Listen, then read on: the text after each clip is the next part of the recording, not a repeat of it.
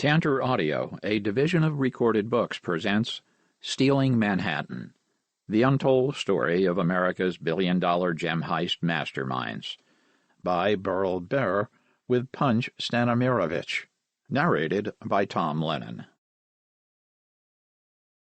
Foreword by Burl Barer.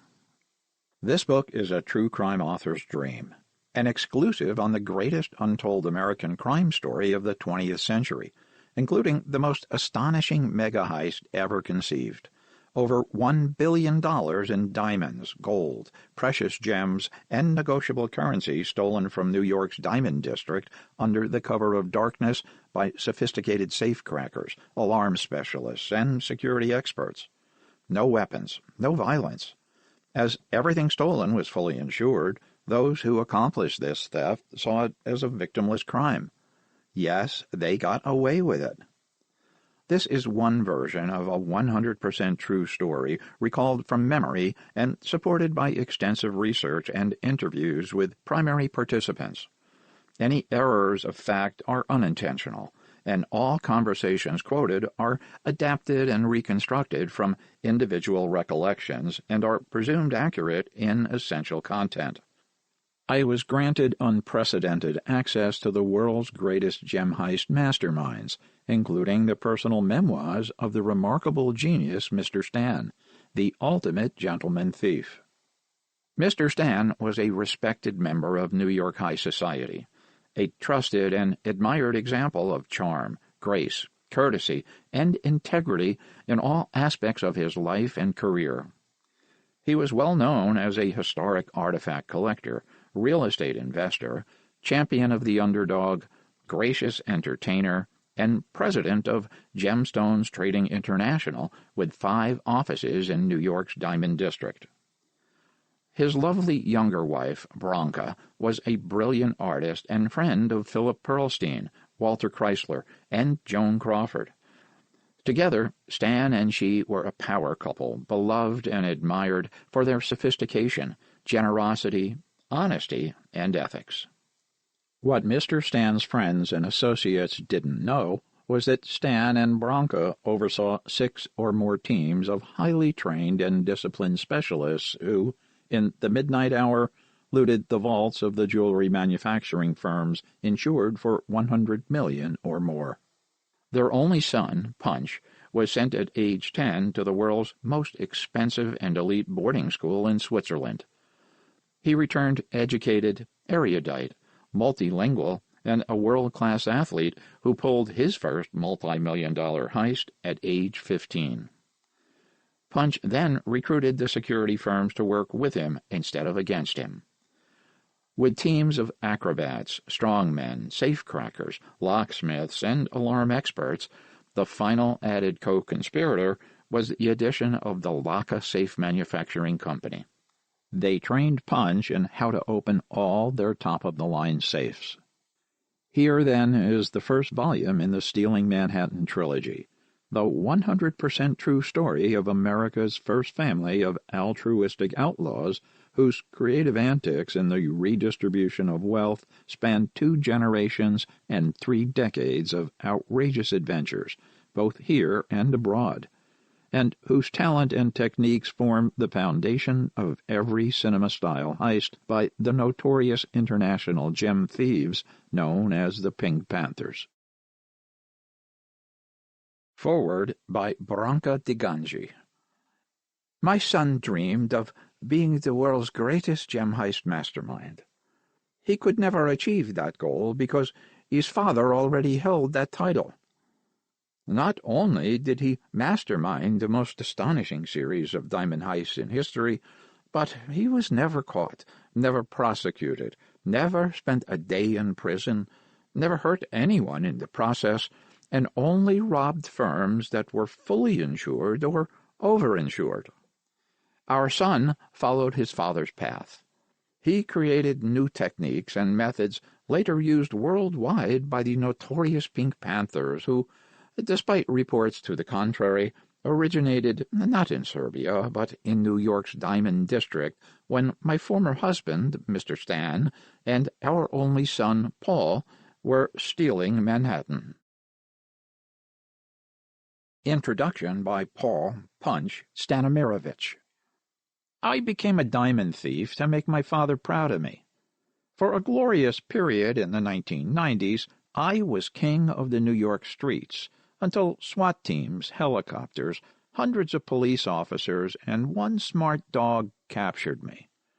They couldn't keep me, and they couldn't stop me.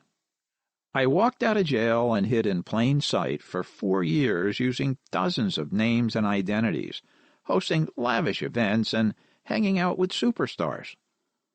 If I were to name drop every show business celebrity who visited my home, partied in my nightclub, or went skiing with me in the Swiss Alps, the combined weight would tear through a page, or knock the screen off your Kindle, Nook, or Kobo.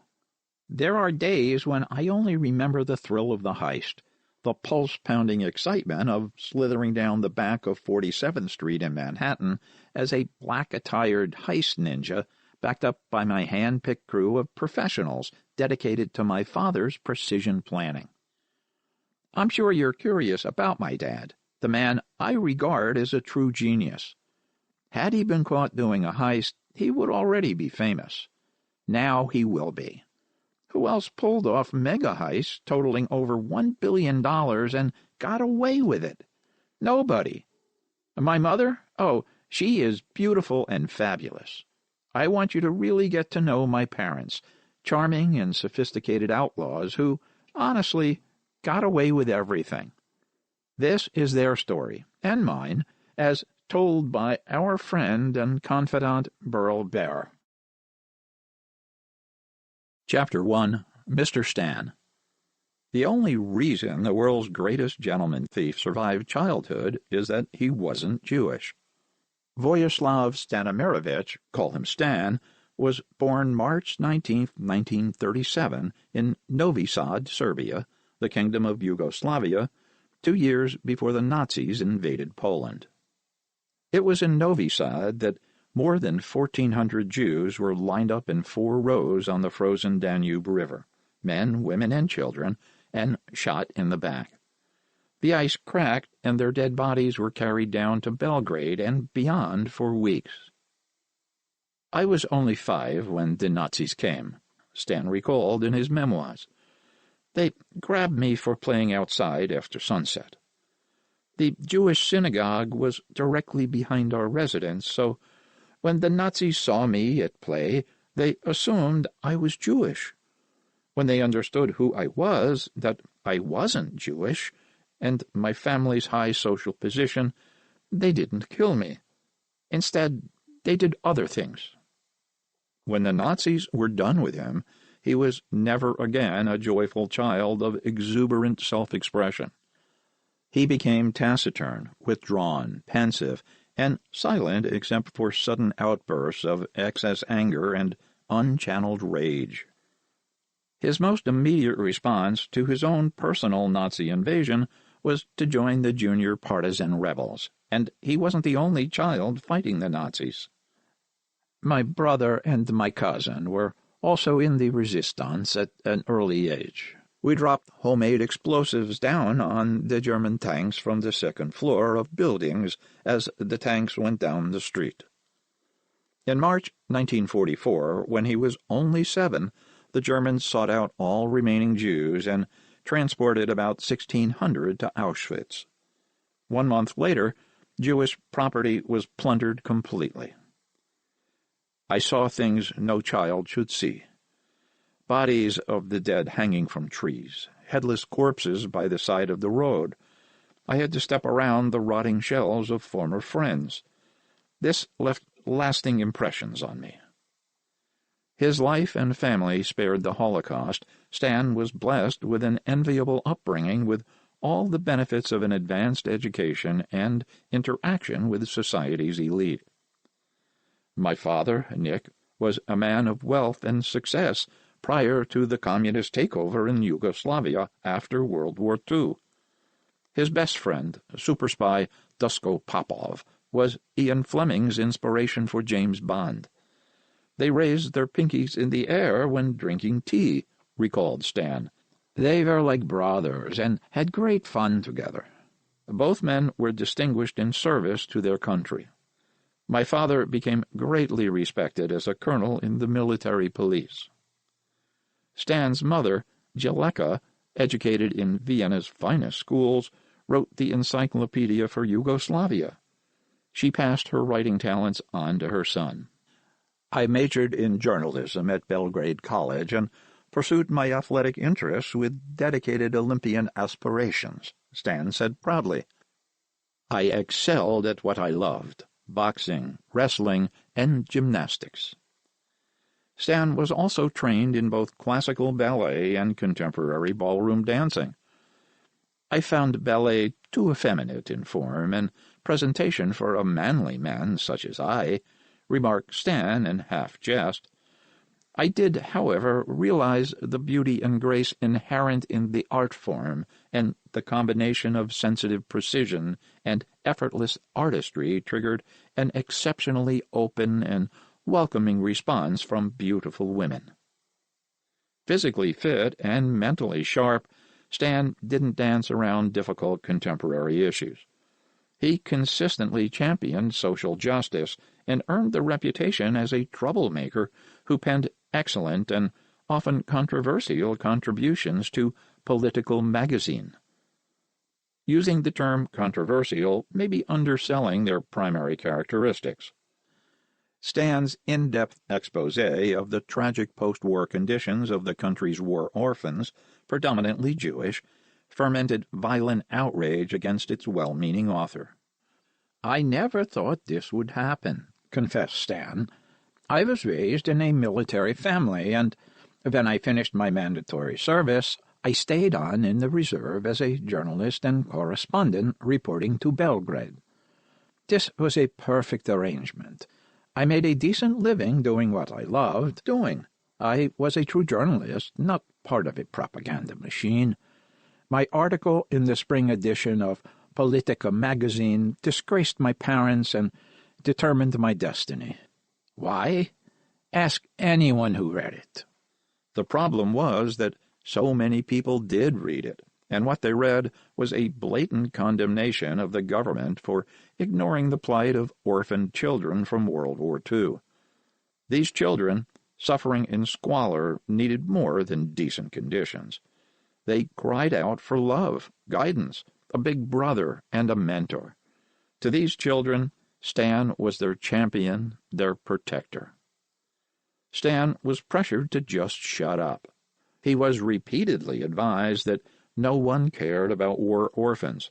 So many of them were Jews. The publisher demoted Stan to working on Western comic strips, a calculated reduction in Stan's direct impact on reader opinions and values. Angry readers believed that Stan should have simply parroted the party line. In truth, the stories were about the journalist's own disillusionment with the insincere claims of communism. "I saw how class distinction and prejudice caused corrosive disunity and separation in our country," said Stan, "especially with thousands of little Jewish orphans. They had no parents, and they had no rights. It was a shock, a sin, and a scandal. I saw them abused, neglected, and estranged from society. This was not any form of communism. This was clearly cruelty. As a journalist, I had a responsibility to pursue and present the best available versions of the truth. I authored articles for publication, but most of them never made it to press after the first one." Unaware that Stan's father was the highest-ranking colonel in the nation's military police, local hardcore communists decided to personally punish the author. They forced Stan from his home to torture him in a local barn. "They hung me upside down while they poked blades of broken scissors into smoldering coals, then used those blades to slice dangerously close to my testicles and my rectum. Thank God my father found out, and before those thugs could do anything more, the military police burst in, took control, and cut me down. My father rescued me from extreme punishment for the crime of humanitarian compassion, but reactivated my military service and not in a way my journalism talents would be used. Reassigning me in the military was seen as some sort of patriotic punishment. The young Stanimirovic viewed his proactive writings on behalf of mistreated children as the very essence of patriotism. No patriot wants his beloved homeland shamefaced before all humanity for cruelty to innocents. Words are endowed with great power, and Stan chose his words carefully, both in public and in print, communicating heartfelt compassion for the oppressed and righteous indignation at the oppressors. His first published revelation of the government's endemic anti-Semitism and sanctioned child abuse garnered attention in the USA via translation into English. Stan decided to abandon Yugoslavia and make a run for the border. Stan deserted the army and made his way out of the country. In the process, he encountered an incredibly sexy Romani woman whose wiles he found irresistible. It was dangerous traveling alone, so we pretended we were husband and wife. That sort of ruse has obvious advantages. It took much bravery and significant effort to traverse the rocky terrain that led him to a safe border crossing. When he first made it into Italy, he thought he was still in Yugoslavia. That's because I saw a giant red star, the sign of communist Yugoslavia. It was a Texaco sign. Stan jumped the fence to Italy with a woman who was, in Stan's words, pure fire. We made love in the train car. Oh, she was a Romani indeed. She read my palm and said my future was glorious. Of course, I had pre-planned my glorious future before meeting her. Prior to his escape, he'd contacted the Hebrew Immigrant Assistance Society, HIAS, apprising them of his controversial features in the magazine, his defense of Jewish orphans, and his own impressive credentials, including his refinement at the finest schools in Vienna. It was in one of the few remaining post-war refugee camps in Italy that Stan sat down with pencil and paper and computed the amount that Hias was promising him, plus what his talents and abilities would bring him in additional revenue. By his own estimation, he would be a self-made millionaire within 24 months. Politics was a highly emotional issue among many refugees from Yugoslavia ever since it became ruled by the communist regime of Marshal Tito following World War II. Stan was not into partisan politics, but was into compassionate capitalism. The more money he had, the more he could share, the more he could help those of lesser wealth. Stan traveled to New York from Italy in 1957, wearing a well-tailored suit and carrying a Serb-Croat English dictionary his mother gave him and a hard-earned international reputation as a champion of oppressed children. He also possessed a man's ultimate asset, charm, which is the ability to get the answer yes without ever asking the question. It was because of his honestly earned reputation for integrity that, upon arrival in the USA, that he was referred for employment by Hias. His willingness to take on any paying work with an attitude of consummate professionalism was more than impressive. He worked in a staple factory and at the airport cleaning restrooms. Fellow Serbians alerted to Stan's arrival in the United States were eager to guide him, support him, exploit him, or corrupt him. "Oh, they were waiting for me all right," confirmed Stan in personal correspondence. "I met Nicola Cavaglia, notorious for his attempts to assassinate Marshal Tito, the president of communist Yugoslavia, and Alex Texas Karolanovic, who shared Nicola's disdain for Tito. I wasn't interested in their politics, but they did capture my interest in other matters. We all had what is called today a side hustle, a way of making extra money off the books to augment our monthly salaries." Stan's side hustle presaged White Men Can't Jump by decades, and the hustle was a winner. Stan would take bets on his ability to jump over a 1957 Corvette in a single leap. For the average untrained American, such a feat seems impossible, but Stan was a well-trained Serbian athlete. Hired to clean bathrooms at the airport, Stan arrived for work so impeccably dressed that the other workers assumed he was an airline executive or captain of a flight crew until he put on his work coveralls. His cleaning was so exemplary, he was soon offered higher and higher positions. A man of astonishing insight, Stan was an adaptive learner and an amazing strategist with a true gift for relating to people in all social classes. He acquired an array of skills and business connections prior to and during his first marriage to the beautiful and astonishingly wealthy Amy Shriver, daughter of Abe Shriver, who, among many other things, owned Shriverville, one of those bungalow rental vacation spots in the Catskills Swan Lake area. More rustic and less formal, the bungalows competed with other bungalow colonies rather than vacation spots such as the luxurious Swan Lake Hotel. The bungalow colony had different neighborhoods from poor to rich.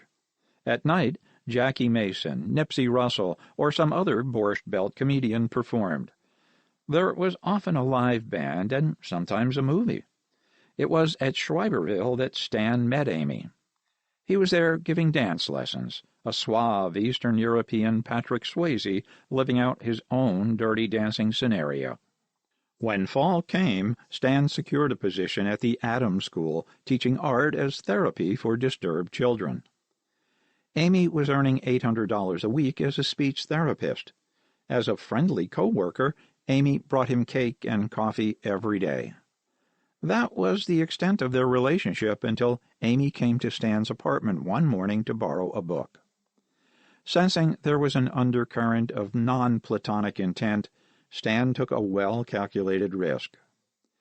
She was mid-sentence in some superficial small talk when I set down my coffee, walked over, and intended to sweep her off her feet with an unexpected kiss of passion. She saw me coming and met me more than halfway in intention and even more in passion. I don't know who was more surprised, or if neither of us was surprised at all. Well, that one kiss preceded several more. Suffice it to say, she forgot to borrow the book. Instead, she asked me if I would marry her. "Yes," replied Stan. Amy took him home to meet her parents. They were immediately captivated by his charm, grace, and engaging personality. The wedding was a lavish affair, displaying the talents of 3 rabbis, special guest stars, and a menu featuring a plethora of kosher delicacies. Because of his fame defending Jewish orphans and his complete familiarity with all things Judaica, there was no need for him to convert to Judaism. He was presumed Jewish, and he didn't bother to correct anyone. He chose to be considered among the chosen people. His actual upbringing in the Christian Orthodox Church was kept secret. Everyone has secrets. Amy's secret was her active bisexuality. I returned home one afternoon earlier than she anticipated. My wife and her friend, or lover— "I know this all sounds so cliché," said Stan. "Trust me, living an emasculating cliché is much worse than it sounds." Stan stopped cold, stunned, and mortified by the sight of his wife's little feet kicking in orgasmic delight. To a traditional man such as him, seeing his beautiful wife being sexually pleased by another woman was devastating and emasculating. Outraged, he turned on his heels, went into the kitchen, and grabbed the biggest and sharpest knife he could find. With all the focus and deadly determination at his command, he ran back into the bedroom like Norman Bates in Psycho, knife raised with killer intent. He swung that blade down as hard as he could, right between the 2 women and into the thick, cushioning mattress, cutting it right down the middle as if it were a large fish. "I looked right into Amy's eyes as I did it," he explained to the authors, "and the look on her face was sheer terror. I'm sure she thought she and the other woman would suffer the same fate as the mattress." With no further comment nor threat of personal violence, he simply walked out of the house and had the marriage annulled.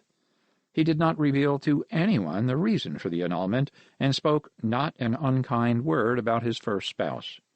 What he did retain were all the incredible upper-crust New York contacts and bestowals from Amy's father for not revealing the reason for the annulment, including a deli in Manhattan and another in upstate New York, and a wedding gift of an Alfa Romeo Spider.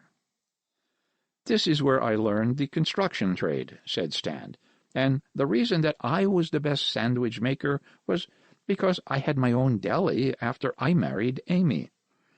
If Amy's sexual infidelity scarred him emotionally, he kept those scars as concealed as those of the flesh, hiding behind the stylish clothing of his personality in multi-layers of charm. It was again his intellect, wit, wisdom, and financial generosity that drew the attention of another beautiful woman of New York old money, Leslie Olmsted, allegedly the great-granddaughter of Frederick Law Olmsted, the architect of New York's Central Park. Despite the Sarah Lawrence College record's firm assertion that Leslie was not a direct descendant of the famed architect, Leslie was, for whatever reason, poised on the brink of undeniable wealth that was not available to her in her high school and college years. Leslie graduated 5th in her high school graduating class and came to New York to attend Sarah Lawrence in September 1957, said Stan. "I didn't meet her at that time, but later, after my divorce from Amy.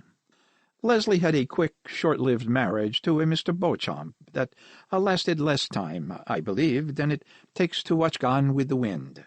She immediately took back her family name and was Olmsted when I met her, and Olmsted again after she left me." When they met, Stan didn't know about her trust fund. She was several years away from tapping that, and she was financially struggling.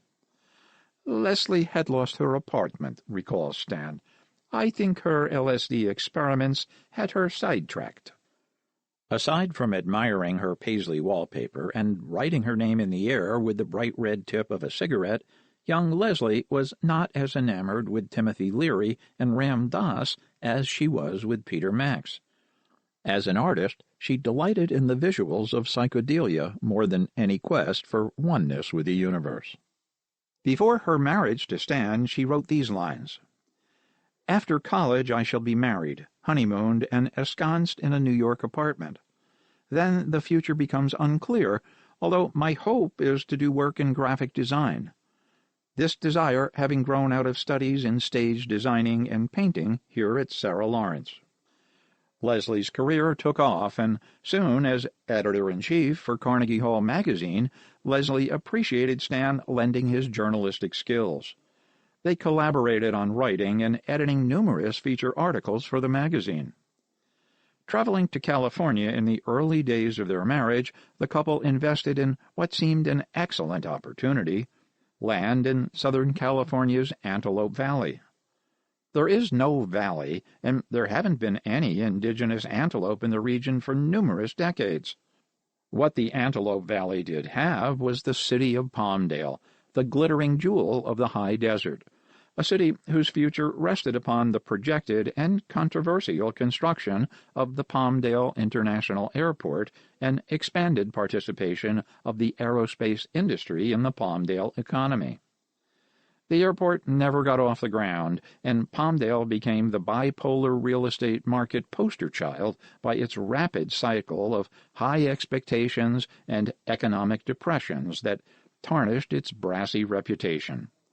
When Stan discovered that the property in Antelope Valley was worth less at the end of his marriage to Leslie than it was on their honeymoon, he wrote her a check for half the community property's value, $0.00.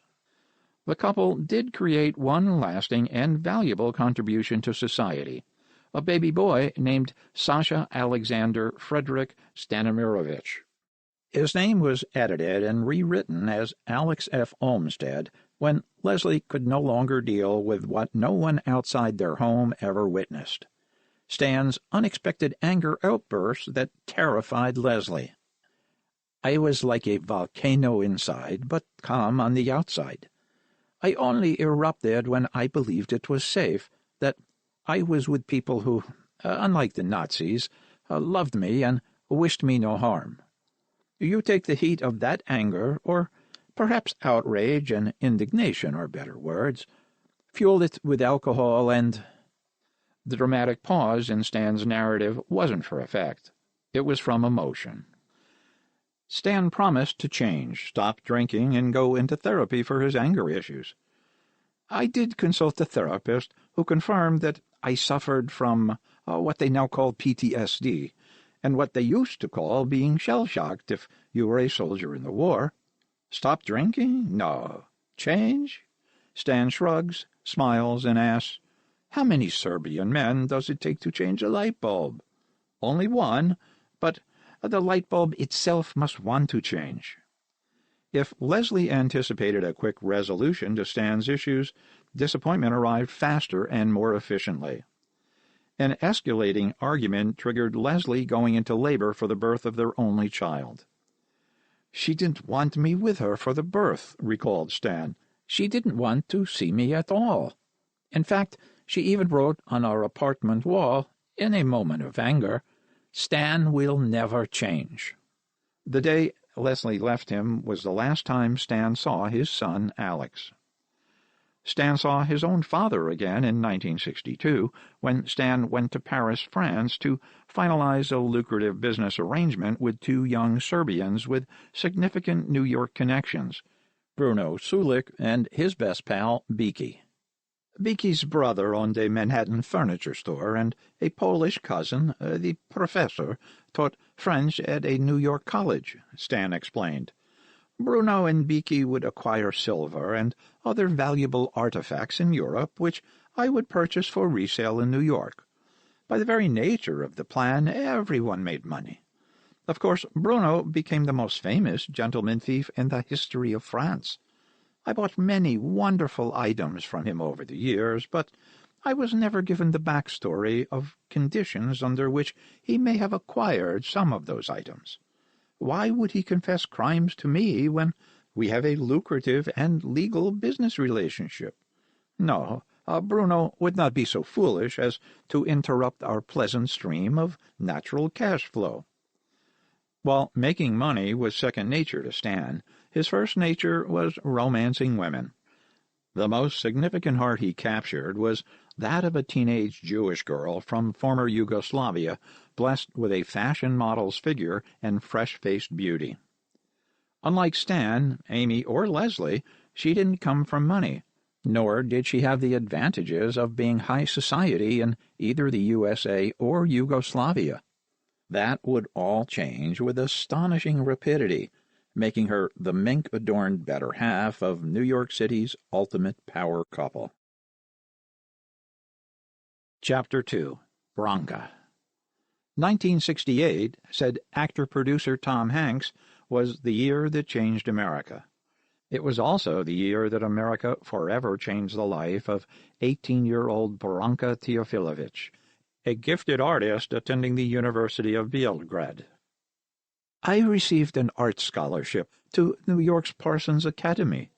To me, New York City was a near mythical city, far away and far beyond someone such as I.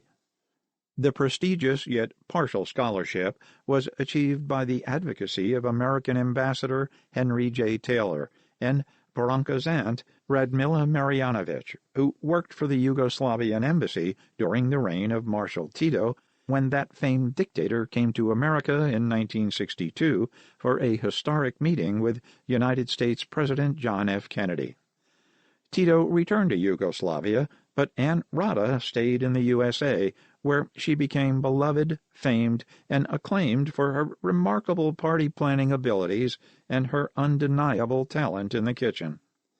Ambassadors and presidents hired her to cater their lavish events, and Rada lived in a 20-room apartment made for the Saudi royal family and then utilized by Sudanese ambassadors. It was through Rada, employed by diverse ambassadors, including Ambassador Taylor, that the lovely Branca took her first airplane ride. "Good evening, ladies and gentlemen. This is your captain speaking. If you look to your right, you will notice the New York skyline." Bronca, mesmerized by the city coming out of the mist, felt a tear begin to roll down her cheek. She caught that single tear on the tip of her finger and used it to trace the New York skyline on the airplane's window pane. "I believe that in America all my dreams of art and freedom, love and fulfillment would come true," recalls Bronca. "I was more excited than apprehensive. I entered the United States the same night that Richard Nixon was elected president. We both thought, no doubt, that our future was unspeakably glorious. From the moment I arrived in New York, my life was transformed. Suddenly, I was among the elite of New York society." Awaiting her upon arrival was a young Puerto Rican fellow, her driver, holding a sign with her name misspelled, Ms. Bianca Teofilovich. In her white miniskirt, sprinkled with yellow daisies offsetting her long tan legs, and the long hair cascading down to her perfectly formed posterior. The young driver tried to impress her with his professionalism, but fumbled both her single suitcase and his best pickup lines when he remembered that she didn't speak English. With Bronca in the passenger seat and the young driver behind the wheel, our artistic immigrant was whisked away to uptown Manhattan, where she would live in that 20-room mansion on Park Avenue. Welcome to America. Aunt Rhoda knew only the best people, the well-to-do who did very well, and for whom extravagance in the service of hospitality was no vice. Rhoda wanted her niece to meet the up-and-coming within the ranks of the already established. Hence, Aunt Rhoda invited Bronca to a high-class party on Fifth Avenue and 50th Street in New York City. The party was extravagant. Celebrities and antiques were wall-to-wall, and those walls were adorned with rare paintings and valuable items crafted from pure silver. Parked downstairs was the owner's Alfa Romeo. Parked upstairs, like a benevolent monarch, was the party's host, an Alfa Romeo, the wealthy and influential entrepreneur known simply as Mr. Stan. "Who owns this place?" asked Bronca. "It looks like a museum. Who could afford this artwork, this exceptional wealth? Whoever it is, they either bought it or stole it, or perhaps both." "As soon as I saw our suave Serbian host," recalls Bronca, "I was attracted to him. He was exceptionally charming, and a graceful ballroom dancer as well. He pursued me aggressively that night," says Bronca. "He didn't know I was, what's the expression, barely legal? I was smitten, I admit. When we found out that we were from the same communist country, that really lit the fuse on romantic fireworks. This older, handsome man was really something. I couldn't get him off my mind. The party was long over, but I was not over him at all." Mr. Stan was a man who moved fast. He immediately asked her to return, but not simply for a visit or a romantic tryst. "You should move in with me," said Stan, half in jest. Bronca heard no jest whatsoever. At first she was slightly taken aback, but she didn't find the offer offensive or embarrassing. At that same opulent party she met Stan's best friend, the professor, an erudite Polish fellow who told Bronca that he taught French at New York University. "He was always dressed beautifully," recalls Bronca, "complete with scarf and a cashmere long coat, sleek black gloves, and the type of hat that gave him the air of a 1940s movie star. His cars were always Jaguars or Lincoln Town cars. He had a most fascinating career and a multi-hued past. He was the only member of his family who survived the Nazi death camps. He was in the French Foreign Legion, an accomplished paratrooper, spoke numerous languages, a former Olympian, and the fastest man in Poland when it came to the 100-meter race." Young Bronca knew nothing of him beyond his demeanor and those aforementioned highlights. The same could be said regarding her knowledge of the charming Mr. Stan. "I asked Aunt Rhoda and her employer, Mr. Taylor, about Mr. Stan. I was told that Stan was a much-admired business person who ran a few of the most exceptional buildings in Manhattan, was very rich, and he comes from one of the most prestigious families in Novi Sad, Serbia. I admit I was young, easily influenced, and headstrong. After all, I said to Rada, Stan is respected and rich, and his best friend is a French professor. They are professionals. How bad can it be? She had no idea.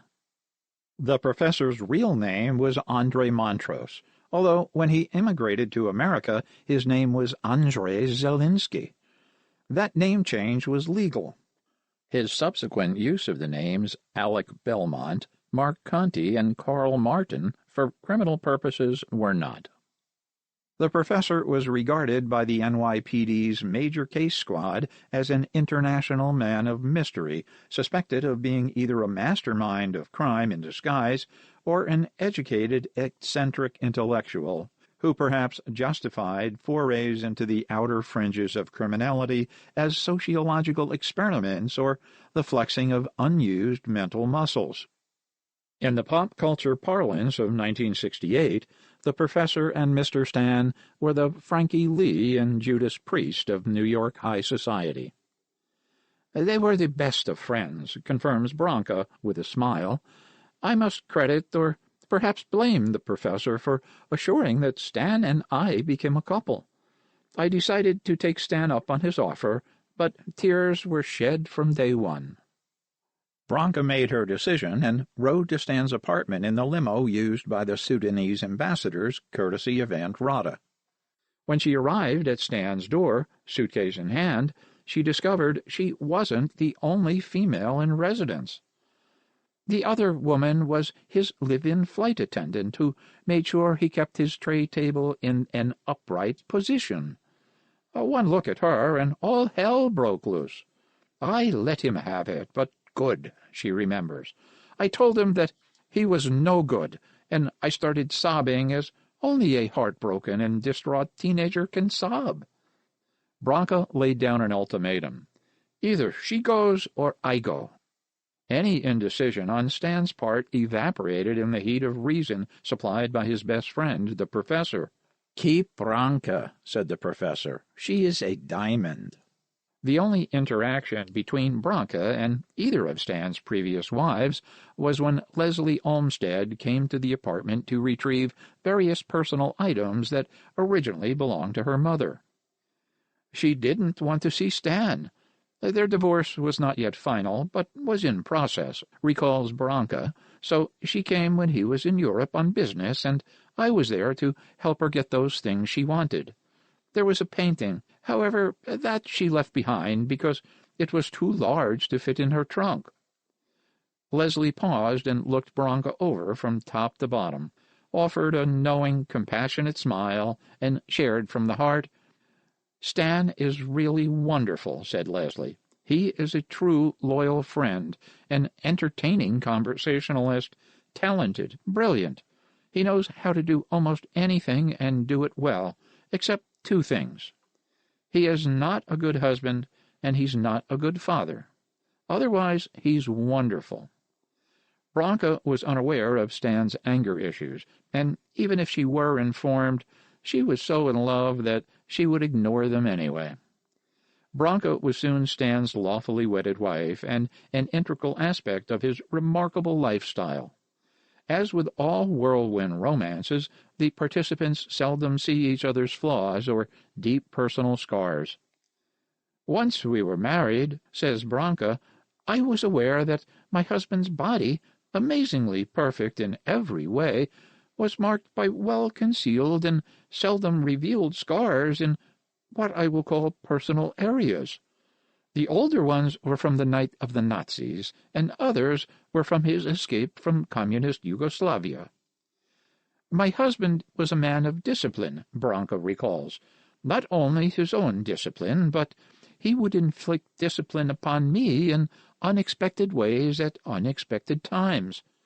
But I was young, madly in love with this charismatic man of exquisite taste who shared my national origin and my love of all forms of art." Soon she would also be forever wed to a new art form, the art of the heist. What did I know of sophisticated criminals? Nothing at all. The concept never crossed my mind. I was a naive young girl from Serbia.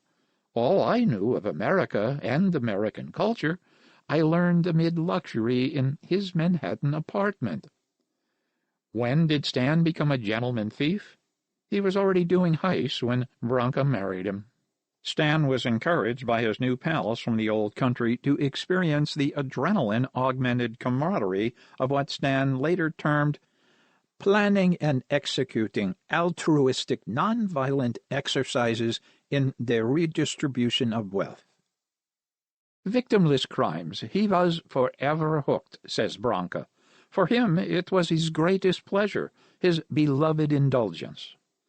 Others say that Stan's criminal trajectory went from risky hobby to full-time obsession when he used his new skills as retaliation for a wrong done him by a client for whom he was doing construction work. That is a classic story, says Branka, and I have heard it told many times, but never exactly the same. The skeleton of the story goes something like this. Stan was doing work for a local construction firm when he purchased a brand-new Pontiac GTO. Putting the car through its paces on the streets of New York, Stan lost control of the muscle car and crashed directly into an NYPD precinct headquarters. Aside from the effrontery of full frontal damage, the cops found the accident absurdly amusing. Stan, sensing their suspicion of his decidedly foreign accent, suggested they call the construction company for assurance that he was an upstanding, responsible individual. The construction company did exactly the opposite and went so far as to term Stan a criminal. Stan was incredulous. According to legend, he decided to make them correct at their own financial peril. Stan enlisted the aid of his pal Vicky, who was in New York to visit his brother, who owned a furniture business in Manhattan, and his Polish cousin, alias the Professor. A few payoffs later, Stan and his pal Vicky from France stood triumphantly in front of a formidable vault containing a great deal of money, the bulk of it belonging to the offending construction firm. It was supposed to be easy, recounts Stan in one version of events. We were given the combination to the vault in advance from our inside connection, but no matter how many times we tried it, it didn't work. I was so angry and frustrated that I grabbed a hammer and threw it at the side of the vault. The hammer tore through the vault as if it were made of papier-mâché. There was nothing secure about that vault at all. It was all impressive from the front, but it was as easy to tear open as a bag of potato chips. That was, as far as anyone knows, the first vault ripped open from the side for a successful heist. After that, they hit every soft vault in the Diamond District. One of the techniques I pioneered, admits Stan casually, was to penetrate the vault from underneath the floor, because it was just a normal floor that could be cut through easily. We used hydraulics, and we even had a full-time Croatian hydraulics expert in my crew by the name of Nikola. When I married Stan, states Branka, he was managing his legitimate business concerns, but also doing highly sophisticated heists, almost baffling in their brilliance, which were almost all inside jobs committed for a very altruistic reason. I would have to say that he was always a gentleman, and he saw himself somewhat like Robin Hood. Stan, the epitome of generosity, did favors for people that he liked, never for money, and he was paid back with trust by the Mellon family, the DuPonts, Vanderbilts, Olmsted, Rockefeller, and Chrysler. They owned buildings that needed attention and security, and they paid Stan to oversee these properties and manage them. His Stan's construction was for the elite of New York who wanted custom-quality projects. Among those who formed a strong relationship with Mr. Stan were Andy Warhol, Pierre Balmain, and Philip Pearlstein. He also invested in restaurants and built his own Anita's Chili, Dubrovnik and did the construction for Tavern on the Green.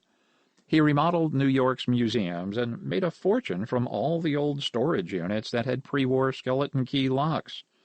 These units had remained untouched and unpaid for decades, and the building owners wanted them cleaned out. Stan was told that he could keep or sell anything of value. "My husband found wealth like you will never believe," recounts Branca. "Old books that cost today $1.5 million, paintings and antique furniture, and this was like a gift from heaven. We opened Gallery Antiques, and I partnered with the Manhattan antique flea markets. Walter Chrysler collected all manner of antiques and nostalgia, paying top dollar and loving the rarities we offered." As for the heist aspect, planning those was part of his daily routine. Up at 5:05 a.m., Stan did a few hundred push-ups, then went for his morning walk in Central Park, and then would convene with his best friend, the professor, to plan detailed heists over demitasse cups of strong coffee. Then he would begin addressing his myriad business interests. "My first heists were in diamonds and precious gems," admits Stan. "They were antiques of astonishing value, rugs, paintings, and incredible handcrafted silver artifacts at a time when high-end antique dealers were experiencing an economic downturn and they needed an immediate influx of cash. As with the later diamond heists, the sudden theft of their priceless inventory meant a windfall of operating capital. Stan's sterling reputation earned him the nickname Stan Silver. His later heists were primarily executed in New York's Diamond District. Notorious for its long-standing and almost impenetrable criminality, any novice diamond buyer or diamond seller would be taken advantage of to the greatest degree possible. "The district," commented former NYPD detective Bo Dadle, "is crawling with liars and thieves who rob the customers and rob each other." The diamond dealers and manufacturing firms were not the biggest crooks in the district. That title belongs to the insurance and security companies. Chapter 3. The Protection Scam. "It was a protection racket, plain and simple," recalls jeweler Benny Schmeckel, "except it was legal. These insurance companies were saying we had to pay $2,000 a week for insurance, and we would say that we didn't need it. No one was robbing us. Why do we need insurance? Well, the next thing you know, we would be robbed. No coincidence. Buy our insurance, buy our security, or else. Well, it was a racket. And then a miracle. Along came Mr. Stan with a most brilliant idea." The true twist in the tale is that the robberies done on behalf of the insurance companies to force payment and compliance were arranged by the mafia. Yes, there has always been a close linkage between insurance and crime. After all, who knows the protection racket better than the mob? The insurance company would request the mob to rob a certain jeweler, and the mob would make sure the job got done right by farming it out to reliable professionals who had no idea who was really hiring them or why. The mob's contact was Alex Texas Karolanovich, a successful immigrant with a dubious past linked to old-world criminality and intense political activism that boiled over into occasional overt terrorism. As a hot-headed teenager, Alex attempted assault on Yugoslavian dictator Marshal Tito at the Waldorf Astoria when Tito visited New York. If Alex would have had a gun instead of a knife, Tito would be dead. "Alex's mother was married to an American in Iowa," Branca recalls. "He couldn't be deported. He got in a lot of trouble when he was younger back in the old country. He stole a car that had important papers in it belonging to the American ambassador. His joyride earned him 4 years in prison. It was behind bars that teenage Alex met a charming, educated, and refined light-fingered fellow known as Beaky. Together they escaped prison and made it first from Yugoslavia to Paris. Beaky, of course, introduced Alex to his best friend, Bruno Solak, and all of them became close friends and associates of Mr. Stan. "Alex had a cab company, and he drove a blue van," says Branca. "I remember he always had a yarmulke in his glove compartment for when he sold diamonds on 47th Street, so people would think he was Jewish. In truth, he was a criminal from Italy with the school of Turin." "Everything is tied in and connected," comments Paul. "My father, Alex, and the professor all connected in New York. Stan went to Paris to meet Beaky in 1962, and they became fast friends. It is now far too late for the feds to put together the pieces and build a case that has been cold for over 20 years. Yes, it was Stan and the professor who did the work for hire, unaware of who hired them. When Stan heard the Jewish merchants bemoaning this protection racket, he had an epiphany of brilliant, diamond-like clarity. He would right this wrong by turning the game on its head. Stan consulted with the put-upon Jewish merchants being extorted and advised them to buy even more insurance and load up their safes with each other's merchandise to increase their insured inventory. The brilliant thieves would acquire office space under the vaults or rent property next door or even next door to next door, drill through the walls of 2 businesses to get to our safes, a willing victim confirmed. We would come to work in the morning and everything would be gone. Everything. Well, we were highly insured for more than we ever actually had on hand. The insurance company paid us the full value in 2 weeks. We all made a fantastic profit. The Diamond District is a hotbed of clever, yet common criminals, but Mr. Stan was not a common criminal. He was distinguished by his honesty, his ethics, and most of all by the fact that you could trust him 100%. The police never arrested Stan for what he did in the Diamond District because they never caught him, nor could they directly link him to any specific heist. Detective Thomas Connolly had been investigating a series of Diamond District heists for several months, but these athletic, acrobatic criminals were beyond anything the NYPD had ever encountered, and were responsible for over 40 spectacular heists in the Diamond District. "They were fantastic," said Connolly, "like something out of a movie. They swung on ropes from building to building." Obviously, this wasn't the work of pasta-stuffed, overweight mafia thugs. No, these were incredibly athletic individuals of great skill with precision planning. After many frustrating months, Connolly finally watched this crew in the act on August 12, 1970, by using military night vision goggles developed for use during the Vietnam War. "Yes, it is 100% true what the investigator said about Stan's crew," says Branca. "They repelled off buildings like acrobats. This system of escape was designed by Stan, as he was very smart in figuring out ways to escape. What he really wanted was the James Bond jetpack, so after a heist the crew could just fly away." They only caught one fellow, Branca remembers, who gave his name as Raymond Smith. That wasn't his real name, and when he was released on his personal recognizance, they never saw him again. No one ever used their real name if arrested. Their fake name was fully validated with an address and the name of someone who would vouch for them, so they could make bail or be released on their own recognizance.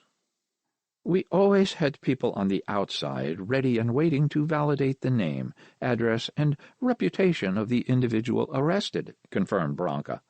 "They would say, 'Of course we know Mr. Smith. He's been at this address for 20 years, and he works at such and such.' And they would sound concerned about Mr. Smith making it to work today.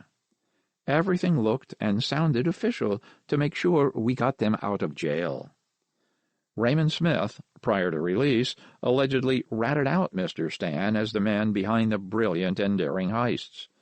Connolly waited and watched, keeping an eye on the dapper Mr. Stan. Stan and his wife, Branca, had been under surveillance for 4 months for mega-jewel burglaries that they had carried out in the Manhattan Diamond District, Detective Tom Connolly later confirmed. The police officers didn't go to Stan's apartment to arrest him for heists or even question him regarding any potential involvement. They went to his apartment to shake him down for a payoff.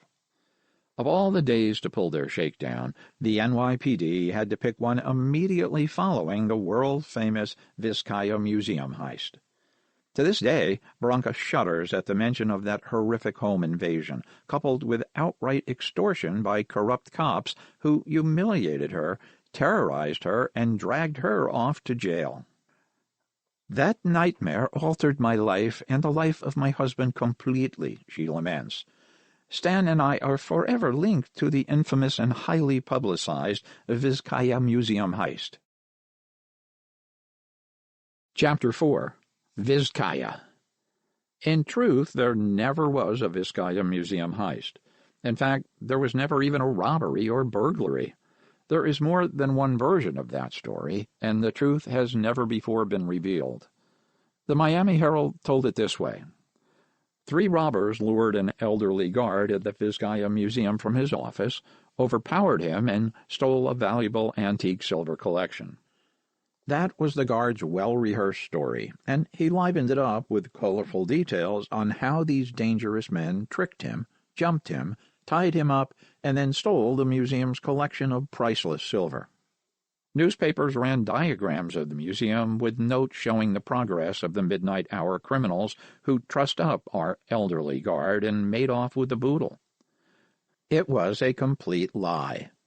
There were no robbers, no one tied him up, and there never was a daring heist. It was all a scam by the longtime guard who had a long-time gambling problem that put him at the mercy of a local bookie with ties to one of the most feared enforcers for the Chicago outfit, Harry the Hook Ailman. The guard had been pilfering minor treasures from the museum for quite a while. Now he needed to pay his gambling debts. He quietly let it be known that he had items for sale of significant value. The guard had previously sold singular items to Alex Texas Karolanovich, owner of a New York taxicab company, as well as business investments in Texas.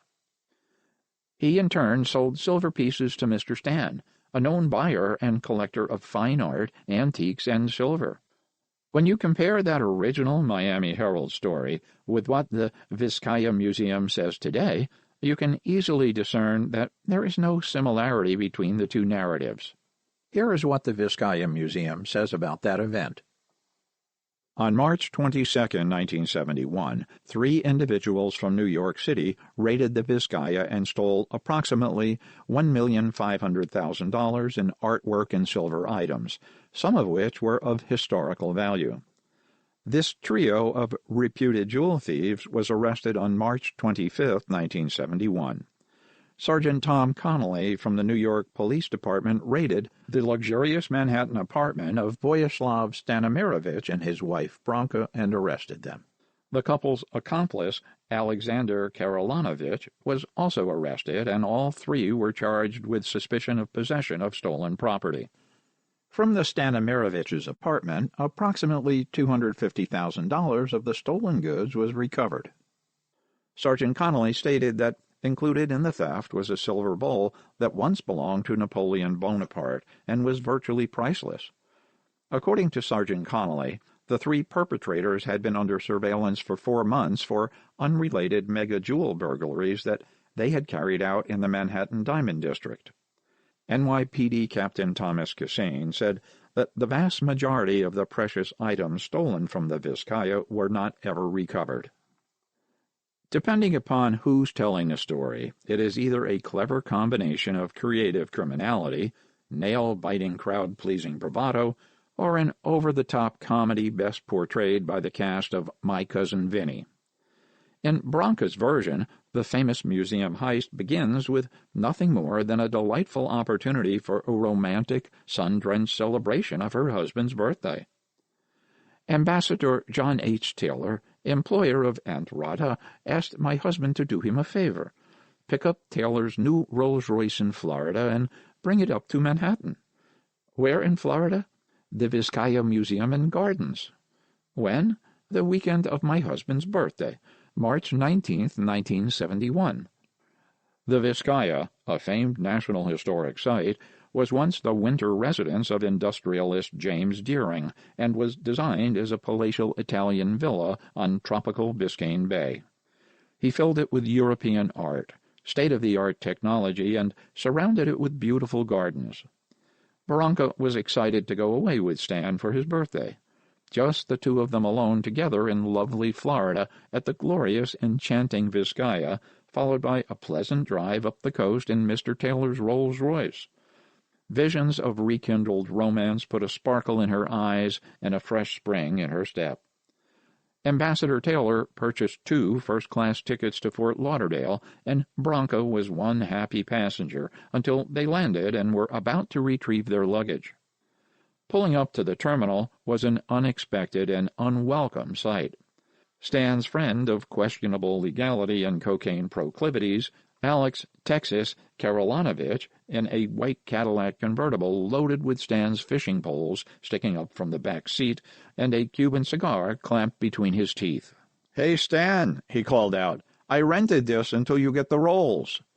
Branka knew immediately that this wasn't going to be a birthday weekend of candlelight, roses, and fine wine, and Stan sure as hell didn't bring her to Florida to sit on her hands while he went sport fishing. Something was up, and she was visibly upset.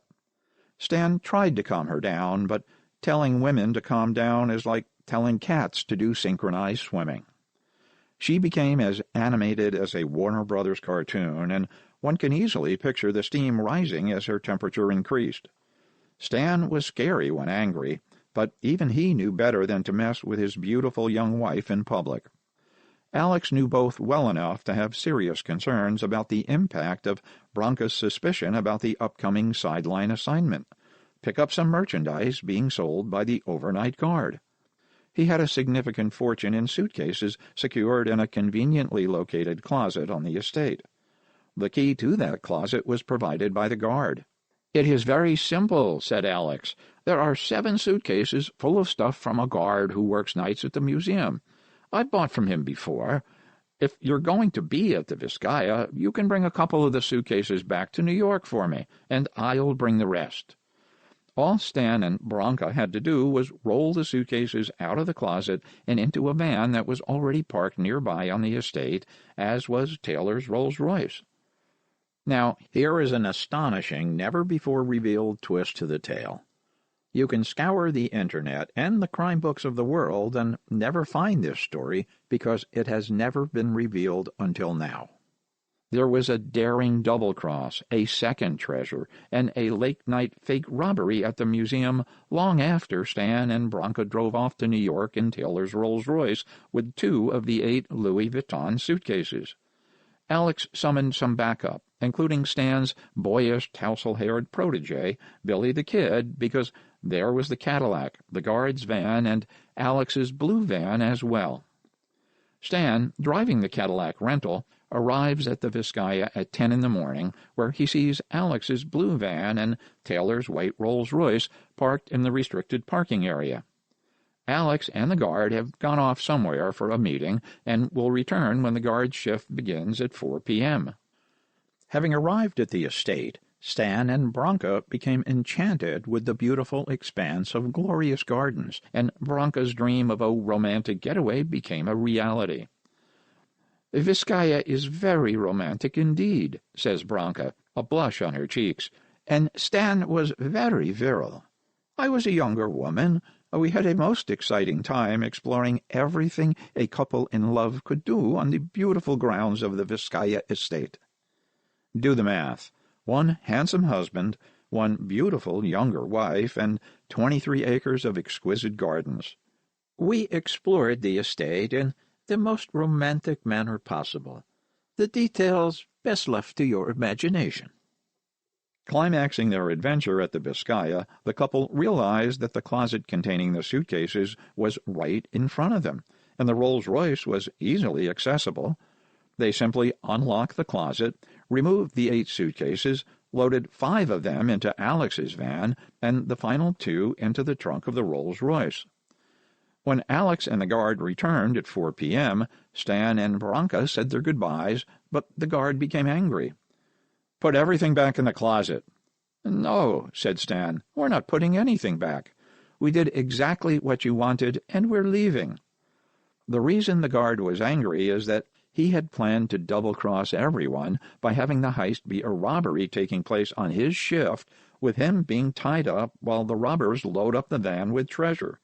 He would then identify the van and get everyone caught and arrested. He would have the money to pay off his bookie, plus he would be a hero for getting the swag back. That's the way he planned it, and he was determined to stick to that plan no matter what.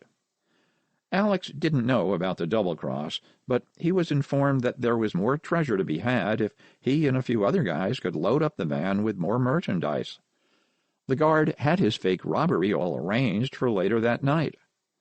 Alex was no slouch when it came to last-minute necessities.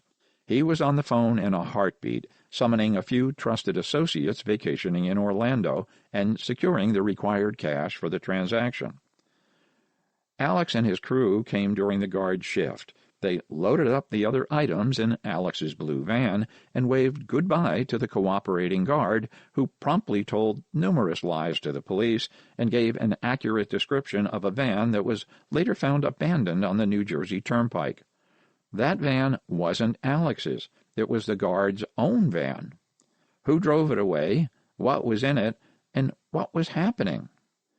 2 teenagers drove the guard's van away filled with rarities from the museum's current display and dutifully left it on the turnpike so everything could be recovered. Their reward for being fall guys in an aspect of the plan never shared with Alex or Stan was a quick conviction and prison time. What about the contents of the suitcases and other boodle loaded in Alex's blue van? All the suitcases wound up at Stan and Branca's apartment. Alex delivered them along with what other non-display items the guard had selected for his own private sale. A Florida newspaper story confirms that the stolen silver was recovered from the van and was identified by the owners who allowed it displayed at the museum. The recovered silver was indeed displayed at the museum. The items in the suitcase were also from Vizcaya, but not from the displayed collection. The Vizcaya guard never mentioned Stan and Branca, the suitcases, or the Rolls-Royce. He had one story, and he stuck to it: late-night robbers who tied him up. The NYPD cops who arrested Stan, Branca, and Alex had no knowledge of the Vizcaya Museum heist. These cops were allegedly in the pocket of one of New York's 5 mafia families. That is an important detail, a detail of such magnitude that its significance eluded their son, Paul, for many decades. "This all happened before I was born," says Paul, "but I heard the story all my life, and I used to tell the story as if it were about a bunch of crooked cops robbing my folks. It's not. This is the story of how some over-eager, allegedly corrupt, mobbed-up cops handed my father the keys to the master lock, threw wide the gates of financial opportunity, and forever sealed Mr. Stan's fortune and his soon-to-be son's future." When these cops saw all the incredible silver, art, antiques, and precious gems, they assumed it must all be stolen. No, it wasn't all stolen. Most of the items taken from the apartment had no connection to the Vizcaya and were, Branca insists, acquired legally. "The cops decided to extort money from us," recalls Branca. "They wanted a $6,000 cash payoff. Thankfully, Stan didn't have $6,000 in cash on him. At least, that's what he told the cops. They pressured him, but he insisted that he simply didn't have the cash." Of course not. If he gave these guys cash, it would be divided up, stuffed in their pockets, and end of story. The mafia family for whom the cops worked would never hear about the $6,000 cash, let alone where it came from. Plus, there would be nothing to keep these jerks from coming back again for more cash. "Gentlemen," said Stan in words such as these, "follow me, and I will show you something astonishing. I assure you that when you leave tonight, both our futures will be assured and trouble-free." Intrigued, these crooked cops dutifully followed him to what can only be described as the treasure room. It might have taken carjacks to lift their jaws off the floor when they beheld what Mr. Stan so readily revealed. When negotiations were over, the cops called for backup. They needed 2 vans and more men to load up all the valuables. And then they loaded Stan and Branka and heaped humiliation on young Branka, who was tossed in the local slammer and treated like crap. She was terrified, alone, and scared. Stan, dapper as ever, entered the men's unit as if a conquering hero. Everyone admired Mr. Stan, except the asshole cops who robbed him. The inmates were impressed because he was being held on $1,000 bail, an amount usually reserved for someone charged with first-degree murder. No problem. The professor, Andre Montrose, showed up with cash in hand to pay the bail, but the authorities still held Stan and Branka a while longer to make sure the money was neither counterfeit nor stolen. "Almost everything those cops stole from us," insists Branka, "was purchased or acquired legally. They took rare books, Tiffany lamps, and antique silver items my husband collected and paid for. The cops took merchandise estimated at a value of over $1 million. $1 million buys a lot more than 6,000, especially when men of a certain standing and reputation in the community must make sincere amends for the regrettable actions of underlings. Do I need to draw you a picture? Had the cops sought permission from a mafia family to rob Mr. Stan, the permission would never be granted. Mr. Stan is not the man you rob. He is the man you admire and respect. He is a man of his word and a man you can trust." All 5 New York mafia families knew his standing among the famed financiers and developers whose roots were deeper in the city's corrupt soil than any of them.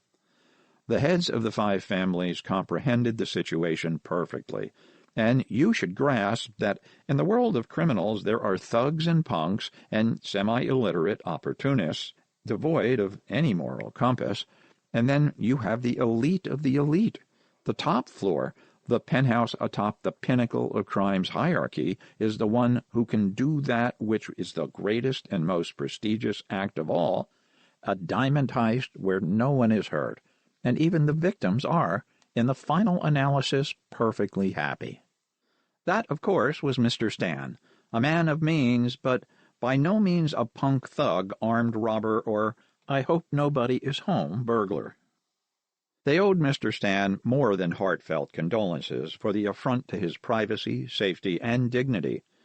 Gentlemen do not treat other gentlemen with such crude thuggery, and there would be sincere assurances that such a tragic error was never sanctioned by them, that no such event would ever happen again, and while Mr. Stan, his lovely wife, and his friend Alex were arrested, the charges were on suspicion of possessing stolen property, and that's as far as it went. As far as Branka was concerned, it went far too far. It was a horrible and demeaning experience.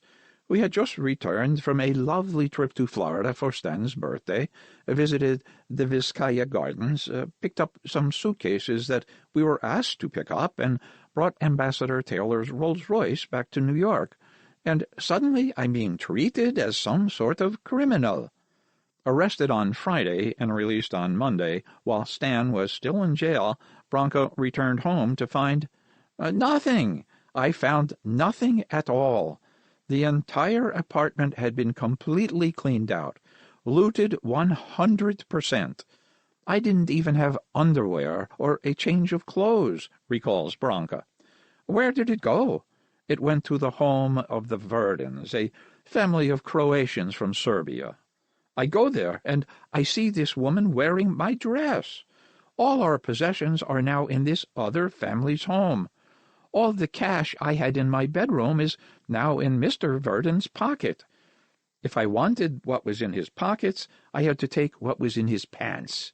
He wanted sex with me first before he would return anything. The thief suggested that he and Branka run off together to California, a trip financed by the money he stole from her apartment. Are you crazy? What are you thinking? You steal everything I have and then expect me to have sex with you and run off with you? It was horrible, says Branka. We had everything taken from us except our prestige, my looks, and Stan's charm. It wouldn't be long before they were back in the high life again, but in the meantime it was Aunt Rhoda to the rescue. She was living in the 20-room luxury apartment utilized on and off by the Sudanese ambassadors, and an apartment that size, whose residents were seldom in residence, it was easy to move Stan and Branka in without anyone ever noticing. There was plenty of food and delightful accommodations. It served as an excellent launching pad for the next stage of Stan and Branka's career in the realm of high society reputations and higher-yield heists. The lovely Branka is as famed for her minimizing as she is for her ability to select the most lucrative and easily accomplished heists. Hence, one must magnify Stan's and her complicity in any criminal endeavor in which Branka may portray her husband and herself as almost innocent bystanders. Regardless of appropriate credit or ignoble complicity, the question New York's 5 mafia families had to ask themselves was, how do you make amends to a man whom you so admire? Every crime boss knows that having a judge in your pocket is nothing compared to having a U.S. ambassador up your sleeve, plus open checkbooks from the wealthiest families in New York. The heads of the 5 families would give dearly to be as connected and respected as Mr. Stan. How is it that the charming rogue millionaire heist master never was arrested, detained, questioned, or mistreated again by the boys in blue or the anti-crime leaders? Simple. He had established his ascendancy over them most graciously. He didn't seek revenge for the robbery because the robbery was his revenge for the attempted shakedown, and its outcome a demonstration of true power born of insight, wit, wisdom, and a mind that saw in full-color 70mm what others only saw in 16mm black and white.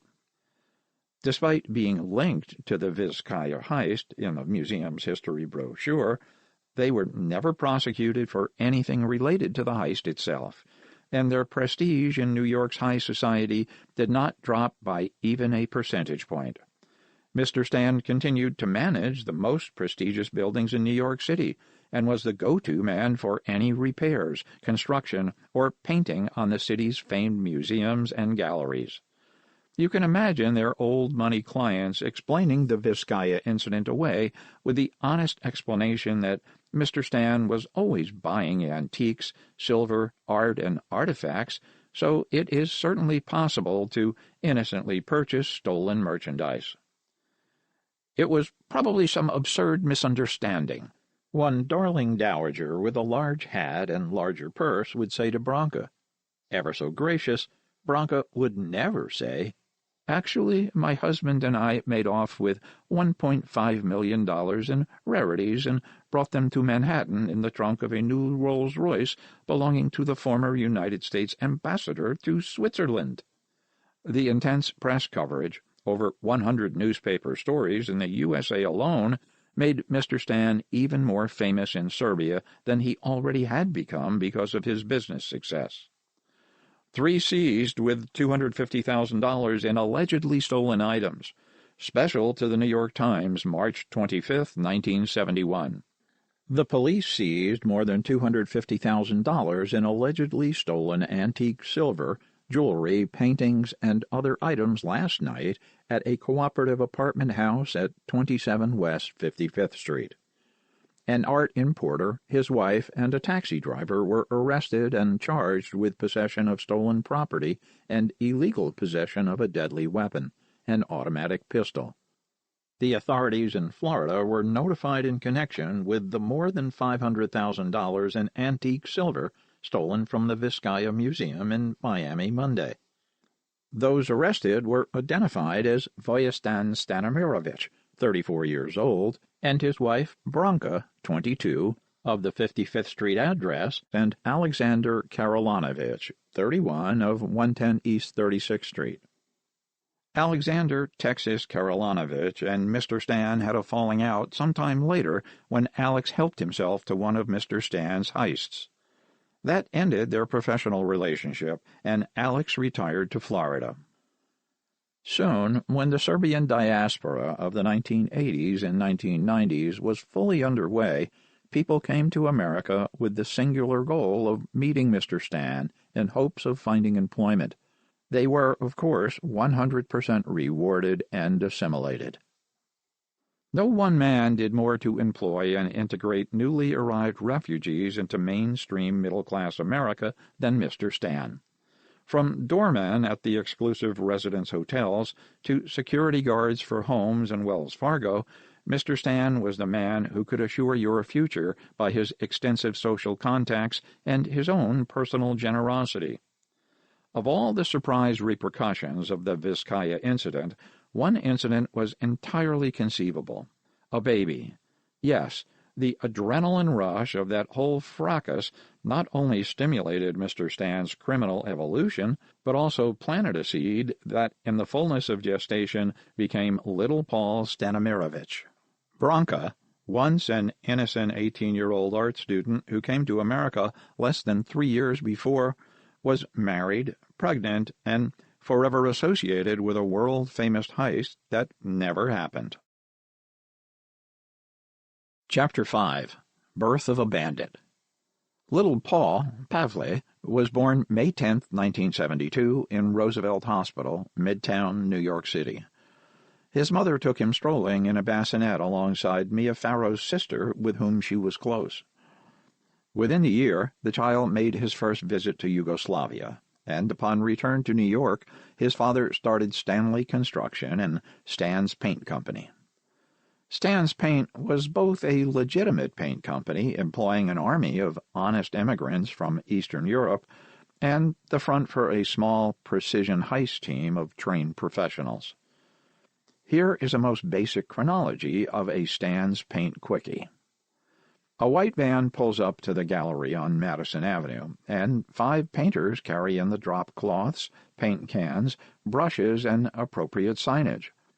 A quick coat of paint soon glistens on the gallery benches, and wet paint signs and drop cloths route patrons away from the painter's work.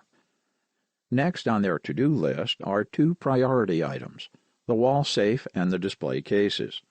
In the 1-minute maximum that it takes one painter to crack and loot the safe, the other painters smash and grab multi-millions in diamonds, dumping the rocks into 3/4 filled cans of paint. Within 1 minute, the safe's contents, the diamonds, and the 5 painters are gone. The white van casually flows to the sea of similar vans on the streets of New York. No witness can identify the white-clad, white-masked painters in the nondescript white van. Even if the van were stopped for being suspiciously white, a search would find no precious gems, only painters from a most reputable painting company delivering paint, brushes, and drop cloths. For Stan's Paint Company, this was business as usual. It was all about speed, all about precision, all about doing everything as if it were a choreographed performance. How long does it take to open a door? How long for a response team to follow through? Every question was answered in stopwatch minutes, seconds, and seconds fragments. Precision timing, precision practice, precision performance. No matter how expansive Stan's business interests, there was always time for travel and family outings. In 1974, the family visited California, Florida, and Yugoslavia. I have only olfactory memories of the first 2 visits, says Paul, but I recall perfectly the different scents and aromas. We visited my mother's hometown of Versen. I loved it. When my mother left there, she ran away from heaven. Branka has 2 equally gorgeous sisters who delighted in their siblings' successful marriage to such a wealthy Serbian-American. And they also, says Paul, enjoyed playing with me and spoiling me. My mother and her sisters were like the Gabor sisters or the Cardassians, except better looking, of course. Aunt Rada's only son, Uncle Paul, came to America in late 1975, determined to become 100% American. Rada is my mother by birth, says Uncle Paul. My sister and I were raised by my grandmother, who survived the Nazis because her non-Jewish friends hid her and kept her from being smoke and ashes. My sister and I regard Branka as if she were our sister rather than a cousin. We were all raised together.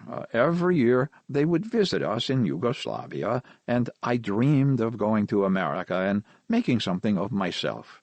The opportunities in what was then communist Yugoslavia were limited, severely limited. Once in America, I had no interest in going back to Yugoslavia, and I know for a fact that, while Yugoslavia can be beautiful, there is something wonderful about America to me. I'm very proud to be an American citizen. In 1976, my mother, Stan, Branka, and I purchased a new house in Fort Lee, New Jersey. It was in that house in 1977 that Branka experienced the unforgettable sight of her baby boy, not yet 5 years old, held with a gun to his head. Little Paul felt the cold steel against his temple and saw the haunting images of his parents humiliated, tied up, and robbed. This was little Paul's first taste of the betrayal and duplicity that his family would deal with all their lives. Chapter 6. The Home Invasion. 10:15 p.m. The doorbell of the family residence rang at exactly 10:15 p.m. Shortly after, Uncle Paul left to go on a date to Studio 54. Uncle Paul had lots of dates with beautiful women because he was, by his own admission, remarkably good-looking. If being good-looking were a fault, you can't blame the man. It was simply a fact of life. Branka opened the door and welcomed Mr. Kardash and Mr. Kakilla, two men from whom Stan and she purchased artwork and antiques. "I didn't like those two men," says Uncle Paul. "They were not good to have in your home. It wasn't any of my business, but if it were my business, I wouldn't do business with them." Kardash and Kakilla had recently enlisted Stan's expertise on a multi-million-dollar jewelry heist in Paterson, New Jersey. They knew the location and how to get in, but when it came to safes, the combination of Kardash and Kakilla couldn't open a Kmart lockbox. These two were not in Stan's league. They were lower-level Damon Runyon characters with more bravado than brains. Branka let them in and went to put on a fresh pot of coffee. Mr. Kardash politely excused himself to use the bathroom. "There wasn't a bathroom on the main floor," Branka said. "He went up the stairs, and I didn't think anything of it." Kardash went directly to little Paul's bedroom, grabbed the child from his bed, put a gun to the little boy's head, and carried him downstairs. The evening's social atmosphere screeched to a halt when Stan and Branka saw a .357 to their child's temple. Kardash cocked the gun and ordered the shocked parents to get on the floor, where they were tied up with lengths of rope Kakilla had concealed under his jacket. The two men then looted the home of at least $1 million in diamond jewelry recently brought home from a safety deposit box. "One man carried me," recalls little Paul, gun to head, directing the other what to grab and load into a pillowcase. My father, by miracle or ingenuity, broke free from his bonds just like an action hero, fast, strong, athletic, and dangerous. He quickly freed my mother and confronted the two thieves as if he were bulletproof. Why they didn't shoot, I don't know, but I remember being tossed to the floor, hearing the crashing of glass, my mother crying and calling my name. The two men smashed through a large window to the outside and ran like hell, with Stan in hot pursuit. Meanwhile, the diamond jewelry was falling out of the pillowcase, leaving a dazzling, multifaceted trail on the grass all the way to Fort Lee Park. The two thieves kept running, and Stan kept chasing them. Branka called the police. Little Paul hid under Uncle Paul's bed. That's where I was at 4 o'clock in the morning when Uncle Paul came home to find me under his bed, sobbing and terrified. When the police arrived, recounts Branka, they asked me who the jewelry belonged to, and I told them it belonged to my husband and me. And I told them who robbed us, says Branka. The police listened, consulted among themselves, and you won't believe this, they arrested me. I was still on probation from that Vizcaya nonsense, so they took me into custody again on suspicion of possessing stolen merchandise. They wanted to charge my husband also, but he quickly figured out what was the most likely scenario when the police arrived, and he didn't come home, which didn't surprise me. He had an excellent attorney, David Lenevsky, who made sure that Stan wasn't charged with anything serious and simply advised to exercise due diligence when purchasing valuable merchandise, just in case it was of dubious origin. He did have to report to a probation officer every so often. He would bring that person lovely gifts, and they would cover for him. Yes, Stan learned that in America everything and almost everyone has a price. Recalling this most stressful night of danger and despair, Branka gives a slow sigh before she puts the inevitable twist in the tale. All the jewels Kardash and Kikila stuffed into that pillowcase were ones I had recently brought home from a safe deposit box. I did that because an associate of those two crooks told Stan and me that there was a buyer in town seeking to purchase high-end merchandise. It was a setup to get us to bring that jewelry to the house so we could be robbed. None of it was from the Patterson, New Jersey heist that Stan did for them. That heist, as with all of them, was an inside job done for the insurance money, and those items were sold off long before this home invasion. Kardash and Kikila were never arrested, never prosecuted. Do you think I ever got all that jewelry back from the police? Ha! Of course not. Branka was arrested once again on suspicion of possession of stolen merchandise. She made bail and hired Les Bierman, a local lawyer who looked like Harrison Ford, to represent her. A careful examination of the jewelry in her possession revealed that it was all 100% legitimate, with only 2 items suspected of being stolen before being lawfully acquired. My parents were set up by people they employed, explains Paul. Buka and his wife, Milica, pretended to be friends with my mother, and my parents helped them tremendously. It was they who sent in Kardash and Kikila to rob my folks. My uncle wanted to go after them in Patterson, New Jersey, where they were hiding, but my father decided not to pursue and to wait and let it marinate. And that's exactly how it played out. Finally, one Christmas, not that long ago, Buka himself, drunk and sobbing, comes begging forgiveness. He said that if my father would not forgive him, he would kill himself. I had never seen a grown man crying, and he looked like Brutus or Bluto from the Popeye cartoons. In fact, that's who I thought he was back when I was little. My father told the crying man that he was forgiven and then turned his back and walked away. Stan, Branka, and little Paul left Fort Lee behind and relocated their residence temporarily to the home of a known political extremist in Astoria. This peculiar living arrangement was simply a way station, a needed pit stop before getting back on the road to prominence. Mr. Stan was not wanted by the New Jersey police for any criminal charges, but they did want to talk to him about the home invasion robbery. Branka knew that her little boy had nightmares from the home invasion, and she was concerned for both his mental and physical well-being. If something such as that happened again, she didn't want him to have another gun to his head. To assure his personal safety, he was sent off to live where there would be no guns, no beatings. I spent the next 3 years, on and off, in the enormous apartment of a peculiar, mostly sad older lady for whom Aunt Rhoda cooked and cared. The lady was crazy about me. She would dress me up in itchy wool sailor suits and then take pictures of me. I never saw the pictures because she never remembered to put film in the camera. Her name was Joan Crawford. She used to be an actress. Chapter 7. Joan Crawford. Crawford was a true long-time friend of Stan and Branca because Mr. Stan managed her prestigious Manhattan apartment building residence. He had control of all the remodeling and painting of New York's most desirable addresses.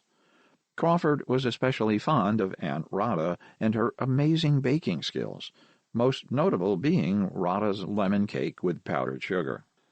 "I always loved Rhoda," says Paul. "She never yelled or got angry at me.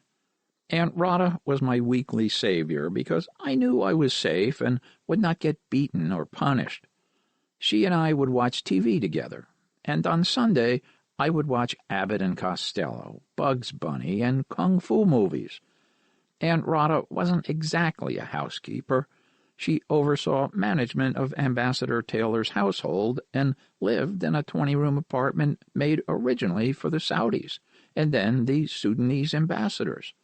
Joan Crawford lived across the hall, and Rhoda spent a great deal of time with Joan as well." In September 1973, Crawford moved from apartment 22G to a smaller apartment next door, 22H, at the Imperial House, 150 East 69th Street. Living on the same floor was former Ambassador Taylor. Yes, he of the Vizcaya Rolls-Royce, and his artist wife. "I was as familiar with them as I was with Joan Crawford," said Paul. "Mr. Taylor gave me rides in his fancy car, and he always took me to the Barnum and Bailey Circus." Rhoda was employed by the Taylors until Mr. Taylor had a stroke. He passed away February 24th, 1984. Until then, Paul was the official Taylor-Crawford delivery boy. "They sent me back and forth with notes on 3x5 cards. Looking back, it was all insider trading regarding Pepsi-Cola, Joan tipping off the Taylors. You should have seen me in a little sailor suit driving my toy cars on the parquet floors. If you had been there in Joan Crawford's apartment in the year of her death, you would have thought that she never smiled, was never happy, and had a mean streak. You would mostly be right, except when it came to Rhoda and little Paul. She was never mean to me, and while she looked strict and cold, she could be warm as one of Rhoda's cakes right out of the oven. Rhoda was her friend, and I was there to be with Rhoda, not Joan, but it became a habit that I spent all my time with Joan and her doggie, Princess." Little Paul was Joan Crawford's last true love, and they spent innumerable hours together. "She taught me card games, told me stories about people from the old days that meant nothing to me, about how she loved her brother and took care of him, and she would tell me that she worked hard, very hard, to get what she wanted in life." Little Paul enjoyed amusing her because he was a natural-born performer. She called him her little Fred Astaire. I didn't know what it meant, but she said it so lovingly that I assumed it was a compliment. In the years he lived there, Joan Crawford became less social and sociable. She hardly ever left her bed except to play with him. She thought it was great fun chasing me around the apartment while I giggled and the dogs barked, says Paul. That game stopped when Crawford hurt herself by crashing into some furniture. After that, she and I mostly shared time in her room, where she sat propped up on her bed like royalty. The bed was covered in papers, which I did my best to not disturb. She showed him photographs of her glory days, and his childish questions such as, "How did you get old?" and "Why don't you look like that now?" only seemed to amuse her. "How old do I look?" she would ask, as if it were a comedy routine. "At least 100 years old. And Betty? Who's Betty?" Exactly. She never failed to find that exchange entertaining in its predictability and the honesty of little Paul's ignorance about Betty Davis. Perhaps it was my innocence that gave her the freedom to tell me things that she wouldn't tell another adult. 2 days before my birthday, which was 2 days before she died, she had me get up on the bed so she could hold me close and tearfully asked me if I would do something for her, if I would make her a promise, a promise on Mother's Day, especially for her. She was holding me, softly crying as she spoke, and told me that on my birthday she was leaving me her dog, Princess, the dog whom I loved and played with all the time. I didn't comprehend leaving me meaning other than giving me. Princess, a black and white Shih Tzu, was her favorite. She had other dogs, older poodles, but Princess was beautiful, and she had her own doggy bed, and cute doggy furniture, and even her own room. I was thrilled that she was going to make Princess my dog. I couldn't imagine a more wonderful birthday gift. I can still hear her voice asking me to promise to always love and take care of Princess. Do you promise? Do you really promise? I promised that I would, and she cried some more and thanked me. She was softly sobbing, holding me, squeezing me. She had become sadder and needier in the past few weeks, not as pleasant as before. She was always much more pleasant to me and Rada than she was to anyone else, but that Mother's Day she was not the woman she was before. But I was a child, and I was thinking only of me and how much I wanted that dog. It's Mother's Day, I reminded her, as there were none of her children or grandchildren there. I'm going with my mommy, but I will be back on my birthday. Aunt Rada is making a 7-layer cake. When he returned on May 10th, he eagerly looked for Princess, but she wasn't there. Where's Princess? She was given away, said Aunt Rada. I went ice-cold inside, remembers Paul. In my entire life, to this very day, I have never experienced such a depth of disappointment, such a feeling of cruel deception. I believed that Joan Crawford's tearful request that I love and care for Princess, and that she was giving me Princess, was an intentional lie to a small child. On that day, little Paul Stanimirovic despised Joan Crawford. This was the worst day of my life, worse than having a gun to my head when those men robbed my parents. They lit the candles on my cake. Joan gave me a birthday card and told me to make a wish. I blew out the candles, and I wished she would die. He didn't know that his mother told Rada to give the dog to someone else because Branka feared that the dog would be one more trigger for, or recipient of, Mr. Stan's temper. After I blew out the candles, Paul recalls, Joan gave me 100 shares of stock in Pepsi-Cola. I just wanted out of there. I still had a mouthful of cake when I was almost pushed out of the apartment and swiftly taken to the Taylor's apartment across the hall.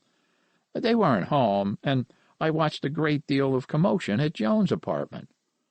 Something was wrong, terribly wrong. Rada was crying, and people who worked in the building were showing up in tears. Paul watched as Joan was taken out on a stretcher. Joan Crawford was dead. Had I known then what I know now, says Paul, I would not have held such resentment towards her. But I was a little boy who was having a dreadful and disappointing birthday. There was no way for me to see things other than how I saw them. Today, I can take some solace in the fact that I was Joan Crawford's last true love, and the last person she spooned in her bed, the last person she held tight and confided that which, at the time, I didn't comprehend. Crawford didn't die of a heart attack, as her obituary said. No, she was in increasing pain from the cancer inside her. She wasn't going to treat the cancer because she was a Christian Scientist. Instead, she was going to outsmart it. She had little Paul give her more pills, many more pills. Little Paul continued staying with Rada after Joan's death, spending time with the Taylors. After Mr. Taylor's death, Rada packed up her things and told Mrs. Marion Taylor that she was going back to Yugoslavia. That was when Barton G., the soon-to-be famous restaurateur and entrepreneur, recruited Rada to work for him. Rhoda stayed with Barton until she retired at age 89 in 2017. Rhoda's son, Uncle Paul, was never involved with my father in illegal activities. He was a handsome ladies' man and a very formidable fighter. His niece is married to actor Christian Bale, remarks Paul. At least someone in the family made it into showbiz. Lord knows my father had the opportunity. True. Famed casting director Marion Doherty began her career in a New York restored brownstone managed and maintained by Mr. Stan. It was there that Stan met Woody Allen, Mia Farrow, and other residents and frequent visitors. She thought Stan could be a movie star, confirms Branca, or a successful character actor. He was also encouraged by his friend Charles Bronson, an actor who often stayed at our home when he was out from California. Stan had the looks, the charm, and a unique accent. Marion Doherty saw him as like Charles Boyer or other exotic accented romantic leads. As Stan could do anything, he probably could have done it. This is one reason we went to California when Marion went out to Los Angeles to be head of casting for Paramount, says Branca. Stan wanted to see what Hollywood and Hollywood's players were like. To be blunt, he found it too gay, and I don't mean too jovial. Branca believed the family member destined for a career in showbiz was Little Paul, a natural-born entertainer and mimic. I always believed my son's future would be as an actor or entertainer. I seriously wanted to send him to act school at an early age, but Stan wouldn't hear of it. Despite all his friends knowing Little Paul's gifts, he convinced them to join him in mocking the idea. I loved entertaining people, confirms Paul, just as I entertained Joan Crawford. The alternating comedy and drama of my childhood became a violent cartoon for the entire year after Crawford's death. It was one injury after another for Little Paul. A hot coal became stuck to his foot for 10 minutes at a family barbecue. His knee was ripped open when he fell on rebar while running, and the worst was being hit by a car driven by a drunk nurse fresh from a torrid affair with a firefighter. She was so busy putting on lipstick and preening in front of the rearview mirror that she didn't notice that she hit me, Paul remembers, and I flew over the car and crashed to the ground, cracking my head and breaking my hip. I spent 9 months in the hospital and 11 months wearing a hip cast. Paul's parents could have settled out of court with the woman's insurance company. They made us a generous offer, recalls Branca, but Stan thought a direct confrontation lawsuit would be more rewarding. It wasn't. We lost, and the lawyer for the insurance company made constant fun of our name and being from a communist country. He made it sound as if Little Paul lied in wait for the drunk nurse so he could leap in front of her car and almost get killed. When I finally got the hip cast off and the leg cast, said Paul, I had the shock of my life when I saw my white toothpick of a leg, skin stretched over bone. I feared being crippled like that the rest of my life. Thankfully, it looked worse than it was. Looks, while not the be-all and end-all of human worth, can be of significant value. By 1978, Stan was looking remarkably prosperous. With property holdings in Manhattan and an increasing visible presence in the life of the Diamond District, Mr. Stan was on his way to becoming the King of New York. His reputation and public image were as flawless as the diamonds he relocated from the vaults of others to his own retail outlets, with the excellent assistance of Alexander the Moth Kribak and his childhood pal Embryo, who joined Mr. Stan's team of gem heist professionals. Chapter 8. Alec the Moth. Alec came to New York originally to help Stan with one heist. His reputation preceded him, recalls Branca. He was already a well-established burglar in Europe and the old country. Prior to coming to work for Stan, he was partners with a 3-foot-tall midget. They would put the midget in a delivery box and have the box delivered to an establishment just before closing. Once everyone was gone, the midget got out of the box and opened the door to let in Alec. Very clever. Alec arrived at JFK, and everything was prearranged by Mr. Stan for Alec's ease and convenience, including an apartment and a safe identical to the one he was hired to open. Alec had never seen that kind of safe before, says Branca, but he is a genius at figuring things out.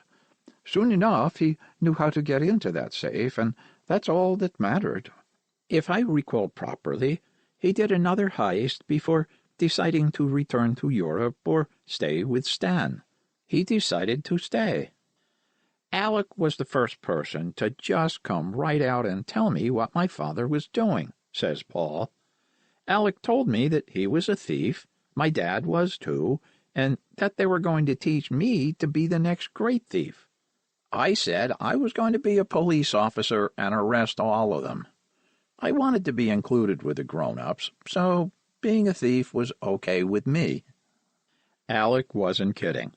The thievery of Mr. Stan, the professor, Alec, and the other adventurous crew were making significant contributions to the subject matter of American cultural literacy. A perfect example is the sensational and unsolved MTA heist of 1979. The MTA heist. July 23, 1979, Benjamin Williams and John Kenney walked into the MTA headquarters where both men were supervisors. It didn't take long for them to notice something was missing. $600,000 in $10 bills vanished overnight. This still unsolved mystery is the biggest whodunit in MTA history, wrote the New York Daily News 30 years later. The sensational and seemingly impossible theft promptly sparked a media frenzy. There was page after page of coverage detailing the probable outline of events ad nauseum. The police were baffled and the public began speculating what could have happened. You can stop speculating. Someone should buy a copy of this book for the MTA. The crime is solved. We know who done it. $600,000 in $10 bills weighs a hell of a lot, says Branco with a coy smile. I personally never tried carrying that amount of money, but I know people who have, or say they have. Either way, I'm sure they had their hands full. Stan and Branca had their hands full with more and more Yugoslavian and Eastern European immigrants turning to them for financial help and employment, some of them criminals dedicated to making a big score in America. They also had a young son who, despite his preteen chronological age, was in the full throes of rebellion. The only thing that calmed little Paul down was active inclusion in Stan's victimless criminality. When the crews were getting ready for heists, says Paul, I made sure there were fresh batteries in the flashlights, the tools were clean, and that there was plenty of fresh coffee. I was their little assistant and criminal in training. When the crews returned with the booty, Paul would watch them divide it up and celebrate success. Those were the moments when he felt part of something, part of Mr. Stan's life, noticed and perhaps appreciated. Nothing could compare to the thrill of that. I didn't want to do anything other than make scores and heists. That was what the life was about, the stories, the memories. My father would light up. I wanted to light him up like that. They were all nocturnal animals, and I would sneak down the stairs, and they would call me over to show me bags filled with gold and jewelry, and they would put me to work taking tags off jewelry. It was, Paul says, like having family over for Christmas, and once they got into the stamp game, little Paul worked even more. Circulated, uncirculated, all those things, Paul says. That was a whole year's worth of work. I got paid in stamps. Stamps are an art form, and young Paul was initially shocked to see the forms used in the art of his father's good friend and customer, Philip Pearlstein. I was a kid, and Mr. Pearlstein had nude female models. I was a bit surprised to see them at first, he recalls, but I soon became comfortable with that. My parents took me everywhere, and when we went to see Mr. Pearlstein, he would give me a paintbrush, paint, and a canvas to keep me entertained in general and enthralled with art in specific. Both my parents were artists, and I recall my mother and Mr. Pearlstein having great conversations on the topic. He admired my mother's art and was always so positive and supportive. I knew him then as a nice man who was a friend of my parents. His college pal and former roommate, Andy Warhol, was also one of my father's friends and a client as well. Today, of course, I know Pearlstein's fame for modernist realism nudes and why he is so admired and respected. His immediate gifting me a paintbrush and canvas means even more today, as an adult and an artist, than it did back when I was a mere child. I also think seeing my parents, especially my mother, so enthralled and joyful in his presence, had a very positive impression on me. My mother, to me, was always beautiful, but when discussing art, she became as dazzling as a diamond. By the 1980s, Branca wore exquisite diamonds, with casual grace and a complete lack of pretension. Her physical beauty, matched by a most pleasant, endearing, and captivating personality, allowed her to command attention without appearing to seek it. Her innate grace and intrinsic allure allowed her enviable access to the gem-packed vaults of New York's prestigious jewelry manufacturing firms. It was Branca, bedecked in fabulous furs and exquisite jewelry, who cased the joints, bringing back detailed information about the vaults, the goods, the access, and alarms. There was one time when neither my persona nor Stan's charm could get us the information we needed, recalls Branca. It was a gold jewelry manufacturing company with heavy security and surrounded by barbed wire. We rented an empty warehouse across the street and made our plans from there. First, Stan went to visit to either buy or sell jewelry, but he wasn't able to see where the vault was located. Next, I went, and I even had a hidden video camera, but that didn't work either. It was Alec Gribak who voiced a wise idea: break into the place simply to find out the vault's location. Plus, it would provide information on how long it took the cops to respond to a break-in. We cut the barbed wire, says Alec, and managed to approach the building. We brought our custom-built expandable ladders with us in order to reach the windows, which were rather high up. We managed to open the window, and that triggered the alarm right away. I wasn't about to give up, so I jumped through the window, hit the floor, and quickly went looking for the vault. The police siren screaming in the distance provided impetus for him to get the hell out, but the window was too high to reach, even with a good jump. I didn't have expandable ladders inside the place, Alec recalls, but there were some boxes nearby that I could stack one atop another to get close enough to leap up and grab the hand that was waving at me from the other side of the window. Alec eagerly grabbed the hand, was pulled up and out, and made it through the hole in the barbed wire and to the rented warehouse just as the police cars came screeching up to the factory. He learned the vault's location, confirmed Branca, but he also realized that there wouldn't be time to get in, get the job done, and escape before the cops arrived. I remember that he and Stan were just about to forget the entire thing when Alec came up with a brilliant, if risky, idea. The idea was indeed risky, time-consuming, and potentially dangerous. Dig a tunnel below the foundation of the factory. That way they wouldn't trigger any alarms and could cut in right below the vault. It would take months of digging and would only work if the factory's foundation were the same depth as that of the warehouse. It was. We removed the concrete, and sure enough, says Alec, there was the metal bottom of the vault. We torched it, and the next thing we knew, we were standing in the middle of a vault full of gold bars. With no alarms triggered and no fear of the police or private security, the gold was laboriously transferred from the factory's vault to the warehouse by a tunnel, the vault floor resealed, and the concrete replaced. As the warehouse was no longer required, all traces of the tunnel were abandoned, and the month-to-month rental on the warehouse was abandoned as well. Asked if she were concerned about the project's success, Branca only offers a non-committal shrug before commenting on an unrelated gold heist with which she was familiar. "Sometimes you can take more than you can handle. Gold is heavy, very heavy. There was one where Stan and Alec and the crew ran out of bags strong enough to handle it. They tried to use trash bags," she says, laughing, "and the gold tore through those bags immediately." That was the least of their problems.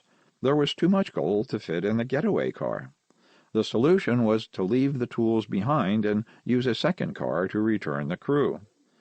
Branca, Alec, and Stan find these stories amusing in retrospect, although stressful when experienced in present tense. Branca, always concerned about after-the-fact reprisals, is not eager to bring up heists and adventures not already broached by another. Despite two newsworthy media mentions implying some sort of criminal connection to allegedly stolen silver and artifacts, Branca has never spent a day in prison unless you count the years married to Stan, where she regarded his treatment of little Paul as abusive. Stan did not agree. What Branca viewed as abuse, Stan regarded as simply a strict, firm upbringing that accustomed the child to hardship as preparation for survival in the adult world. "Stan accused me of spoiling my little boy by being so kind and gentle," Branca recalls. "He said he wanted the boy strong, not weak, not a sissy boy." It only took a few days of elementary school P.E. for his teachers and the other kids to notice the welts and bruises. The school administrators took immediate action, insisting that the family see mental health and family counseling therapists. "The counseling professionals perceive my mother and me as father's beloved victims," says Paul. "That phrase was not coined of sarcasm. We were beloved. He honestly loved my mom, and more importantly, he loved me. I can hear it and I can say it, but it remains difficult to believe because I refuse to let go of my decades of desperation. I am outraged at myself for wearing my personal pain as a diadem of defiant self-pity. All love is a quest for unity best realized within a fortress of well-being. A fortress is an impregnable stronghold of protection and defense. Decades before the essentially destructive concept of tough love, Paul's father applied torturous love. "If you can survive me, you can survive anything." Not exactly the lyrical hook of New York, New York, but conceptually akin to A Boy Named Sue, in which the father knew his son would have to get tough or die. "Stan is a very complex man," Branca explains. "Leslie Olmsted was correct in her description of him. He was the best friend you could ever have, the most charming host, the most ethical businessman in all his dealings in building management, construction, and all other legitimate endeavors. But he was such a man's man that he had no interest in his own wife and child at home. In public he was exemplary. In private it was a different story." "Perhaps an analogy will help," says Branca.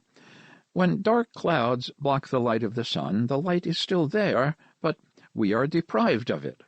It is the same with people. A mental problem blocks the person's reality from shining through.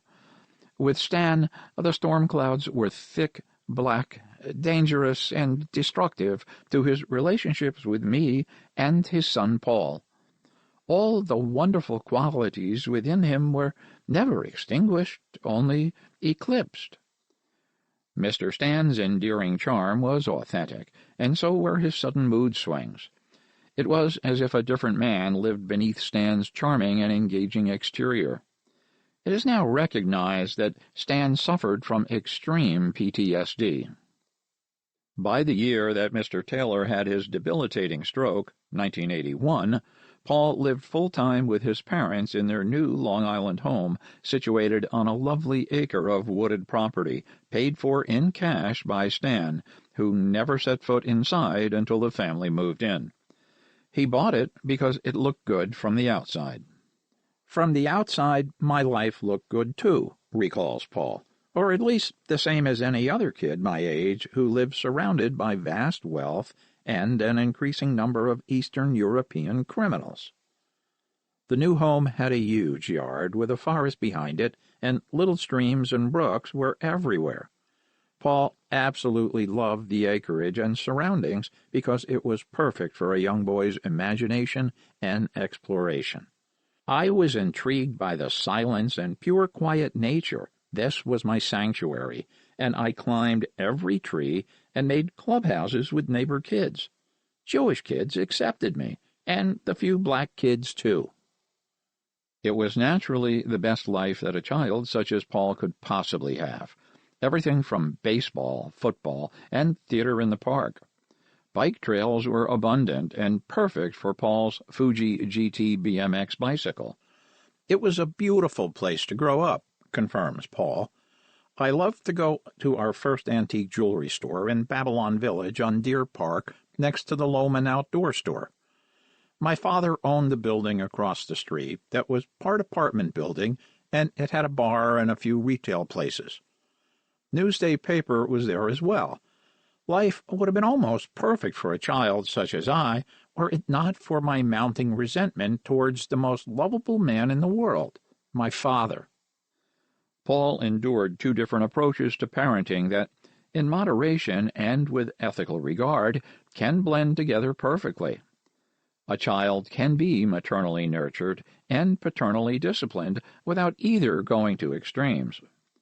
"My father used to tell me that my mother doesn't love me the way he does. He used to go on how he really loves me, and that is why he had to discipline me.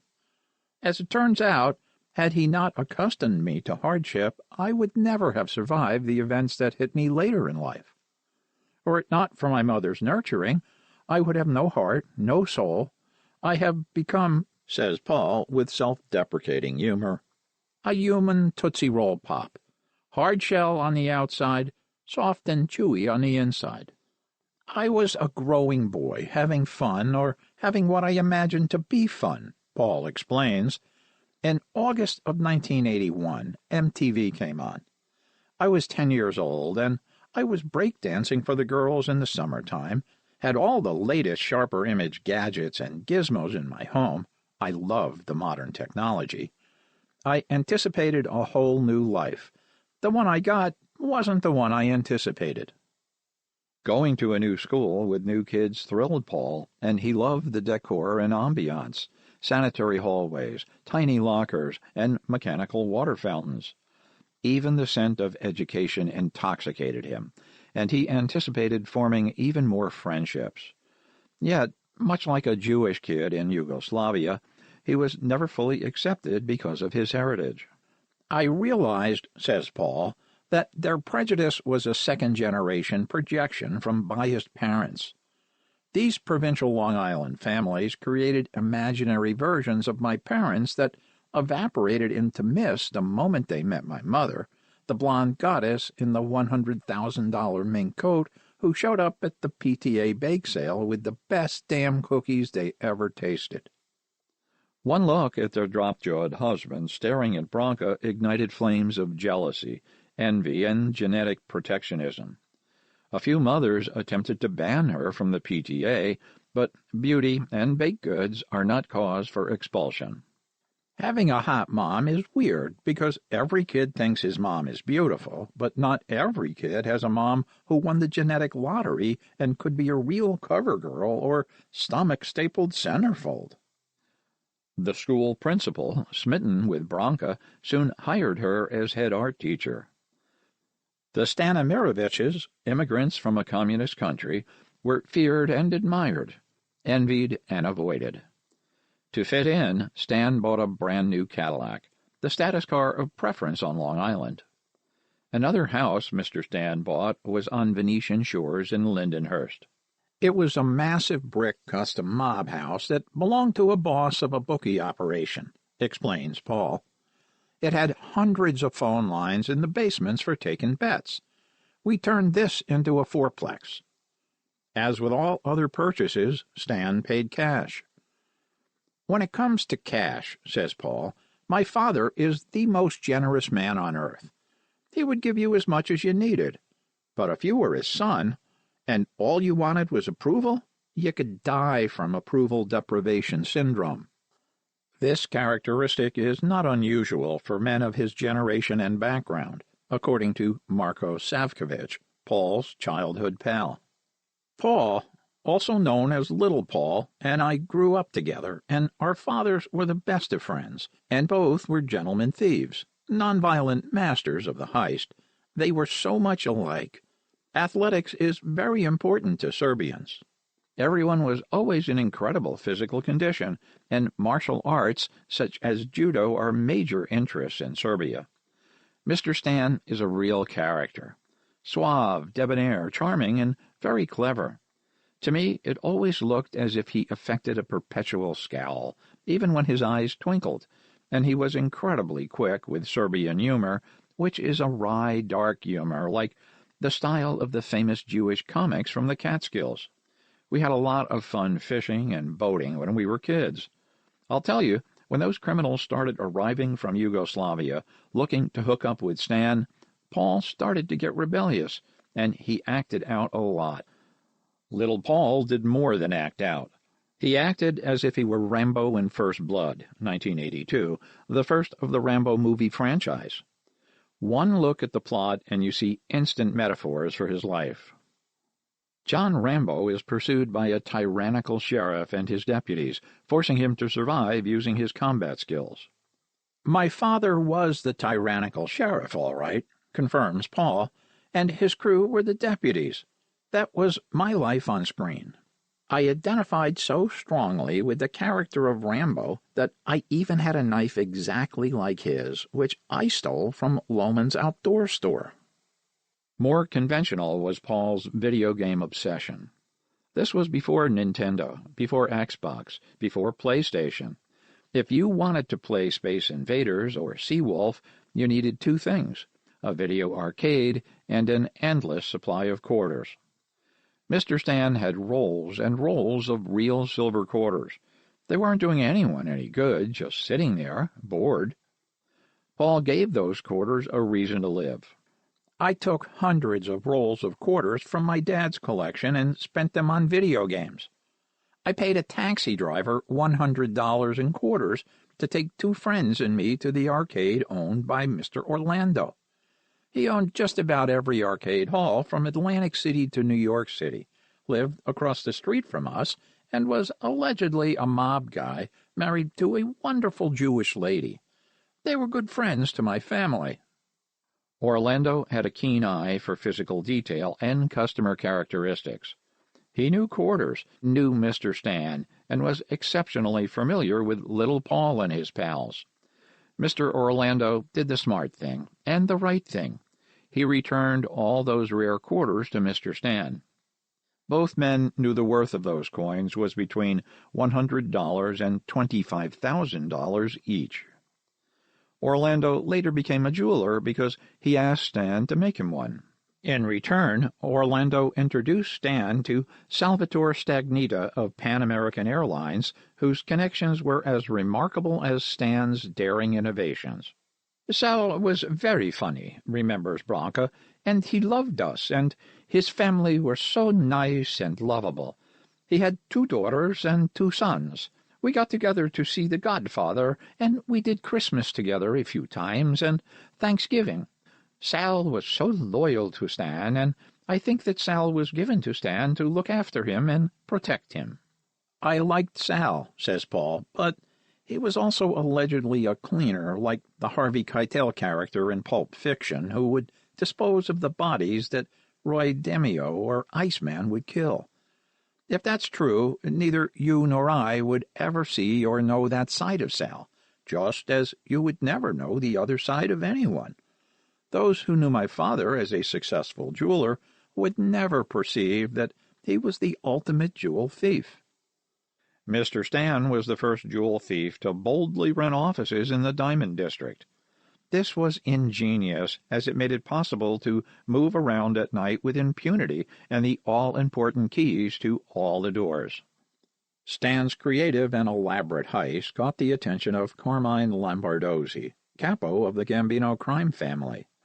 He was also known as the Doctor and King of Wall Street because of his brilliant mind for numbers and mathematical formulae. He was a more old-fashioned gangster and was a serious earner of the family.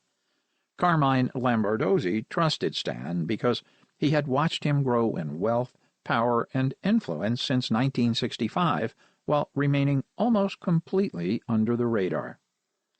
This was appealing to the aging mobster who had dinner with Stan and family at the Mill Basin restaurant. Also in attendance were Carmine's 6 brothers. Lombardozzi had a yellow Rolls-Royce convertible, remembers Paul, and I heard that his driver was a former chief of police. This was not the traditional sight in a Brooklyn neighborhood. People talked about it then, and some talk about it to this day. This may be a good time to get out a pencil and paper to note who connected who with whom. It was Carmine Lombardozzi and his sons Cosmo and Gus who connected Mr. Stan to John Gotti.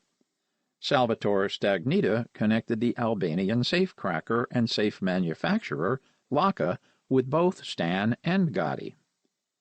Salvatore was not only a loyal Gambino soldier, he had a legitimate executive position running Pan Am food service. He had the entire JFK airport in his pocket, especially the Customs and Immigration Department. Sal and my dad became good friends, says Paul, and there was much mutual socializing between the families. I, being a little show-off, was entertaining them all when I was a kid. I hung out with their children and celebrated Christmas and New Year and other holidays. The 4th of July was my favorite. Sal was wonderful to us, agrees Branca. He made it possible for us to fly first class all over the world, and he kept all of us from being criminals. I recall one time we landed at JFK from Venezuela with over $2 million in diamond jewelry packed into my suitcases. You could hardly lift them, they were so heavy. Okay, I didn't fill out a customs declaration form for the suitcases full of diamonds and jewelry. Why should I? They belonged to me. Sal explained to the customs agents that I didn't declare it because it was all mine to begin with. I didn't buy it there. I took it to sell, but I didn't sell it after all. I brought it home, so. My mother is amazing at minimizing, says Paul. You think the customs agents really believe that none of the items in those suitcases originated in Venezuela? Sal bought the agents, and the agents bought the story. As for Venezuela, we went there after a successful heist. Upon our arrival, my father had me pour him some cognac. There is a picture of that, actually. Sal was a smooth talker and quite persuasive. He was also heavily armed. Why a Pan Am executive needed 3 pistols and another in an ankle holster remains a sociological conundrum. But there was no question as to Sal's high-powered influence and endearing personality. Much the same could be said about the very deadly John Gotti. I recall clearly the sound of John Gotti's laugh, says Paul. It would be 2 in the morning, and my dad and Gotti would be laughing like crazy in the kitchen. Their relationship was interesting, as my father would never have anyone murdered or any of that greed and power-hungry bullshit. Maybe for Gotti, being with my father was a vacation into another world. Other men of questionable proclivities became regular guests, much to Branca's dismay. It didn't feel like company, says Branca. I felt invaded, violated, as if my home were not mine. It didn't start out that way, remembers Paul. At first, it was just me and my mother. My father was never there because he's a workaholic. There was a fully furnished basement and a formal dining room featuring antique furniture. It was in the dining room one day that I saw a large box that hadn't been there before. Curious, I opened the box, more like a crate, actually, and inside were 2 machine guns, an MP5 and an Uzi. I was stunned. What were 2 machine guns doing in the dining room? Mr. Stan never allowed anyone to have a weapon on a heist, but he had his own handguns in his closet and inside his coat pockets.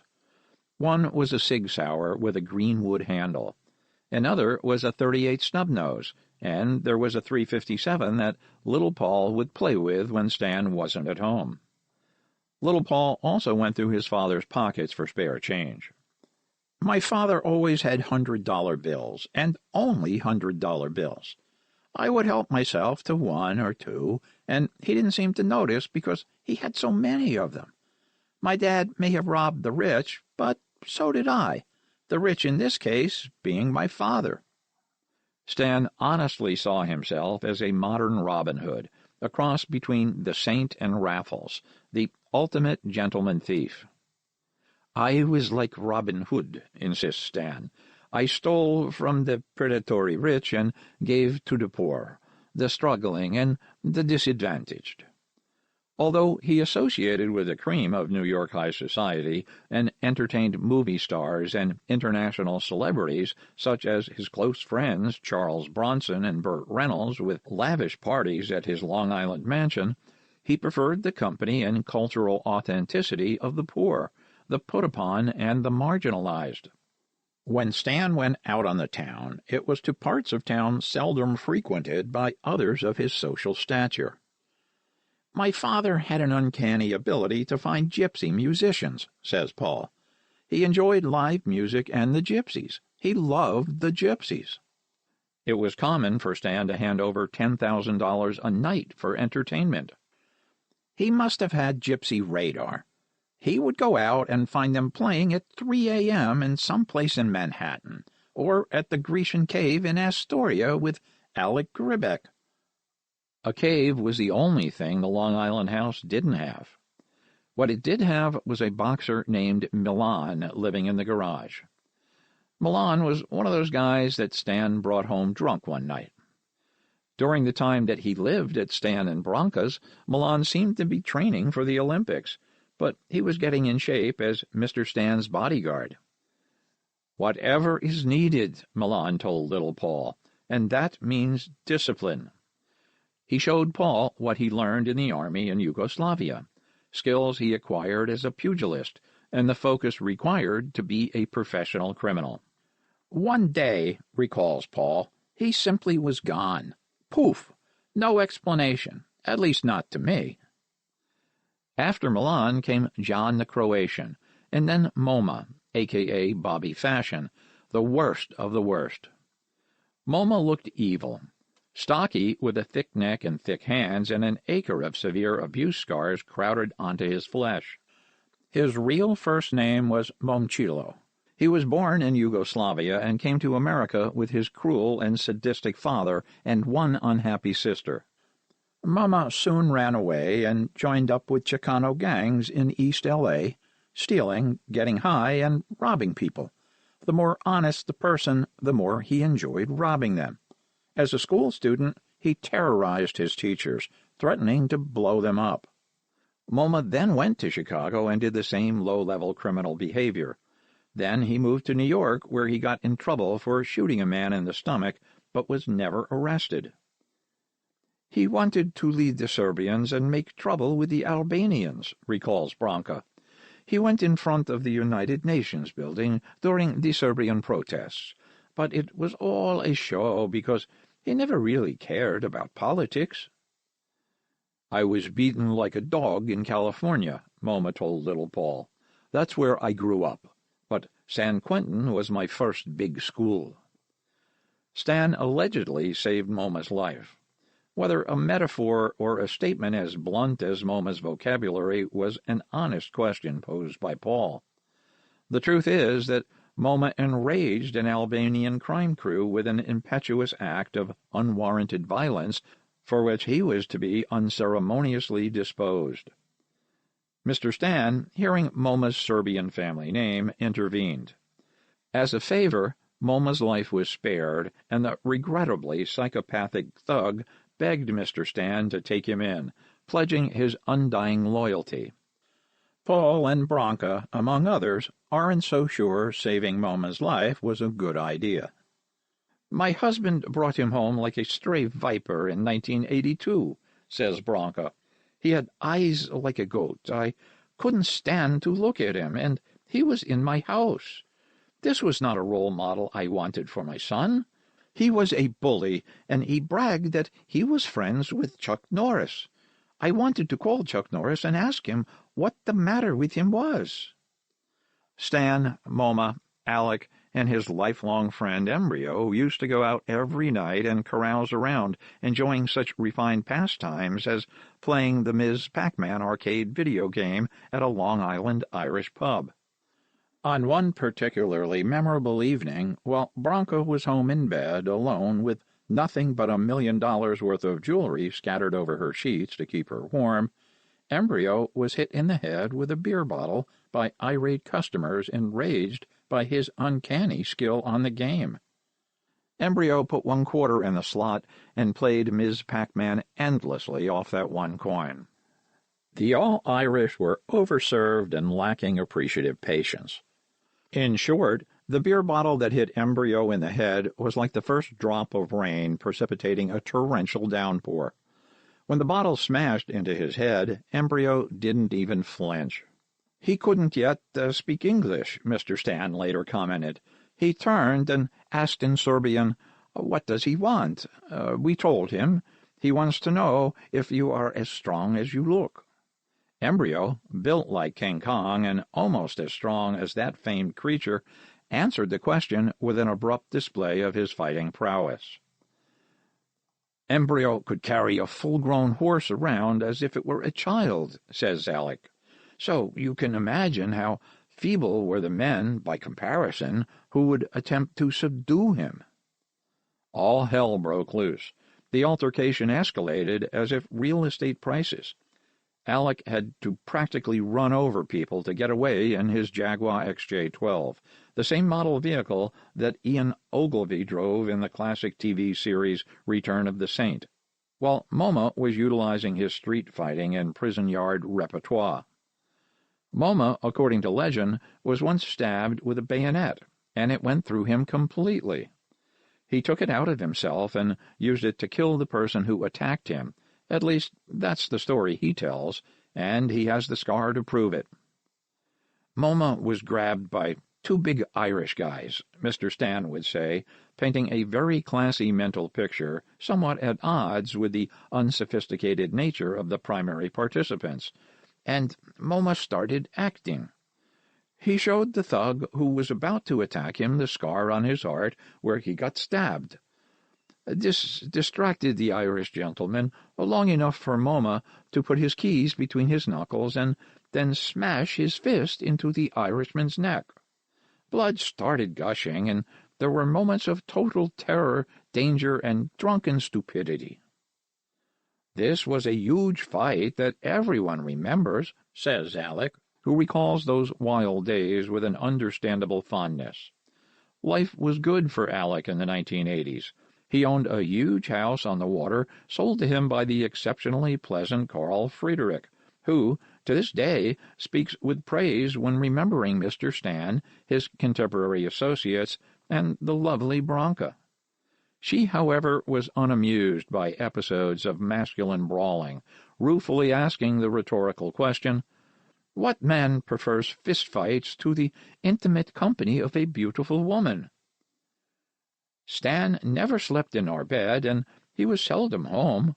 My bed was filled instead with gold, and every stone and every piece of jewelry you can think of. It must have been at least a few $1 million worth of gems alone. Those things don't keep you warm in bed or in your heart. "My father," complains Paul, "had Moma and other creeps sleeping in my house, and Being near Moma was not good for me, even though he was teaching me karate and how to make homemade weapons for prison, as if they knew what would happen to me. He showed me how to fight with a blade or a knife, how to kill with your bare hands, and he showed me ways to extract information from people who think they are badass. At first, it was easy for Stan to overlook Moma's blatant faults and troubling personal history of crime and violence. Moma was ruthless, selfish, and wouldn't know scruples if the word showed up on Scrabble. One reason Paul resents him so much is because Moma had such an influence on him. I am conflicted to a degree about Moma, admits Paul, because I learned from him how to be an evil manipulator with an explosive temper, a ruthless creature devoid of humanity, and that most repellent list of characteristics is what allowed me to survive when surrounded by felons without conscience in America's worst prisons. These precognitive peeks at future events aren't spoilers. They are short-term teases. If I break the fourth wall again, my editor is going to send me a repair bill. The wall between winners and losers in the Stanimirovic saga was never solid. There were losers who became winners and assumed winners who met ignominious defeat. The best example of the former was Bosko Radonjic. Chapter 9. Bosko. When I first met him, recalls Branca, he wasn't the man we think of today. He came to America 3 years after I did, in 1970, and he worked for Stan as a new immigrant, and he parked our cars. His uncle owned a parking lot and garages that Bosko took over, but he was just a mere worker like every other immigrant. There is no shame in honest work. Remember, Stan cleaned toilets at JFK Airport. After 1983, Bosko came out of prison with connections, went back to Hell's Kitchen, and took over the Westies. He was really into politics and joined the Serbian Homeland Liberation Movement, a strong anti-communist organization. Bosko's best friend was Nicola Cavaglia. They were both politically obsessed, while Stan was apolitical, completely neutral, and wanted everyone to get along. Bosko and Nicola wanted to assassinate Marshal Tito, and they also wanted to hijack airplanes and blow up embassies. Nicola realized his long-held dream of mile-high terrorism when he hijacked a jetliner flying from New York to Chicago and threatened to blow it up. He released the passengers and most of the crew in Chicago, then forced the remaining crew to fly back to New York, where he demanded another airplane fly him safely to Ireland. When he got there, he surrendered to Irish police. He served 20 years in prison and died in 2008. Bosko was a hard-working man of true leadership potential, recalls Branca. It was only after being in prison and making contacts there that he emerged as a different man, one with strong social and political power. Bosko and Stan remained close in friendship, if not in proximity. Bosko and Stan were seldom in the same place at the same time, but there was great mutual respect.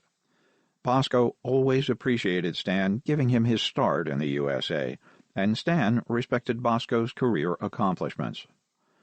Both men were of great personal power, although manifested differently. Mr. Stan's power was a world away from mere materialism or political concerns. Hence, Paul came to believe that there was a power greater than himself that could whip his ass at any provocation, or at none. Standing in sharp relief to those painful occurrences, says Paul, were those few wonderful moments when my father was honestly proud of me. At the Long Island beach, Stan and Paul went to buy some hot dogs and hamburgers, and the lady remarked that Stan's son was the richest kid on Long Island, and that the kids called him Mr. Cash. Paul's father asked what she meant by that, and she said, "I work in his school, and he is the only kid that comes into the school cafeteria to break $100 bills every day, and you should know that other kids are taking advantage of him. Your son is buying lunches for the kids that don't have much. Perhaps that story reminded him of helping the disadvantaged Jewish kids back in the old country. He smiled in a rare display of pride in his young son, a refreshing change from his primary habit of alternately beating and ignoring Paul. From that day on, Stan's nickname for his son was Mr. Cash. It is a true compliment because it is proud acknowledgment that Paul is the secret essence of his sire, a man who spread his money around with a generosity that seemingly bordered on irrational, but in reality was an honest manifestation of his true self. There was never a man more giving of his wealth, acknowledges Branca. It wasn't that money meant nothing to him. Rather, he knew what money meant to those who didn't have it. For that reason, he was always giving it away to the less fortunate. Some rich people turned a blind eye to the poor, the struggling, and the disadvantaged. Stan was never that type of man. The material needs of others was one thing he couldn't ignore. "I didn't grasp that my father had more reasons than ever to ignore me," recalls Paul. He had become more than a legitimate self-made millionaire, admired and respected. He had acquired an addiction to creating, crafting, and executing the perfect victimless crimes, robbing millions in diamonds, gems, and antiques from the often cooperative or heavily insured and the overinsured. And despite what I experienced as mistreatment of me in private, he took me with him in public so I could learn by example. Stan was training Paul to be a version of him, but that was not what Paul envisioned. "I wanted to be an entertainer, to amuse people and make them laugh. I loved interacting with other kids my age and learning how to do things other than pick locks and steal things." Paul, whose given name was Pavli, preferred his schoolmates call him Paul, and his family call him Little Paul, as differentiated from Uncle Paul, as one more way to distance himself from his origins than have him at least partially embraced by Americana, even if that embrace was only offered by kids also perceived as outsiders, blacks and Jews, neither of whom at that time were into tattoos. "Tattoos were not in fashion on Long Island in 1982, recalls Paul. "My father didn't have them, but many of the criminals now living with us were covered in ugly jailhouse art, except for my favorite of my father's longtime friends, Billy the Kid, who was with us before we were on Long Island. I'm sure he was older than he looked, hence the nickname." It was Billy and his girlfriend who would join him and his childhood pal Marco on vacations up in the Catskills. Stan knew that area perfectly because of his marriage to Amy, and there wasn't a lake or fishing hole that Stan didn't know. "It was fabulous fun," recalls Marco, "and it is interesting the things our parents worried about with us kids. Don't run, don't run. My father always said that, not because he feared us falling and getting hurt, but because when he was a kid, if you ran, there was a good chance the Nazis would shoot you." One time Marco and little Paul were running wildly on the dock, and Marco ran too close to the slippery edge and fell into the lake. "I didn't panic," remembers Marco. "I didn't thrash. Calm as can be, I sank to the bottom and just sat there, relaxed, holding my breath with ease, waiting for Dad to reach in and scoop me out." "Yes," says Paul with a wry grin, "that is exactly what Marco's father did. He pulled him out in a very matter-of-fact way. Both Marco and his dad were perfectly calm and collected." To this day, Marco avoids getting in over his head, respects the potential dangers, yet always remains calm and collected and under all conditions. "That's being even-tempered," remarks Paul. "I didn't acquire that trait, or maybe I was born missing the even-tempered chip. I was always emotionally committed to whatever mood I was in. I get that from my father. I got plenty from my father. Beatings and instructions." Little Paul, even as a child of 7, was taught how to steal things. "Billy the Kid constantly encouraged me to steal from the convenience stores we frequented. It didn't matter what I stole. Billy just wanted me good at it. In truth, Billy didn't really have little Paul steal anything. While Paul was pocketing items, Billy was paying for them at the cash register. "I saw Billy paying for everything," says Paul. "Later, I understood. It was wrong to shoplift, to rob this man of his profit and merchandise. There would be no insurance claim filed for the ink pen I pocketed or the purloined pack of corn nuts." Billy, real name Vilja Steisch, manifested all the traits and attributes that a child raised with gangsters would admire: hot cars, sleek women, fancy guns, and tattoos on his chest of a tiger and a black panther. Billy was doing the biggest jobs with Stan in the 70s, and his brother Jovo Steisch was an integral part of Mr. Stan's paint company. "My father always had younger, more capable guys that began as punk thieves," says Paul. "He transformed them from thugs into true gentlemen, just like in the Alexander Dumas book, The Count of Monte Cristo." Dumas remains Paul's favorite author, eclipsing even your current narrator. "My father gave me that book for my 12th birthday, and I treasure it to this day." Stan's favorite was Oliver Twist, and he would regale little Paul with stories about guys like Scoggin, the old man who finds boys to steal for him. "No wonder my father loved that story," says Paul with a laugh.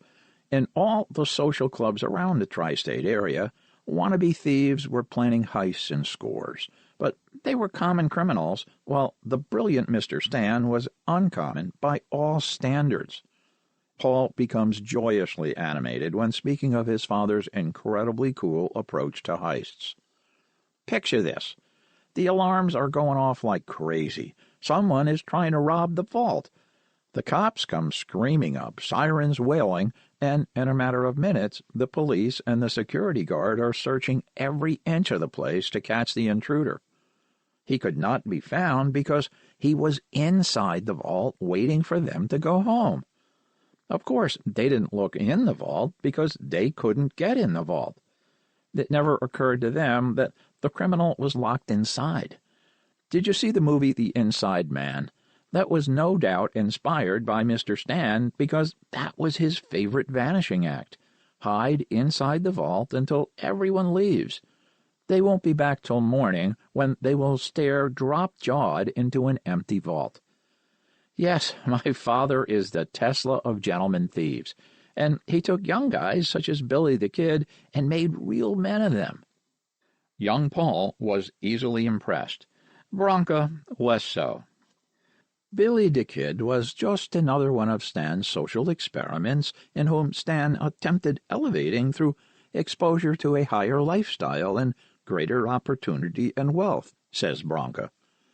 "I can see how his looks and behavior could impress a young boy, but an experienced adult would see him differently. I used to teach art appreciation. It was one thing for a student to pass the exam, but another to honestly have an appreciation for art. What's that expression? You can lead a horse to the Preakness, but you can't make it race? No, I'm making my own joke. I will give Billy credit, however, for being a far better person at heart than Malma, who was just plain disgusting." The body art adorned object of Stan's tutelage and Paul's admiration were well trained by the ultimate role model, and his future as a sophisticated practitioner of artistic heists seemed assured until Billy went to prison for a false rape charge in 1979. There was no DNA testing then, and Billy was never a rapist. Everyone knew who really did it. The rapist was another Milan from Titograd, Montenegro, and he did it when he was staying in one of Billy's apartments. When they arrested Billy, he had a kilo of coke and $500,000 in diamonds and gold. The cops stole everything that glittered, including the shimmering 97% pure cocaine. Billy was remarkably kind and fun, as was his wife, a stunning Australian model, recalls Paul. I can still see him in my mind's eye, his curly blonde hair all tousled, and his face wreathed in smiles, taking me for a boat ride on a beautiful lake in upstate New York. Billy got 16 years in upstate New York, but in prison instead of on a lake, says Paul. Prison was not good to Billy, and when we spoke, he warned me. This place is no joke, Paul. Don't ever come here. Never go to prison, especially not upstate New York. Billy was released from prison, a broken man, deported to the Dominican Republic, where he died of cancer a few years later. Stan had big plans for Billy, but those plans ended with the fake rape charge. My father also had big plans for me, which, at the age of 10, I couldn't imagine. I just didn't want him hitting me anymore. By this time, my mother was progressively falling out of love with my father. The criminal entourage overtaking their home, coupled with Stan's workaholic nature and preference for male bonding over home and hearth, had taken its toll on her romantic feelings towards her handsome husband. Stan should have been a priest or in prison, says Branca. He always wanted to be around his male friends. He never cheated on me with other women, but it felt as if he cheated on me because he enjoyed the company of his friends more than his own family. Branca, fearful of reprisals directed against her son if she were to divorce Stan, continued to endure living the high life surrounded by low-life recalcitrant characters of diverse backgrounds and motivations. Some were devoted to Mr. Stan because he gave them a path to the American dream. Others had the same goal of self-directed success, but seeing themselves as the center of their universe left no room in their heart or mind for true respect and admiration. John Gotti, by all accounts, honestly respected Mr. Stan. Simply put, Gotti didn't put Stan on a pedestal. Gotti recognized that Stan was already on one. Mafia crime families were not famed for their restraint and dedication to nonviolence, refinement, sophistication, and manifest charm. While there were some undeniably bright minds scattered throughout the Mafia families, the number of thugs, sociopaths, and psychopaths far exceeded those with a comprehensive education in the liberal arts. Some observers have voiced that Gotti wanted to be just like Stan, to the point of dressing like him. Indeed, there is a rumor, denied by Branca, that she personally ordered the high-fashion suits that earned Gotti the unofficial title of the Dapper Don. Stan's camaraderie with John Gotti, comments Fred Wolfson, internationally known security expert, may have been motivated by assuring protection and admiration. It was undoubtedly not mere socializing. In terms of standards of behavior and criminal enterprise, Stan was 100% nonviolent, and he planned what he believed were victimless crimes. Gotti, however, was a gangster who had people murdered. No doubt Stan was in an arrangement with the mob whereby he did heists that they brought to him, and, in return, they assured his safety and position. In a relationship such as that, and it is a common one in organized crime, the only way out is to retire and leave the country. In the late 1970s and early 1980s, Stan was not yet interested in retirement. He was at the top of his game. Little Paul was growing into the most conflicted preteen on Long Island. Both craving his father's attention and fearing it, his personal rebellion was in full force. I knew the day would come when my father would no longer raise his hands to me, says Paul. I remember the last great beating he gave me. It was the one about Michael Jackson's jacket. You know the one I mean, red with all those zippers. Paul was so enthusiastic about the jacket that he told Stan that he wanted one just like it. Stan seemed equally enthusiastic about the idea, and that should have been Paul's first clue to shut up about it. You want a jacket exactly like Michael Jackson's? Yes, Dad, I really do. Would you like a glove like Michael Jackson's, too? Oh, yes, Dad, yes. Wham! He said he was going to beat the gay out of me. That was the last beating I ever got from my father. What I got from him next was a surprise that altered my life forever. Every time my father completed a heist, we went on vacation. Sometimes Europe, sometimes the Virgin Islands, and Every year we went to Yugoslavia, too. This time we went to Switzerland, and my parents came home without me. Chapter 10. Swiss Education. Neither Paul nor Branca knew that Stan enrolled Paul in the world's most elite and expensive international boarding school, l'École Internationale Crans-Montana in Le Chaperon Rouge.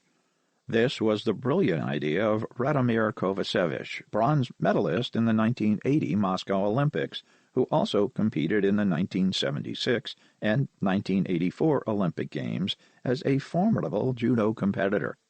He oversaw the physical education program at the Dwight School in Manhattan until his sudden passing in 2006.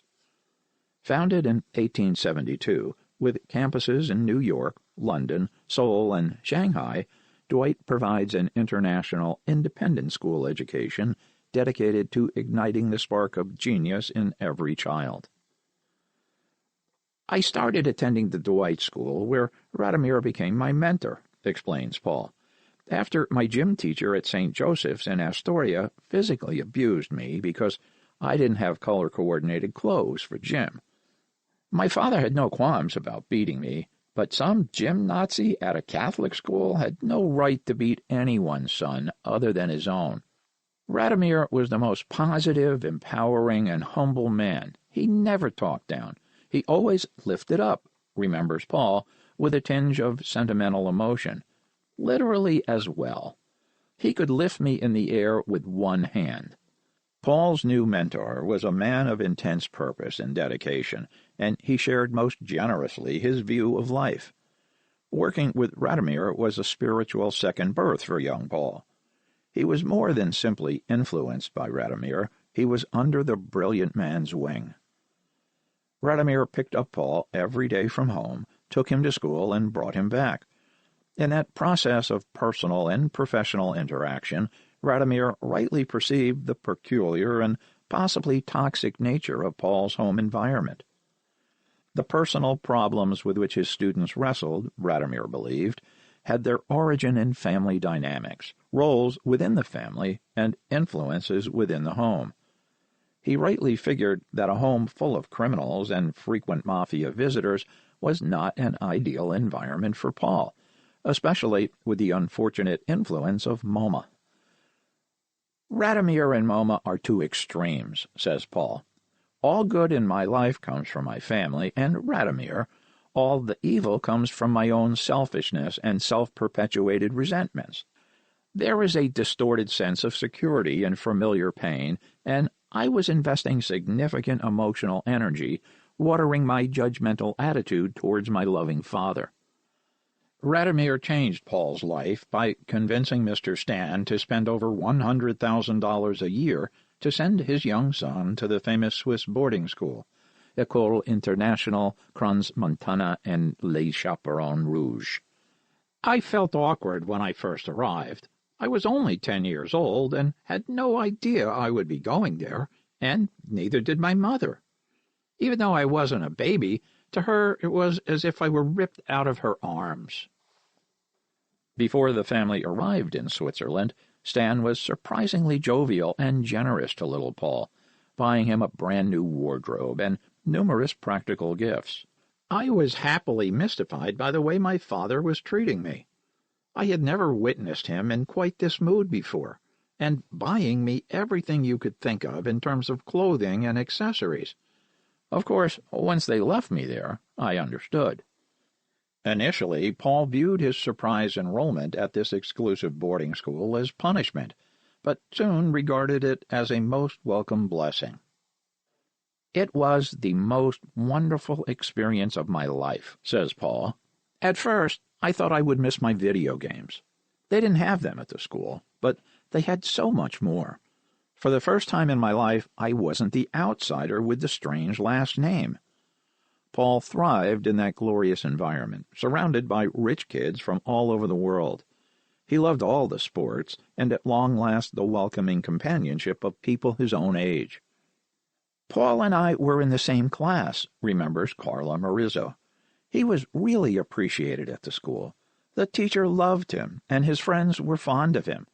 The girls found him most interesting because he was an attractive young man, plus there was something about him that gave him that added bad boy element that girls find compelling. There was indeed that element, although his fellow students were reticent to ask him what his father did for a living. After all, some of the other students had parents who were in the CIA or involved in other foreign government affairs. The students had their own affairs with each other and even with teachers. At that early teenage, confirms Carla, it is the stage of discovery, of feeling attracted to the opposite sex, or, for some, even for the same sex. Holding hands, first kiss, and more. I remember that there were stories about who was sleeping with whom, but was not sure what was true or not. Carla is correct, confirms Paul. It was a co-ed boarding school, and the 15 to 17-year-old students were fucking their brains out like crazy. A perfect example was Marcello and Gondalina, who got caught sleeping in the same bed so many times they just let them have their own room. Her parents gave permission when she turned 16, and I was in the room next to them and admired their stamina and dedication to having what seemed well-earned and perpetual orgasms. As for me, I had typical teenage crushes on several local girls, and one Arabian girl who drove me crazy.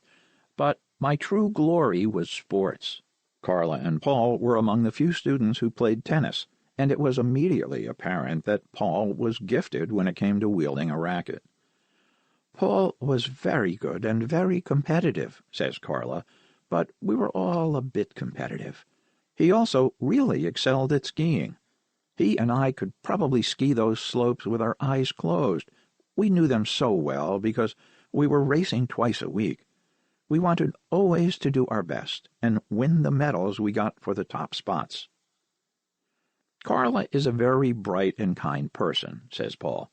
We started skiing together, and after 4 years we were winning all the races, and I had a lot of medals.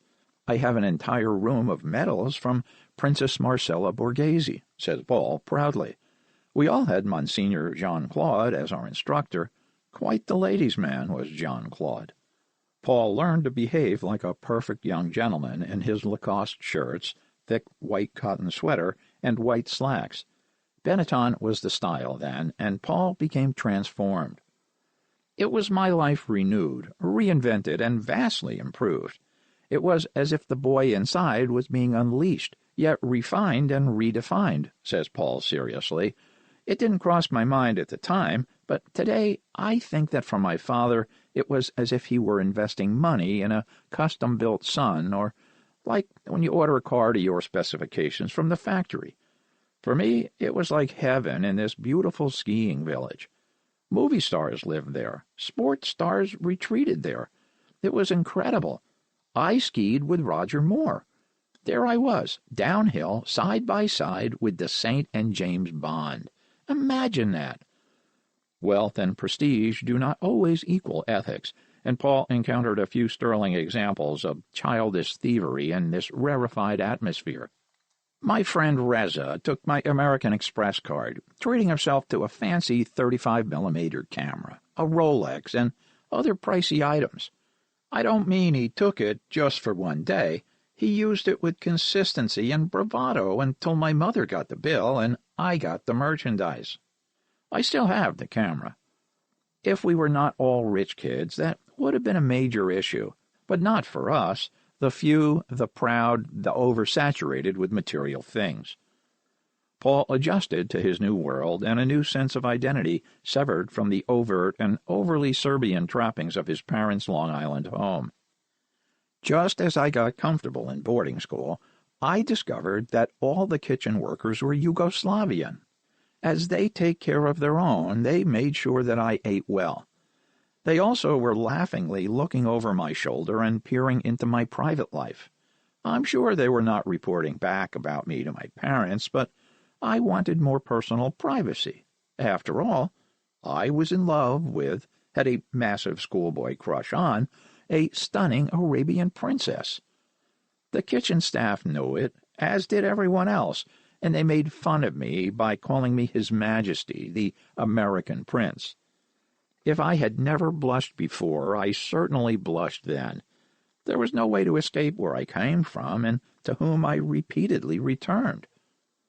Paul would fly home to see his parents every 3 months, and he was thrilled that the dynamic between his father and him was so different. It was as if the beatings and verbal abuse never happened.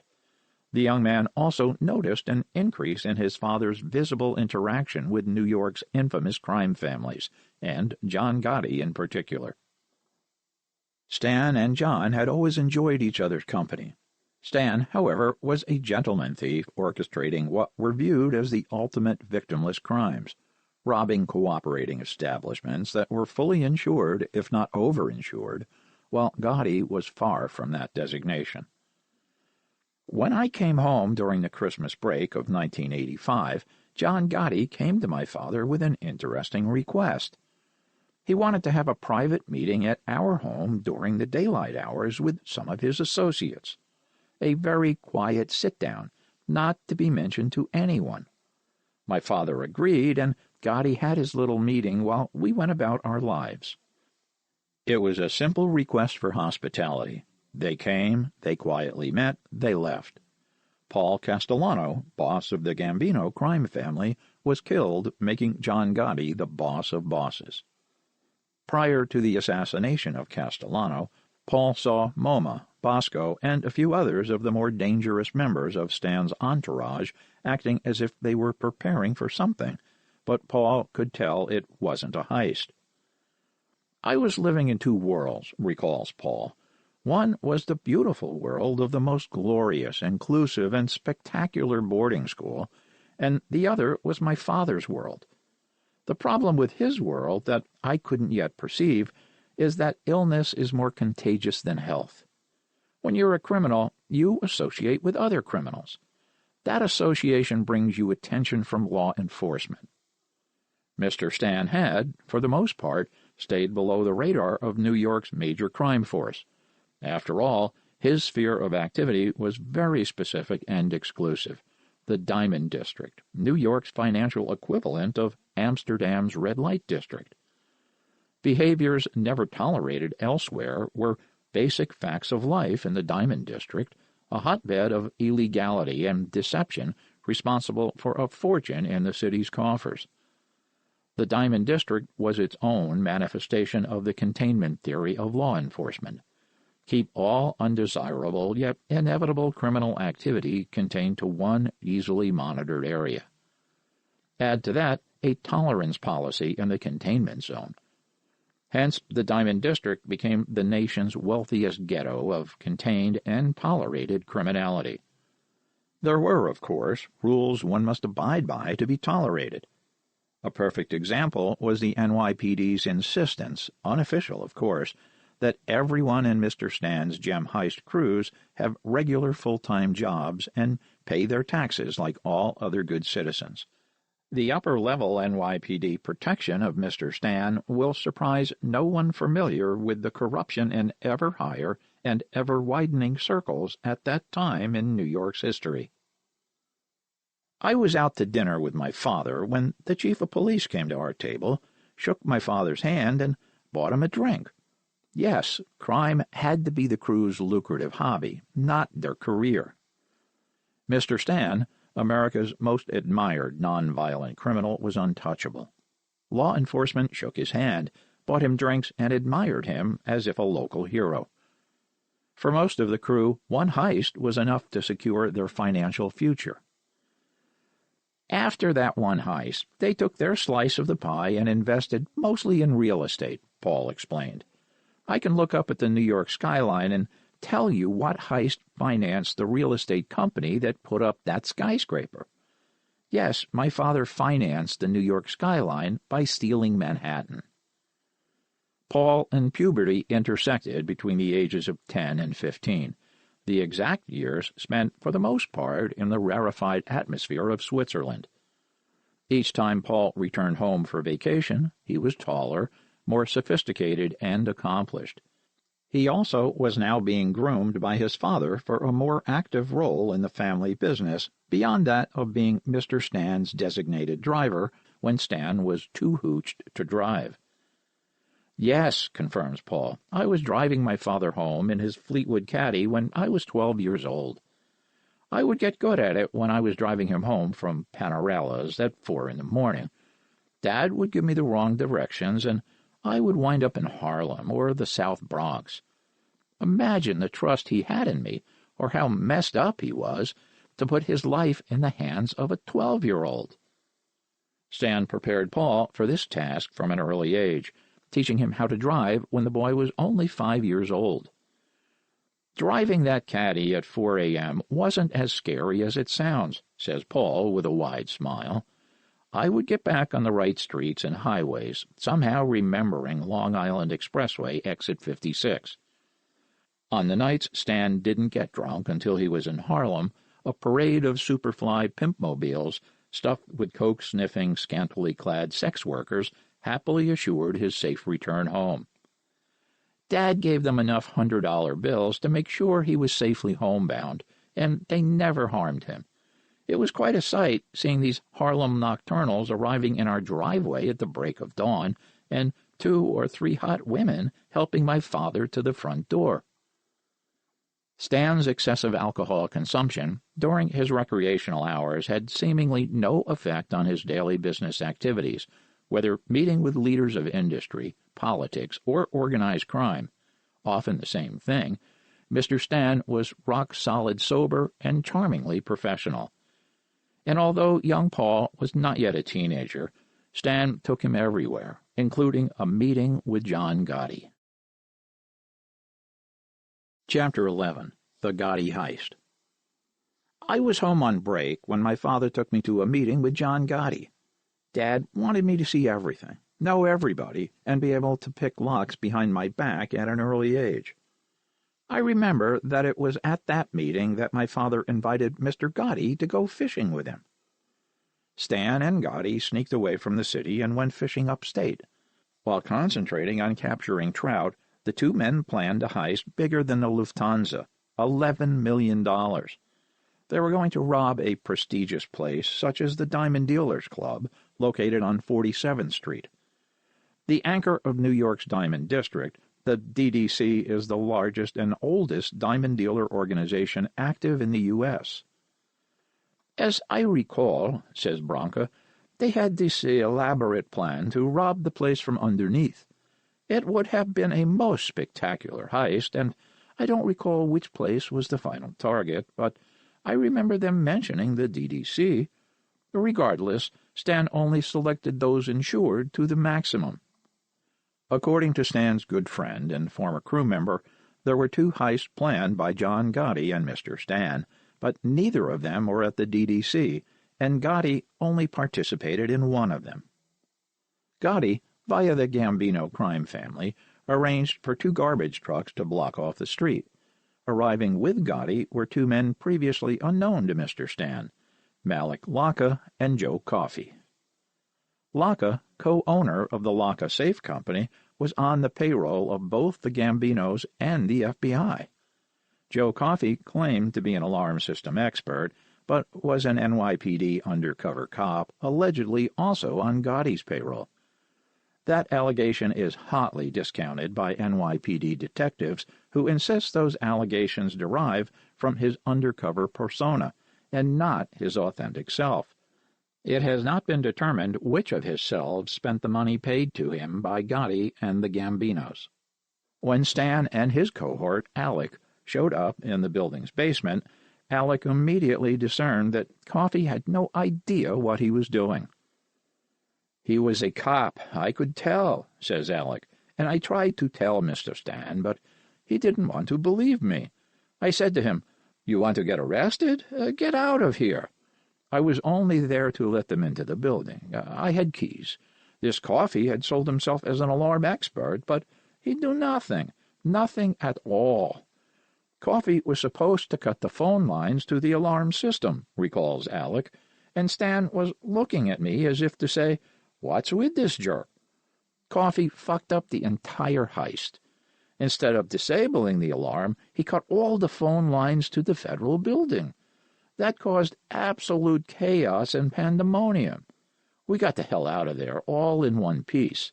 Gotti advised us to go on vacation while he cooled things off. Then, one day, I see this Joe Coffey on TV, and he arrested Gotti 3 times.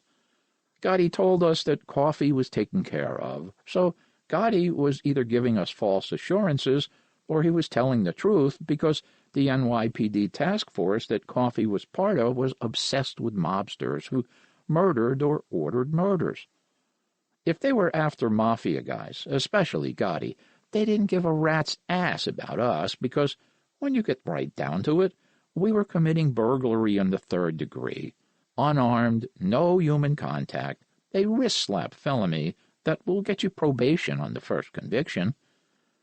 In New York City, 3rd-degree burglaries are so common, they might name an intersection, 3rd and Burglary.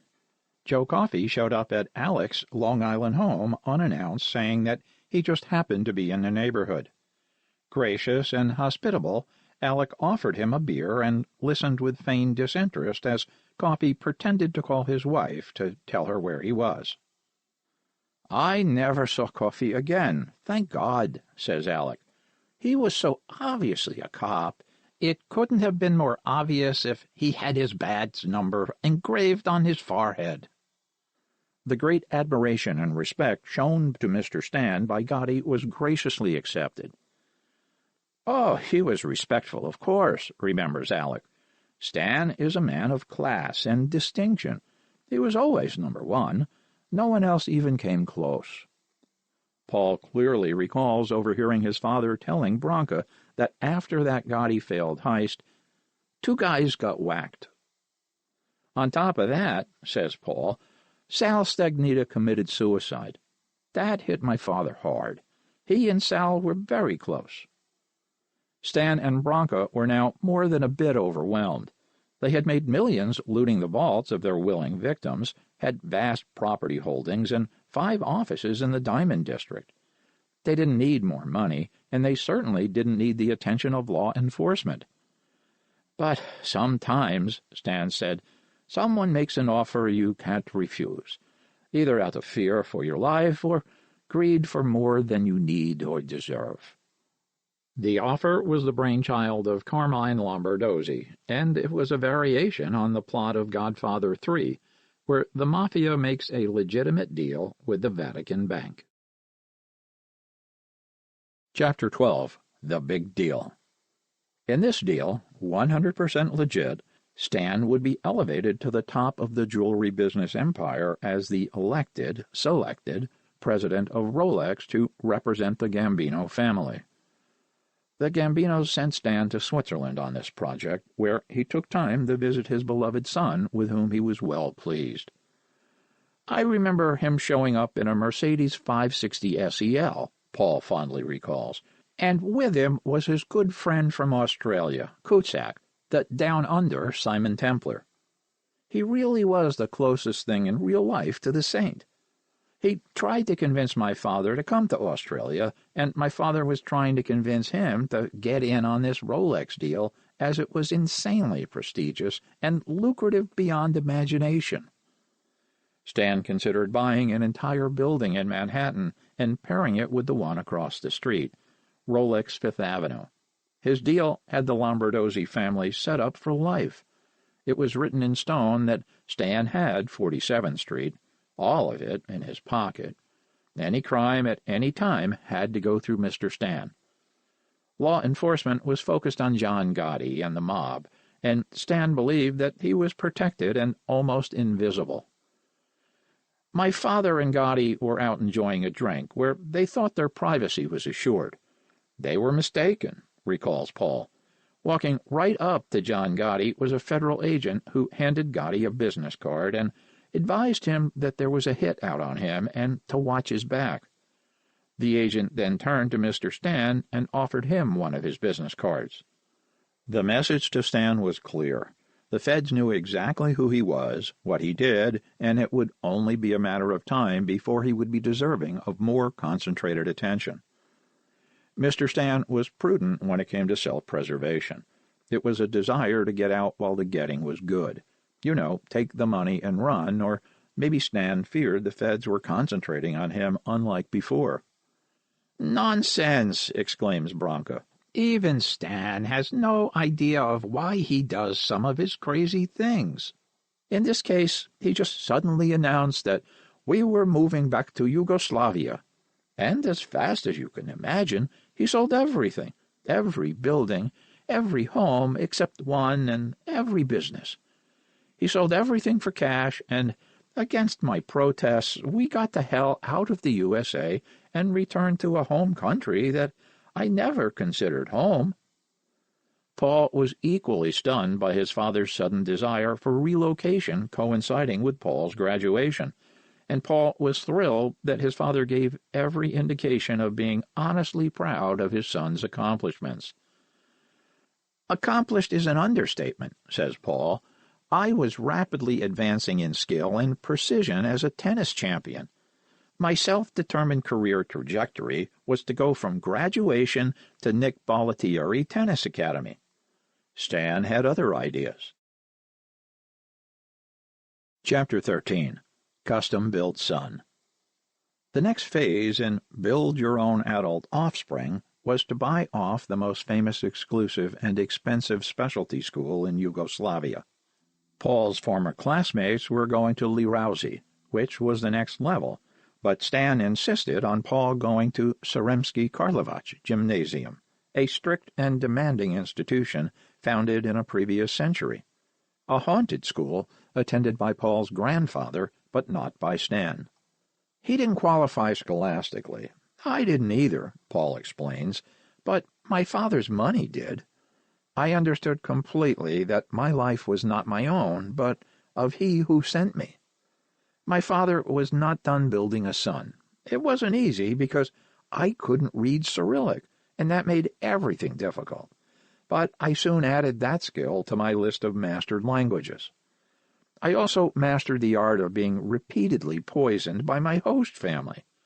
Is it not strange that I had constantly had severe food poisoning, but no one else in the household suffered the same? My mother finally rescued me when I was found unconscious on a bridge, clad only in my underwear. I was taken to the hospital where a fight for my life ensued. I won." Branca took her son home to her birthplace, where he regained his strength. "Over a period of 6 months, I built Mom a beautiful new home, one for her parents and one for myself. Those homes exist to this day."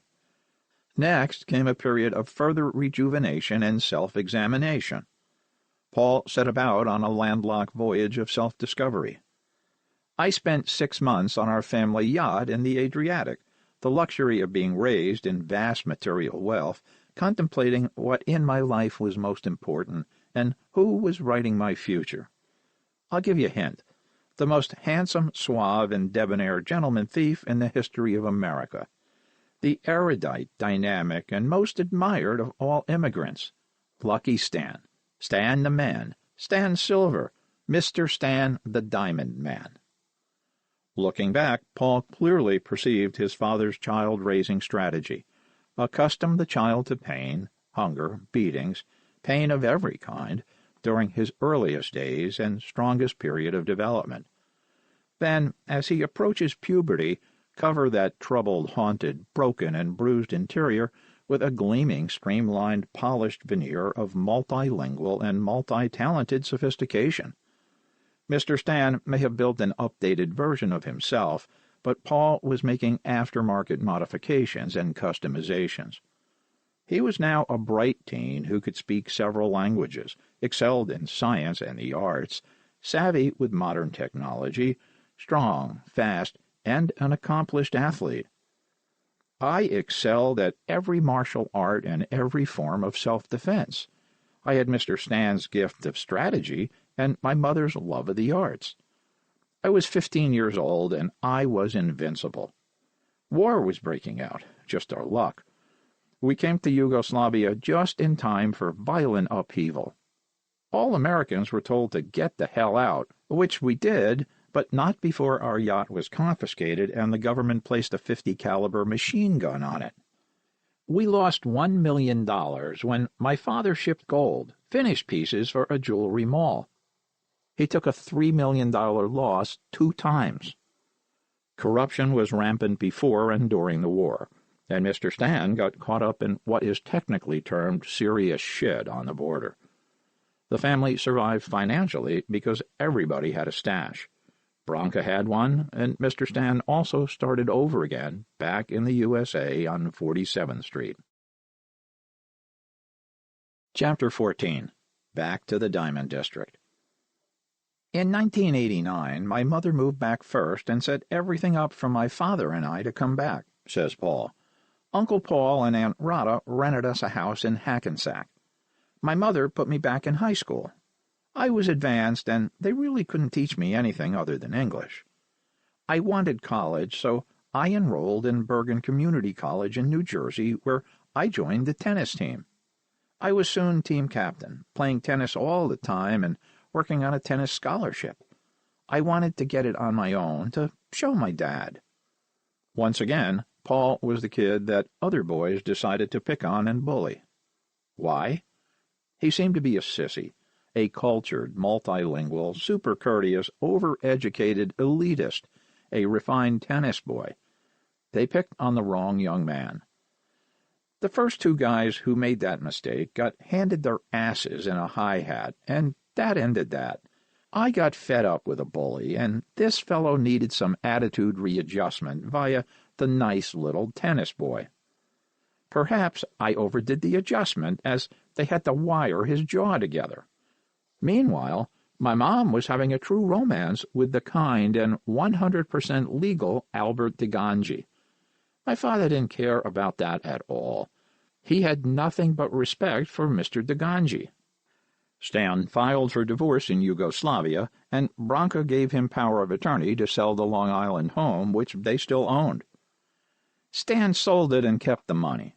The last good screw he gave her, quips Paul. Now, this might surprise you. My mom and dad remained business partners and close friends. We soon all worked together out of an office in the Diamond District. Branca confirms this fact, commenting, Stan was wonderful as a business person, a friend, a co-worker, whatever, but he never understood being a husband or a father. If you weren't married to him, you never knew the other aspects of his personality. Consider yourself fortunate. Her personal fortune was diminished during the divorce, but Branca had enough to pay the rent on the South Hackensack, New Jersey house for Paul and her. Stan came back from Yugoslavia, and Branca let him stay there too. I told Stan he could stay for a while, but I was not sharing my bed. That did not bother him, because Stan could always get women. He was as handsome and charming as ever. He was, what's the expression? A magnetic babe? Oh, a babe magnet. So there we all were together in, of all places, New Jersey. What a sight to see. Mr. Stan and son. For Stan, it was as if he had merely gone on vacation for a few months. It was as if he had never left. He still had the money, the prestige, the close friends, and the tight cruise. And there was my little Paul growing into a man who is son of Stan. I could see my son's destiny as clearly as one sees a diamond while using a loupe. Paul, the world's second greatest gentleman diamond thief. My handsome boy was born and raised to be a diamond thief, plain and simple. Yes, confirms Paul, I am Mr. Stan's son, and my father is the greatest gentleman thief who ever existed, and who never spent a day in prison. As for my tennis scholarship, who was I kidding? No matter what, I wasn't going to win Mr. Stan's heart with a tennis racket. In my inmost heart of hearts, I knew exactly what he wanted from me. You know it, too. I was a young man on a mission. I was going to super-impress my father with my brains, bravado, and technique. If precise placement of tennis balls didn't do it for him, perhaps showing him balls of another kind would clinch the deal. Yes, the boy was back in town, the wild, overconfident cowboy who was still sowing his wild oats while planning his first take-the-bull-by-the-horns rodeo. Paul's childhood pal, Marco, was eager to see his old friend, but his father intervened. "It was as if my father could see the future," said Marco. "He told me that things were not going to go well when Paul returned and united with his dad. He was very firm on this, that as much as I like Paul and Mr. Stan, I must keep my distance. My father was a very sharp man, and I knew if he was emphatic about something, he knew what he was talking about. He told me that Paul, following in his father's path, was not going to end well, no matter how impressive it would be at first." Impressive indeed. How well Paul recalls sitting in the Manhattan movie theater watching Batman, starring Michael Keaton and Jack Nicholson. "When the movie was over, I pulled my first multi-million-dollar heist.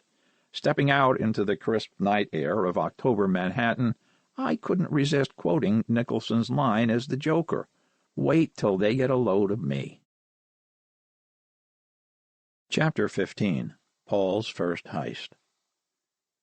I was 15 years old, almost 16 in fact, when I planned and executed my first heist. My mother took me to a place to buy rubies for a ring, and I immediately saw the entire setup and the shocking lack of security. This heist would be $20 million easy, and for anyone else on Earth it would be a retirement job. Paul wasn't planning retirement. He didn't do it for the money, and he didn't bring this job to his father so dear old Dad could retire. He brought it to his father because he wanted his dad to be proud of him. If I were to win his heart and respect, I would have to steal it in the midnight hour, under the cover of darkness illumined only by light from Rockefeller Center, reflected off cloud cover and cast into the depths of 47th Street, where one misstep or ill-calculated leap leaves you dead or dying, mangled in barbed wire atop an air-conditioning vent. Entering the back of 47th Street transports you to a surreal darkness splashed with neon colors, steam, gas, and water dripping like a nagging rain. The air-conditioning units provide the aural ambience and emotion-charged soundtrack, a constant whirring hum as if some spacecraft is crouched in the dank darkness waiting to erupt from the asphalt and blast towards the diamond sky. It was 1:30 a.m. when we did it, Paul happily recounts. The very first heist was a piece of cake, the Indian Star Trading Corporation. I used a small crew called 2+2. The lookouts were my father and Mally Draghi outside on Fifth Avenue in Draghi's red 911 Porsche tucked smartly away from the streetlight. Collaborating with me on the inside was Mally's first cousin, Pico, a soccer player for Syracuse University. This kid was lightning fast, and the cops would never catch him. What a night to remember. I took everything they had. I even opened my first vault and took thousands of carats of semi-precious and precious gems that were in the vault. The rest of the gems were in a locked steel cabinet inside what looked like strong boxes, but not strong enough against a crowbar and a big screwdriver. They opened with little resistance, revealing astonishing treasures, including a stunning emerald necklace worth $175,000, plus another 2,000 carats of the finest emeralds. We loaded the boodle into 8 black canvas bags, and they were incredibly heavy, recalls Paul. We managed to get all 8 bags out due to our combined physical strength and the added boost of adrenaline. With the job well done, I returned through an open window to take a last look and was casually walking towards the office when, all of a sudden, a side door pops open and in comes the NYPD. I ran like hell with the cops close behind, leaped out the window, and went flying over the exterior air conditioning units like I was a jaguar. The first cop attempted to do the same, but fell behind me in the dark hole of the New York night. I could hear the yelling and chaos echoing behind me as his fellow cops came to his rescue. They made it back to Mr. Stan's quiet office on that cold electric night, lugging those 8 full bags worth millions. All this merchandise could barely fit inside Mr. Stan's giant double-door safes. The total take for one night's quick work and world-class gymnastic moves over those air-conditioning units, $20 million. a true retirement heist, and enough to last a king for a lifetime. And that is how you become a multi-millionaire at the age of 15. What did we do with all that merchandise? We opened Gemstones Trading, 45 West 47th Street. We sold it slowly from out of our own store, under our own label, and in the process became the biggest gemstone merchants and dealers in the world. Of course, we had paperwork that provided a believable paper trail of the gem's ownership. With Paul now the executive sales manager and official vice president of Gemstones Trading, he had legitimate access deeper inside the Diamond District as a professional.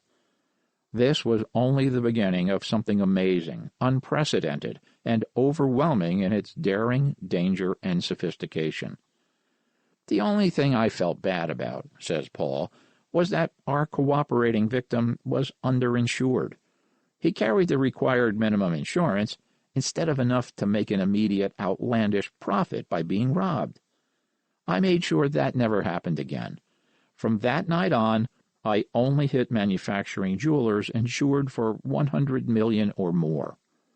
The exceptions were few. Other criminals who tried to screw us, or people against whom I held a grudge born of immaturity, anger, and opportunity. Home base and the nerve center of all the heists and operations was an office on the top floor of the first modern white marble building in the Diamond District, the Modell Building. Behind those large blacked-out windows was Mr. Stan, the most powerful and influential non-violent criminal in the history of New York. Our setup was foolproof, complex, and incredibly lucrative, although we weren't doing it for the money, Stan acknowledged. We had more than enough to last several lifetimes. We did it because we loved doing it. It was a thrill better than any drug. No one was ever hurt. There were no victims, and everyone had a hell of a fun time. The time Paul and his father shared together after that first heist is engraved in Paul's memory as if etched in crystallite. Chapter 16. Mr. Stan and Son. Everything changed. Dad and I would go together to Panarella's almost every night, or we would hit Atlantic City. He was a big shot there and always received the high-roller amenities, including his choice of a limo or helicopter picking him up in Manhattan and delivering him to a casino. He opted for a third option, drive with me, so we could share more father-son time together. While Stan and Paul invested energies in cross-generation male bonding, Branka kept herself vastly entertained with Mr. Deganji and her own brand of high-level micro-heists that are immune from her minimizing. She was, beyond a doubt, the largest purchaser of stolen high-fashion goods on the planet. She had her own army of gay thieves, remarkably loyal, who stole just for her. The most proficient ones made up to $10,000 a week. They hit stores like Barney's, Bergdorf's, Saks Fifth Avenue, Bloomingdale's, and every single couture shop on Fifth Avenue and Madison Avenue, up and down throughout Manhattan, says Paul. When a Versace shirt was boosted, it was quickly brought to the top floor of our building. To be more precise, let's have Paul walk us through the theft process. After it was stolen, it would find its way to our office in a manner that would make a fun opening of a movie. Just follow the silk Versace shirt. Price tag $2,000. The shirt gets passed off to another and even a third thief, and within 20 minutes of getting taken off the rack, it's placed in a special shopping bag that blocks any alarm techniques. The shirt would get passed off in the coffee shop up the block and picked up by another person and would go through this arcade, and there would be so many thieves avoiding the cops and detectives. The cops knew the players of the game. It was a wide network of thieves, but the cops didn't know where the shirt was going. It was going to the same destination as countless other shirts, dresses, minks, sables of every hot label. Our office desk, where we would buy it. Remember, my mom was a professional model. She would stand in front of that giant mirror and model these incredible outfits in private from my father, Mr. Stan, the suave man in the shadows. Bronca had 10 teams that visited the office starting at 9 a.m., bringing the hottest items in the windows of Barney's or Bergdorf Goodman. The men's navy cashmere long overcoats had a price tag of $10,000, and Bronca paid 30% of retail. "I had a few of those gorgeous coats," Paul says, "and it makes you feel important when you're wearing a slick Brioni suit with some Ferragamo shoes. I always dressed to the nines because my father was always impeccably dressed." Paul loved collecting ties, and the most expensive ones didn't have to be boosted because they were gifts from Barton G., the famed restaurateur via Aunt Rhoda. "Barton wore a tie once and then gave it to Rhoda. Lucky me," exclaims Paul, "getting hand-me-downs from the super-wealthy, but it was all brand new. Rhoda used to bring an entire bag of clothing for me, all name brand, all styles, only the best. Between Mom's booster cruise and Barton G's hand-me-downs, I made out like a bandit." Bronca's bandits and their high-fashion micro-heists were petty compared to what Stan and Paul's criminal crew were up to. They didn't steal single articles of clothing, but the entire store, complete. My father didn't participate in those store heists, although he would kindly offer planning advice when we stole the entire Versace store, Banks, Hermes, Escada, Chanel, and, of course, we robbed the Trump Crystal Palace. It was fabulous. I did that score with Alex Montenegro. We hit it from the empty store next door. It was locked, sealed, and perfect. We made a hole through the wall, and we filled 20 giant plastic 5-milliliter asbestos bags with the finest leather and mink. This was the best of the best, and soon the entire New York City underworld would have one of these coats. Hell, even John Gotti wanted one. After hitting Hermes' store, Paul wore the brand so often they began calling him Paulie Hermes. George Carlin was delighted with the shirt Paul gave him, and Carlin wore a gifted Hermes tuxedo to the award shows. I was young, it was fun and dangerous and exciting, and every time I got closer to seeing the look in my father's eye that I so longed to see, one of complete admiration and acceptance. It was, however, like running with scissors or throwing lawn darts. It is all fun and games until someone trips, stumbles, or gets careless or too eager, and someone gets hurt, gets caught, and spends the best years of their life in the living hell of America's prison system. I could have retired after that first heist, admits Paul. I should have retired. I had enough money to pursue any career. I wanted to open a pasta factory in the Balkans. At that time, all pasta was imported. Hell, what do you need beside flour, water, the world's best pasta-making machines, and the funds to back the enterprise? Paul researched all aspects of the pasta manufacturing industry and returned to normal life in New Jersey. No one suspected that this handsome, erudite teenager had just pulled off the gem heist of the century, over 100 million carats. I even had an after-school job working for Northern Electric and at Hackensack Athletic, Paul recalls, and then I got in big trouble with the law when I was completely innocent of a stupid crime committed by classmates, a crime I knew nothing about until I was arrested. Chapter 17. Running from New Jersey. Two friends from South Hackensack asked Paul to let them into Hackensack Athletic so they could work out. They were lying. What they really wanted to do was rob people's lockers by using bolt cutters on the combination locks. They would replace the lock with a look-alike after riffling through the locker's contents, selectively removing one credit card from the victim's wallet. It would take forever for the victim to get their locker open, and by that time, the credit card had been cashed out. That wouldn't work today, but back then it was far easier to commit credit card fraud. Paul didn't know what his school chums were up to, but that misplaced trust changed the course of his life, even if it didn't improve his selection of compatriots. The local park was the typical teenage hangout, and Paul cruised in to show off his new ride, a 1987 Callaway Greenwood Corvette with tan top and saddle interior. I'm just chatting with one of the boys, and the next thing I know, there are police all over us.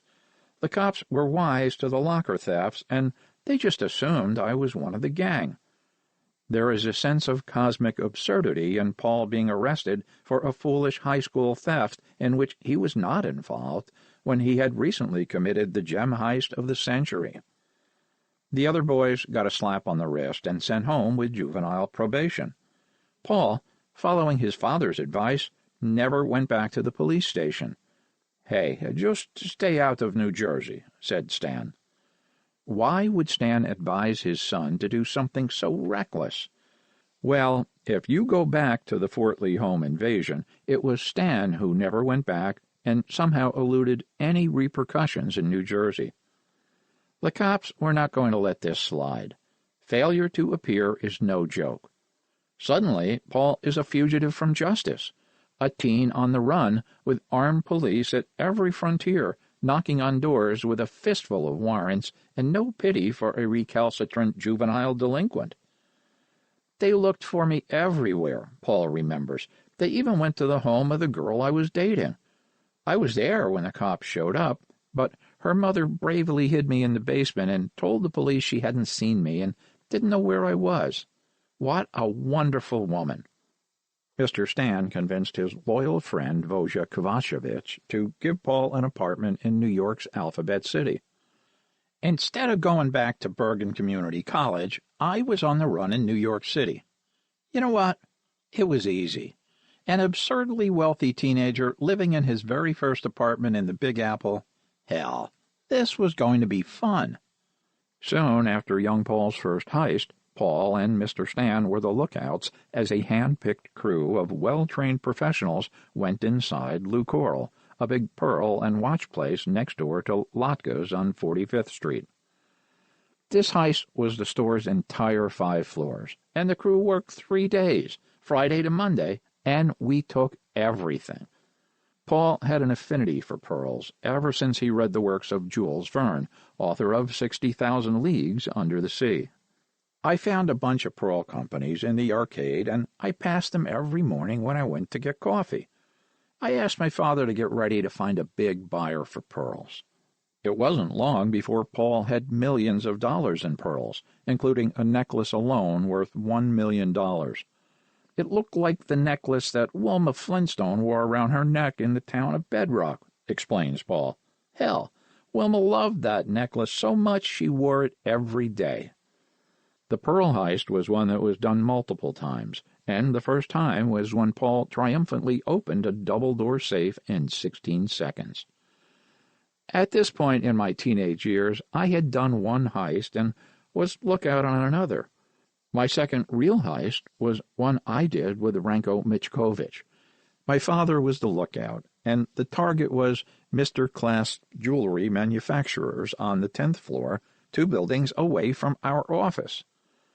As executive sales manager for Gemstones Trading, Paul had access to everyone, including those who ran Mr. Clasp. I had to come to the office every day and work because I had a real job selling gemstones, Paul recalls. We had accumulated a collection of 2 million carats of semi-precious stones. We actually became the #1 source for gemstone business all over the world. We had the highest quality, all the right sizes, and we had the biggest inventory because I made sure that we stole it. Finding potential gem heists was the other part of Paul's job. Finding those was easy. I would go into the Red Book, and I would come up with 5 brand-new potential heists. The next move is to physically go and see what they have and how they are situated. Paul would call and make an appointment to come in and do business in person. He would arrive in his $2,000 suit, $1,000 shoes, a $30,000 watch, and a $150,000 pinky ring. Paul looked every inch the businessman with his expensive briefcase containing samples of the best diamonds and gemstones that only he could offer. I called on everyone, including Mr. Clasp, who happily took me on a tour of their facility. I could see their entire layout, says Paul. I saw how their security system was set up, what type of vault they had, where the security cameras and motion detectors were located, everything. I found this job. It was mine, and I brought it to my father, and he and I agreed. That means everything from that point on was in motion and preparation. You know the process of successful completion: knowledge, volition, and action. Know what you want to accomplish, decide to accomplish it, and then do it. What they did earned Paul his famous nickname. Chapter 18. Becoming Punch. Ranko and I got prepared in my office, putting on our all-black heist outfits, then getting our gear in the bags. This heist was my favorite because it was that night that I got my nickname, Punch. From the top floor of our building, we make our way up the stairs to the rooftop. I have the key to the emergency door where the alarm has been dismantled. From the rooftop, we cross over the fire escape and make a daring jump from our roof onto the building next to ours. In the walkie-talkie, Paul says in Serbian, "I am next to the club. I will go and check it out. How is everything out there?" Mr. Stan, calmly smoking a cigarette, is on his walkie-talkie on Fifth Avenue, watching the side of the building where the guards come out of 580 Fifth Avenue. Alec Gribak is in a Lincoln town car, just circling the 47th Street block with a police scanner and his walkie-talkie. "Everything is smooth," says Mr. Stan, giving Ranko and Paul the security they need, knowledge that no guards or police can catch them if they stick to the plan. We now have to climb up 10 flights of jagged fire escape in the dark. When we get to the 10th floor, Ranko is winded and my mouth is dry. I take out my flashlight and point it through the window right on the vault. I immediately get on my walkie-talkie. "Okay, I'm at the door of the club and I am about to go in." I reach in my bag and take out the first tool I'm going to use to stretch the bars on the window, a BMW car jack, because they work the best. I put the jack in between the bars and start cranking. They bend as if they're made of string cheese. We immediately each take out a crowbar. We're going in now. Both lookouts, my father on Fifth Avenue and Alex on 6th, respond, "Okay, clear." Alex is in the Lincoln town car picking up Mr. Stan, and they will park further down the block and use binoculars. This is a boom-bash job, meaning the alarms are running. The police and home security are going to come and come fast. I popped open the sealed window, and we know that in 15 seconds the alarms will go off. Sure enough, the phone starts to ring as I go straight to the vault lightning fast and open my bag of tools. "Ranko, turn on the lights," I said, "and fill the bags with the showcase items." Before he has a chance to fill the second bag, I punched the vault open and immediately started scooping diamonds and gold, filling up a total of 5 bags. Leaving the tools behind, I went into the nearby mini-fridge and found a Mott's apple juice. My refreshment break is interrupted by Mr. Stan on the walkie-talkie. Get out, they're coming." I make it out the window and I tie 2 bags and send them down swiftly as Ranko is already making his way down the same fire escape, and I strap my bag around my back and go down fast to make it through the backyard 2 buildings next to our building at 45 West 47th Street.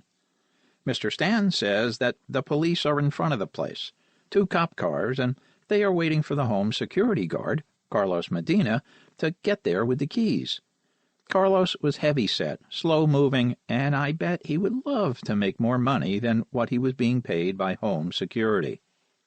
Ranko is down now while I climb quickly up to our roof and throw the line down. I climb up with 1 full bag, take it off, and pull up 3 heavy bags. Ranko struggles with his 1 bag and finally makes it up. Mr. Stan on the walkie-talkie. Are you good? Are you good?" "Yeah, we're really good."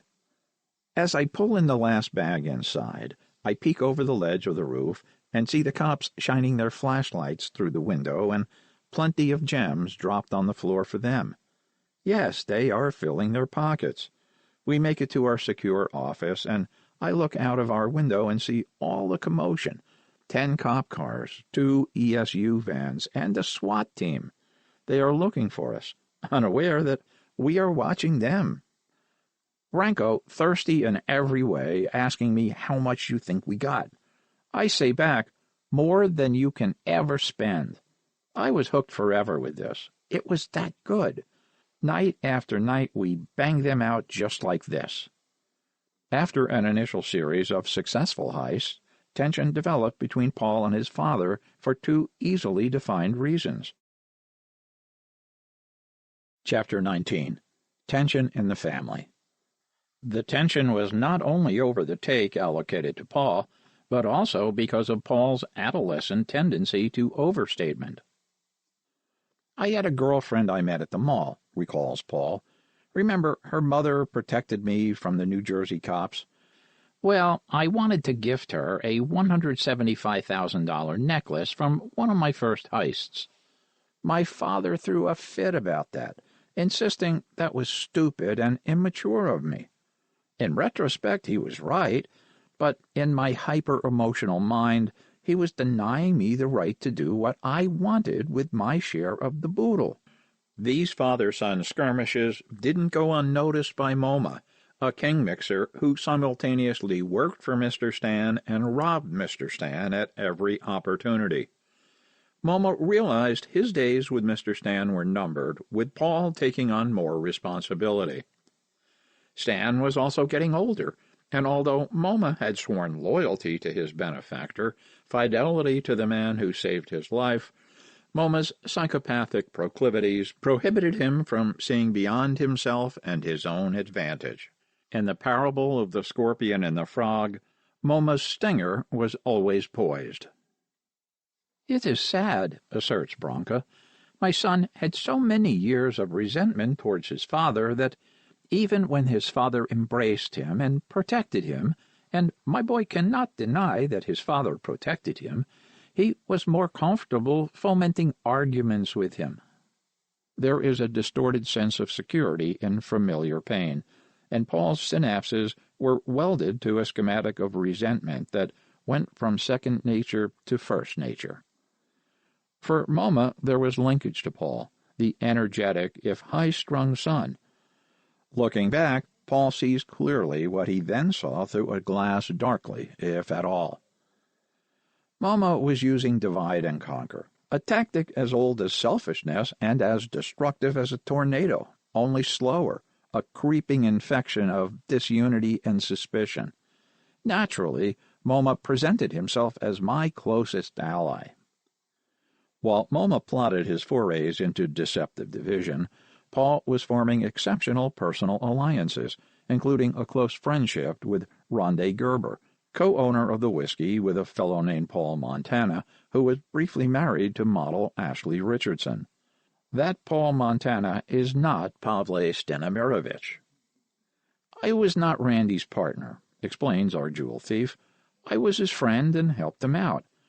My dad and I conducted a lot of meetings at the whiskey bar. The real Paul Montana married Ashley. The marriage didn't work out, and Mr. Montana moved away to Europe to start a new life. I always needed new identities, as I could never use my real name for anything because I was a wanted man. So, simply put, I became Paul Montana. I had an ID with that name on it, and the real guy and I looked similar, so I was able to get away with it. Ashley was a good sport about me pretending that I was her ex-husband and kept my identity a secret. I regard both Paul and Ashley as valued friends to this day. The problem with history is that those living it, not knowing it is history, didn't always pay attention. Paul paid attention and rattles off names and associations as if this all transpired less than 24 hours ago. There is this great guy, John Scialpi, owner of the strip joint Goldfingers, and we partnered together on some high-yield banking projects, recalls Paul proudly. Everything seemed blessed and created for our own amusement and profit. John D'Angelo, a loyal friend, had an entire truck filled with laptops one day. The next day he had Nike sneakers, and then it was a truckload of Fila, and then Sergio Tacchini. How he happened to acquire the abundance of such items was really none of my personal business, but selecting the best of it for myself and my friends before passing it up the mafia ladder was my business. Mr. Stan had nothing to do with these criminal enterprises in terms of active participation. As Brett and Bart Maverick said, stick to your own game, and Stan could have adopted the Maverick motto as his mantra.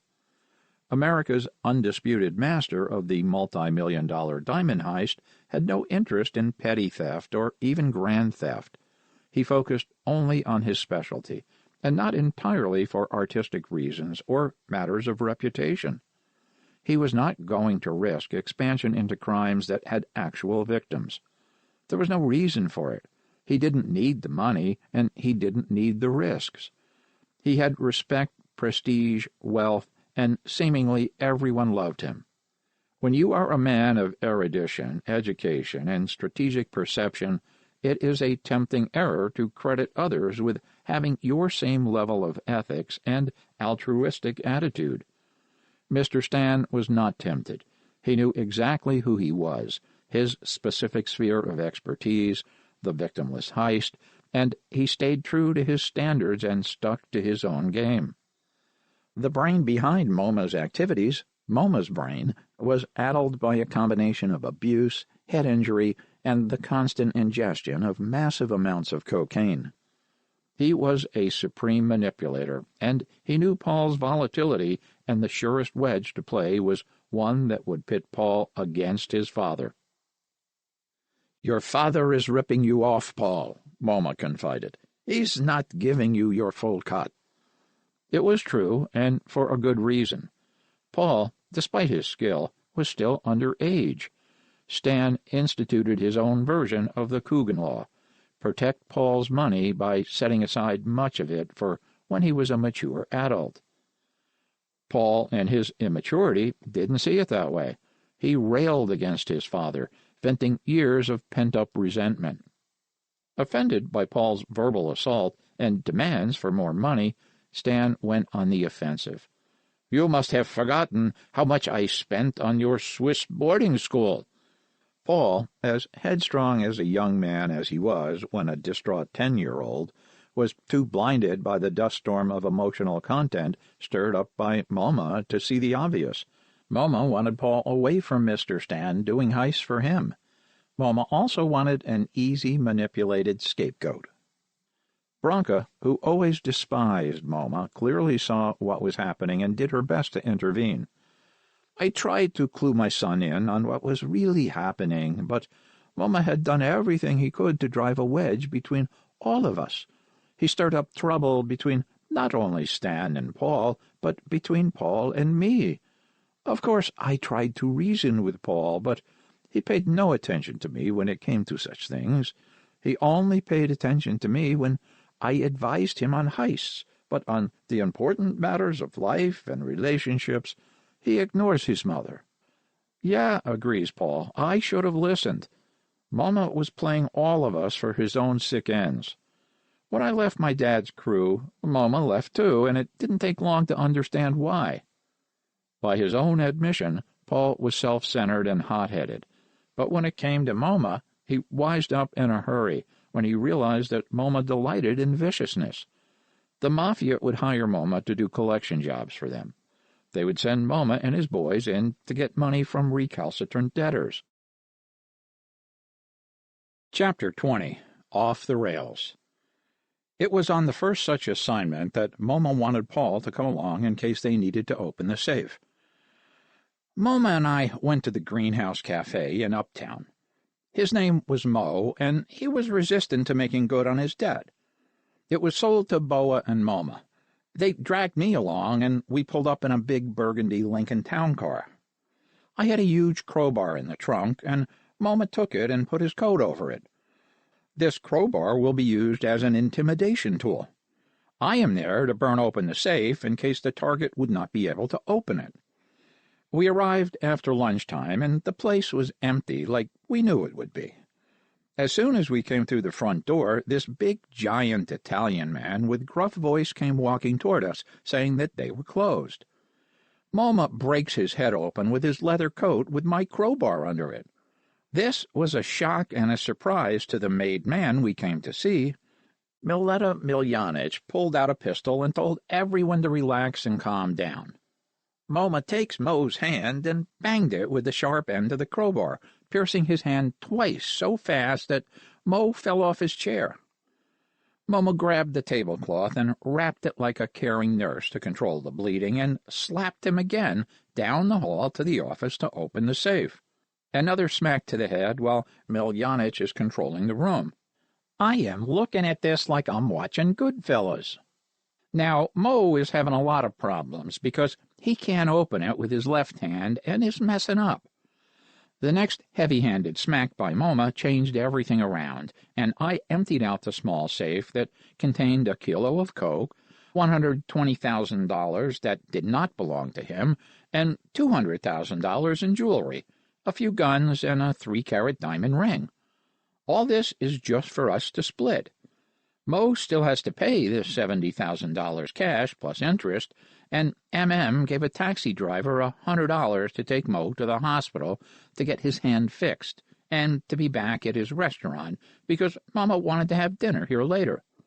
Guess who paid the bill that evening, plus the $70,000 plus interest and an apology for neglecting prompt payment? Mo, with his bandaged hand. Now, why do you think they sent us to do this work? Because this was a made guy, and no one can touch a made guy, or you would get killed. They send in the Navy SEALs. We were the Navy SEALs. This was day 1 out of 47 days in gangster hell I spent with Moma. Mr. Stan would never conscience such behavior, such violence, and to know that his son had sunk to such depths was more than disconcerting. At least he hasn't been infected with politics, Stan allegedly mused, knowing full well that partisan politics was by its very nature divisive, corrupt, and deadly. After Mama and I got bagged from my father's crew, I experienced another side of life, says Paul. I left and went with Moma to M.M., and that's when I joined them, and Zoran, and we did work for the Serbian Mafia. Bosco was the boss of the Westies, and we worked for Sammy the Bull. I took over his nightclub on the west side, ran payroll for Marine Construction and Hawk from Englewood Cliffs, New Jersey. There were decidedly violent and immoral aspects, and I had to make myself fit in. He fit in all too well. Paul not only crossed the line, but he also took the street signs with him. Yes, looking back, I'm ashamed of myself, Paul admits. I did things that violated the standards of the gentleman thief. His mother, hearing this, rolls her beautiful eyes as if hearing the understatement of the century. She opens her mouth to utter a sharp-tongued condemnation, but allows whatever commentary to evaporate in a measured exhale. I wanted to spank him, but he was too big, she says, half seriously. What was he doing with that damn Moma? For a true genius, sometimes my son is a complete idiot. How crazy did it get? There is no way to exaggerate, and to cite a few examples would be minimizing. Moma and my crew had an apartment on Hillside off Dykeman Street, explains Paul, neglecting to mention that the apartment was an entire floor with access to Moma's personal parking lot next door with every type of car from Porsches to Caddies. Moma owned horses in Arizona, and he took off for a work-play vacation in the great outdoors, leaving Paul and Money Mike, a male model for Bruce Weber Photography, with the run of the place for an entire month. Unlike many male models, Mike wasn't gay or bisexual, but 100% straight, and he scored his weight in women wanting a blue-eyed blonde bad boy. Mike grew up in Brooklyn, says Paul. His hustle was his incredible basketball skill. He was like a card shark or a pool hustler. If you ever saw the movie White Guys Can't Jump, you get the idea. No one expected this maybe gay white kid to move and shoot like a love child of Michael Jordan and Larry Bird. Mike showed Paul how he made fast money. Paul showed Mike how he made faster money and more of it. Money Mike quit his hustle and went to work for Paul. With Moma gone, Mike and I had a month to do what we wanted, and we accidentally robbed a friendly acquaintance of over $1 million. Accidentally? The friendly acquaintance was Supra, a powerful multimillionaire drug dealer and member of the Latin Kings. Not to be confused with the Mambo Kings or Kings of Leon, the Latin Kings is not a 70-millimeter cigarette. It is what some term a Latino Heritage Fellowship, and others regard as a sick-ass gang of violent drug pushers and murderers. Money Mike had just finished a photo shoot when he stumbled upon what was certainly a drug spot money counting room in the Dykeman district. Mike tells Paul, and the two go into action.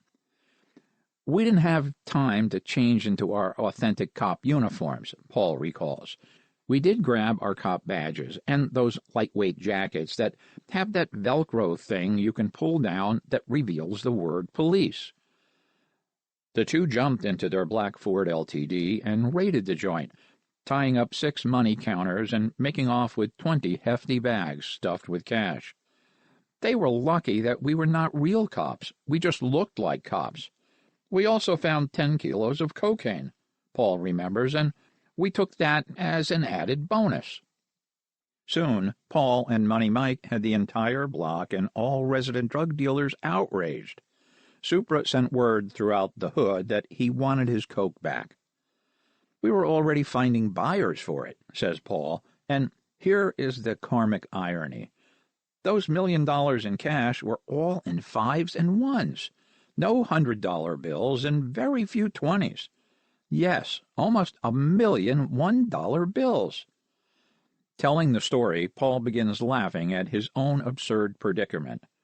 We had so much money, we could not count it all. We stuffed it in a closet, and there was still what seemed tons of it left.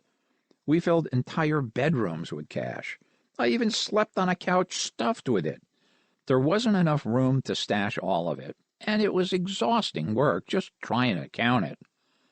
Paul gave up, but Mike started sniffing up the coke to stay up, and this is when Moma came back, cracked open a kilo, and he started sniffing coke more and more. He would then drive to Manhattan to do a heist whacked out of his mind, says Paul, and then rattles off an evening's agenda in a breathless staccato mimicking the frantic lifestyle of the overamped Moma.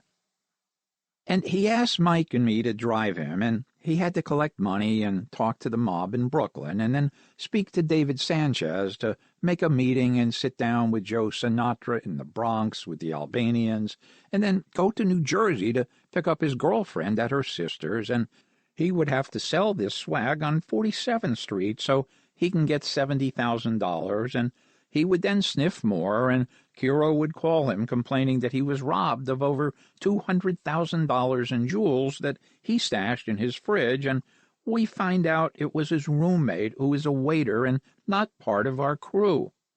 We got to go to Riverdale to Kiro Haki Murati's place to question these fuckheads and find out who stole what. They will feel the wrath of Moma, and Moma would examine him, and he would either die or find religion. Moma duct-taped the guy with 2 rolls of duct tape, and then he waterboarded the fellow. Moma claimed that his own father used to punish him with waterboarding. Moma's victim confessed and revealed to whom he sold it. Of course, he would have confessed to assassinating Archduke Ferdinand under the circumstances. That lifestyle of continual chaos, violence, and duplicity wears thin on those who have known another life. Paul knew another, more refined and erudite life from which he now felt cut off. When Mr. Stan cuts you off, you are cut off from everything and everyone, and that was Moma's exact situation. Angry and frustrated, Moma returned to the same Albanian gang that once wanted to kill him, the Mustafa crew. He convinced them that he could do infiltrating work against Mr. Stan to their financial advantage. All he needed was a strong pawn in the game. I was that pawn, admits Paul. I stupidly hooked up with Moma, and we pulled off between 10 and 15 heists before the infamous Miracle Watch debacle. Chapter 21. The Warning. Mr. Stan could see his son's career arc clearly, and it wasn't a pleasant vision. "You are going to wind up in prison," Stan stated succinctly, and did his best to reason with Paul. In this father and son meeting, it was pointed out that Paul was doing too much, and doing it with criminal inferiors. Paul had nothing left to prove. He had reached the pinnacle of success, and the only movement in his career was down, and down with a crash. "Let's retire before it goes bad," suggested Stan, in words such as these. "We can go back to the old country with our wealth and prestige, where you can live like a king, have a luxurious home, cars, women, the best of everything, travel the world, have fun, be free of any danger from gangs, cops, feds, anybody. If you keep going like you are, with the people you are associating with, it's only a matter of time before you are not only arrested, but tried and convicted. I can't protect you except by warning you and inviting you to quit while you're ahead." Remembering that conversation, Paul puts his head in his hands and takes a moment of silence before commenting. "Why didn't I follow his advice? He talked retirement. He talked about stopping what I was doing. Retire? How can I even comprehend the concept when I am only 20? Besides, I had an almost terminal case of criminal pride. My ego entered the room a half hour before I did. I was determined to be a billionaire. I'm not kidding. My life would have been so much different if I had listened to my father." Paul turned down the offer and went off with Moma to pull a heist at the Miracle Watch Company. By sunrise, he was in police custody. "If I had done this heist with my dad as lookout, I never would have been busted," laments Paul. "I had just been in this place with my mother when she sold them some watches. The owner was showing off some high-end Cartier watches that he had stashed above his bookshelf. I made a note of that. This was supposed to be an easy win-win job for everyone." From the very beginning, things were not to Paul's liking. First of all, Moma was so high on cocaine that he didn't know what planet he was on. Second, how they got into Miracle Watch was to first break into the woman's restroom next door by going through the sheetrock and then repositioning themselves above the showcases by making a hole in the ceiling. Moma was so whacked that the work was sloppy as hell. The ceiling was falling down on top of the showcases, and there was dust and debris everywhere. Paul immediately took command and started giving orders, determined to have the job go smooth. The crew, aside from Moma and the lookout, were guys that I knew were 100% trustworthy. Zoran Yaksic and I were as brothers. He was smart as hell and had the kind of charisma that you associate with great success. Once we were in, I went right to the vault while Zoran attacked the showcases and filled up the bags. But one of the bags he filled was inside out, so we had to leave it behind. 5 bags came out with us, and we dropped them off in the van. Now the question is, do we go back for the other bag or not? Here is where criminal pride can override common sense. A basic rule of the successful heist is never go back. When you are out, stay out. As everything was quiet, no alerts from our lookout, I said that David Sanchez and another guy, Beto, and I would go back for the rest. Moma was so out of his mind that I didn't want him back on the inside, and there was no reason for Zoran to go with us because we were taking everything back to his apartment. The reason everything was quiet with no alerts from the lookout is because the lookout left his post. He decided to take a walk around the block. Hence, he didn't see the cops show up. They were alerted by a custodian who found the giant hole in the next-door lady's restroom wall. Paul and his 2 pals retrieved the other bags and were on their way out when the lookout contacted them. There is a cop car out front, but I don't see any cops," he says. "The doors are open. What does that mean?" "They're in the building, damn it," barks Paul, and they race to the door, open it, and 3 cops have guns drawn and pointed. All three of us were wearing Halloween masks, Paul explains, and mine was the scariest, the Wolfman, so they all trained their weapons on me. Everyone froze as if someone hit pause on a DVD. David Sanchez, directly behind Paul, was the first to make a move. He threw the bag of watches at the cops. Struck by a fortune in designer timepieces, the cops stumbled back and the door slammed shut. Paul, David, and Bada ran like hell. They chased us inside that building for over 4 hours without catching us. David ran one way and we ran the other. Now, I had keys to every door in the building, and by the most remarkable of situations, I was able to get past them and opened a locked closet directly by the door out. Bada and I hid in there and waited. We could hear everything that was going on. The chaos of the SWAT team, searching every floor. The choppers overhead. The works. I think they had David, but they had given up on finding Bada and me. We just sat there waiting and listening. They were leaving and pulling everyone out. All we had to do was sit tight and wait. The last man leaving was the man with the K9. If the man and the dog made it past the closet and out the door, Paul and Bada would soon be up in Zoran's apartment, counting the loot and preparing to bail out Sanchez. No such luck. I was busted by the SWAT team called Emergency Service Unit ESU, and they were all jacked up on steroids, and they meant business. I will not lie, I was shaking. I did not want to go to jail. And I am with two guys who have never been arrested and didn't plan on being arrested that night. David Sanchez, his brother is a pilot flying Mayor Dinkins around, and the other is Montenegrin Beto Ketovic, the brother of the legendary smash-and-grab thief. The dog, Billion, was trotting its canine way past the closet when it suddenly went crazy, barking and scratching at the door like Cujo on a mission to kill. Paul called out from inside, "Okay, we're opening the door. We give up."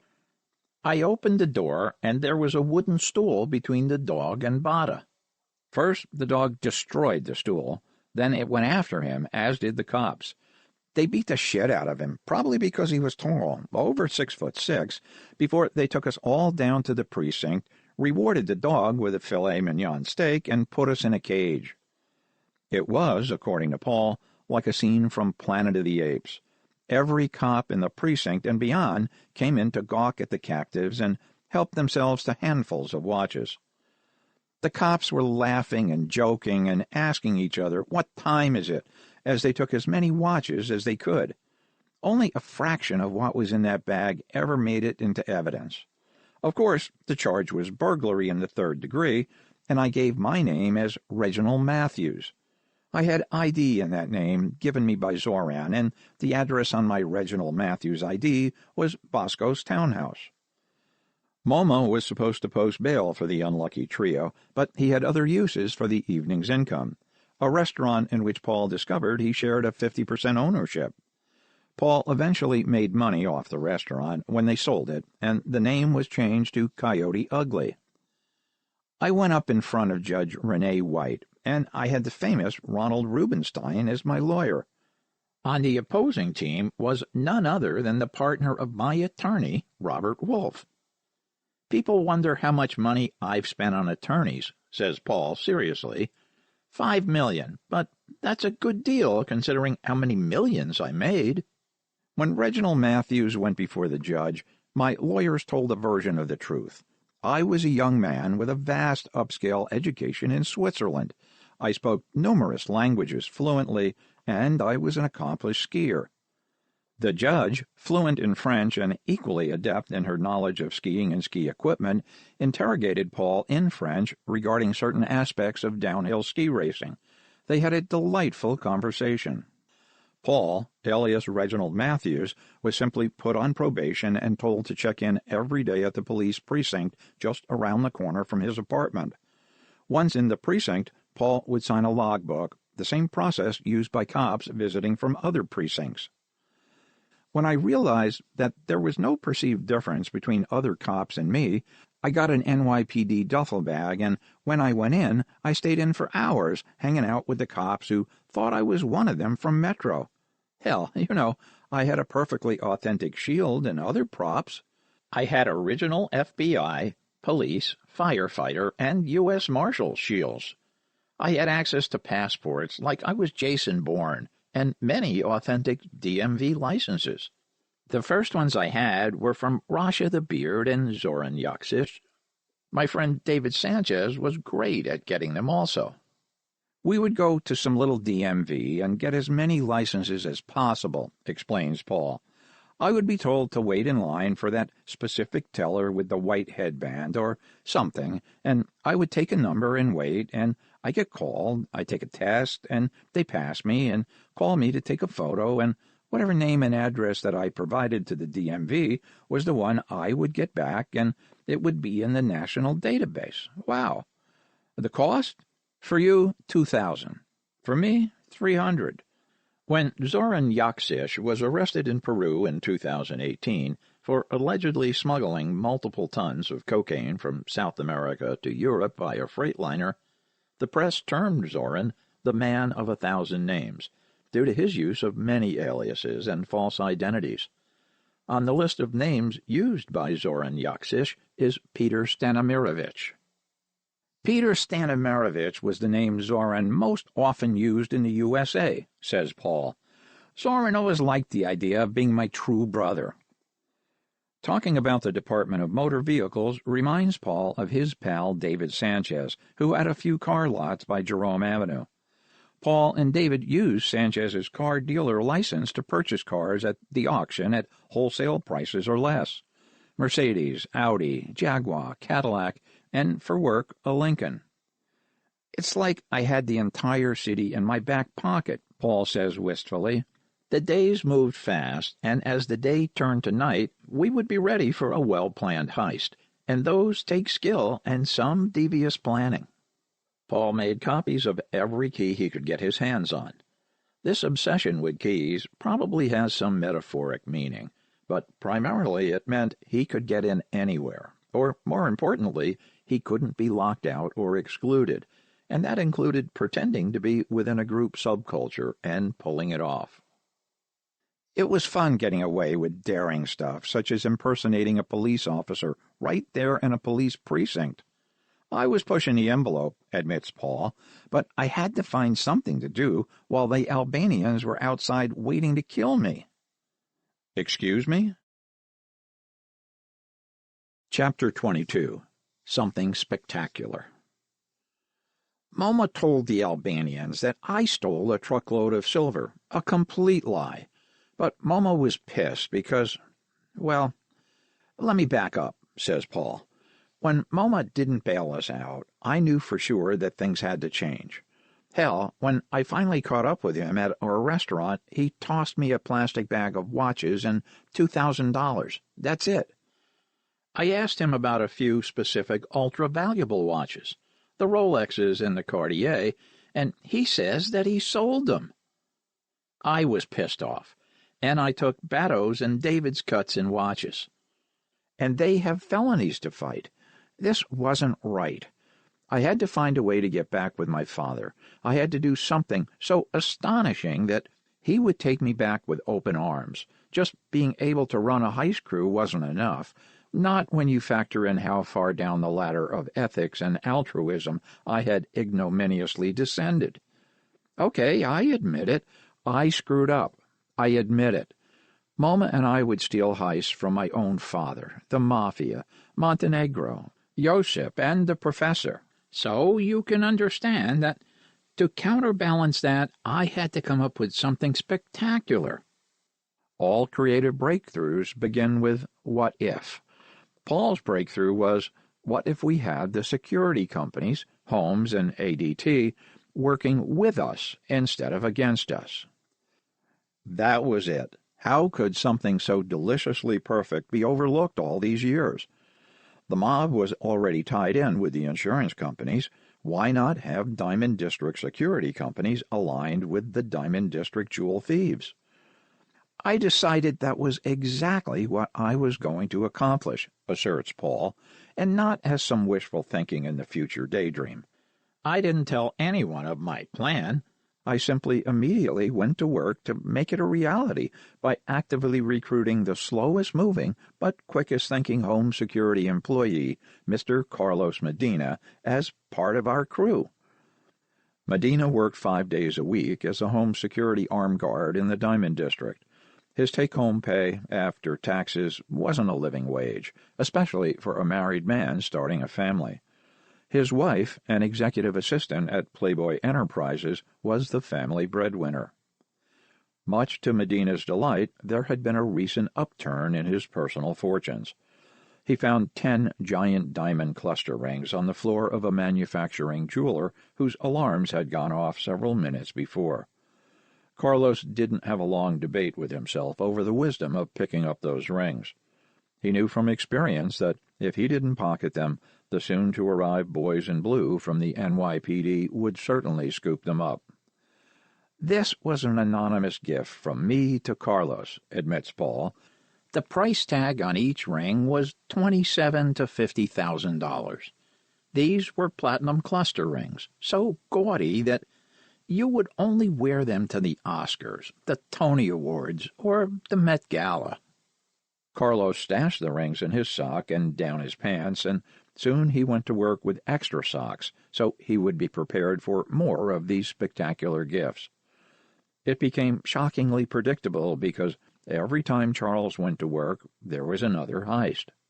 "The first time I saw those rings on the floor," Medina later recalled, "I thought to myself, who would do something like that, so stupid and careless?" It wasn't carelessness, it was intentional.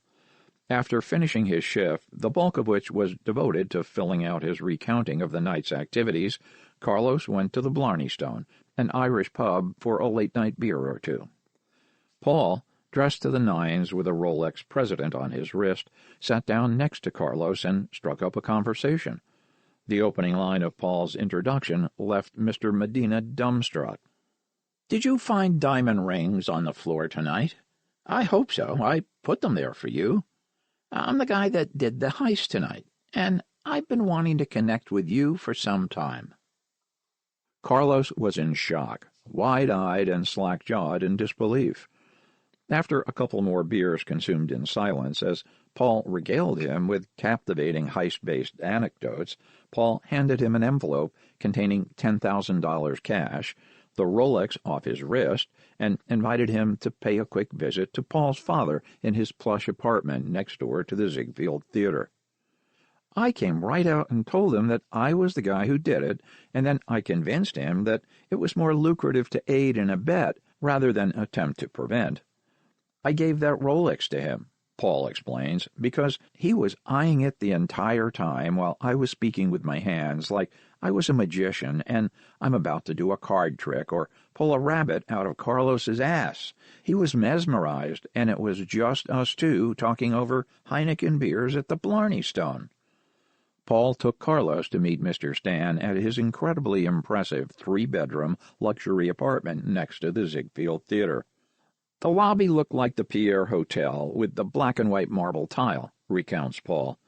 "I pressed the buzzer and said, 'It's Molly Paya.' We went up a few floors. There were several doors, and one opened on the left, leading us down a hallway past the kitchen into the dining room, where we sit down around this huge mahogany table on chairs built for royalty. The place looked like a museum filled with paintings and old books. There is a statue of a big samurai soldier in the corner and a heavy silver dragon in the other. Everywhere you turn there is wealth, and you know that you are somewhere important." This was a surprise visit because Paul and Stan had not been on the best of terms. My father was stunned to see Carlos in full home security attire, but he kept his composure. He knew immediately who Carlos was because my father looked out for us so many times. It was a most astonishing and impressive meeting. Carlos promised my father important printouts, keys, and a system to copy them all. He even had 10 heists in mind that he offered us. Yes, Carlos Medina was Paul's ticket back into his father's crew. Dad took me back with a big fat smile. He was happy, incredibly happy. Not only was I welcomed back, but I was also back with more power and juice than ever before. It was a transformation. The next night, Carlos was my father's guest at the whiskey bar where Mr. Stan bedazzled him even further. Carlos was not bullshitted, because we never did that. We told him the truth. We were going to make him rich. Ah, yes, the whiskey bar. Laced in smooth marble, the entrance featured 1,000 fresh-cut roses every day. Large doors, lofty ceilings, and a whimsical staircase. Peter Stark designed the mirrored bathroom, and there was plenty of cocaine snorted in those luxurious stalls, and more than a few sexual trysts as well. This was the spot to see famous people, insists Paul. This is where Robin Williams, George Carlin, and I got stoned and laughed our asses off while Chris Rock is over in the corner having deep conversations with this girl he is working on. I recall the drummer from Nirvana and I on the maroon velvet couch. I'm drinking Corona. He's drinking Heineken. New York actor-artist Laura Faye Lewis remembers it well, and the tight one-piece catsuit she wore as a cocktail server. It was all gray, recalls Lewis, with a thick black waistline looking like something out of Blade Runner. Those were great times. I recall the night that Paul, David Calderazzo, maybe Jamie Schaefer came in and were throwing money around like I could not believe. They were almost giddy and tipping and spending like crazy. Paul remembers that night perfectly, and the reason for their unbridled jocularity. We were on our way to meet Mr. Stan at the whiskey when we saw a safe in an open auto shop garage. We slammed on the brakes. I jumped out of the car, popped the trunk, grabbed my tools, and in less than 30 seconds we were back on the road to the whiskey with $40,000 cash that we shared with everyone in the bar. Ethical? That firm is well insured, says Paul, although, as a rule, I only did manufacturing firms insured for $100 million. Sometimes, he admits, even a gentleman thief yields to temptation. Laura was tempting indeed in her custom-crafted catsuit. The other model figure was the size of the tips from successful actors, musicians, entrepreneurs, and, yes, jewel thieves as regular customers. I met Paul there when I was 32, and he was maybe 19 or 20, Laura recalls, and he wasn't very forthcoming about himself, other than he was from a wealthy family, and he was great fun, and soon he started sending me gifts. Wonderful gifts, such as expensive jewelry. I met his parents, and they were both truly kind to me. The whiskey was the kind of place where pop stars and pop star wannabes were in abundance. I recall boyish Mark Wahlberg having a thing for me. That was before he was an actor, and before he became as beefed up as he is now. He was still Marky Mark. I was constantly urged to go up to his room because he was living in the hotel. But I was not interested in going up to any guy's room who I didn't know just because he found me attractive. Believe me, there were plenty of other attractive women in the whiskey. The place would get wild sometimes. Famous people everywhere. People getting drunk or out of control. People high as kites, and then Madonna couldn't get in one night because Randy Gerber told her that there was a private party, which wasn't true, but it would give the place publicity on page 6. David Calderazzo worked the door with Jamie Schaefer, and both became close friends and confidants of Paul, who was using the alias Paul Montana. Anytime Punch got in trouble, he simply changed his name and kept right on going. I couldn't be Reginald Matthews because there was a warrant out for his arrest for failure to appear, explains Paul, and I couldn't be my real name because of that stupid bogus charge in New Jersey, also failure to appear. I looked enough like Paul Montana that a fake ID in his name worked fine. This rarefied showbiz fame pit, where Stan and Paul would often plan their next heist, was an alluring world for Carlos Medina, who never thought of going to the whiskey.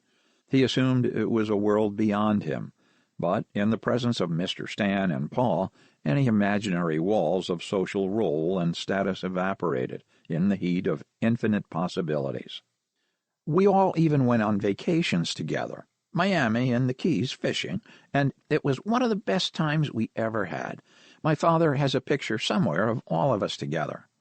After a week, Carlos brought all those rings back to Mr. Stan to sell them, and not only that, but Carlos managed to bring over $350,000 in stolen jewelry that he took since he had been working, but was scared to ever sell it because he knew the feds were watching him.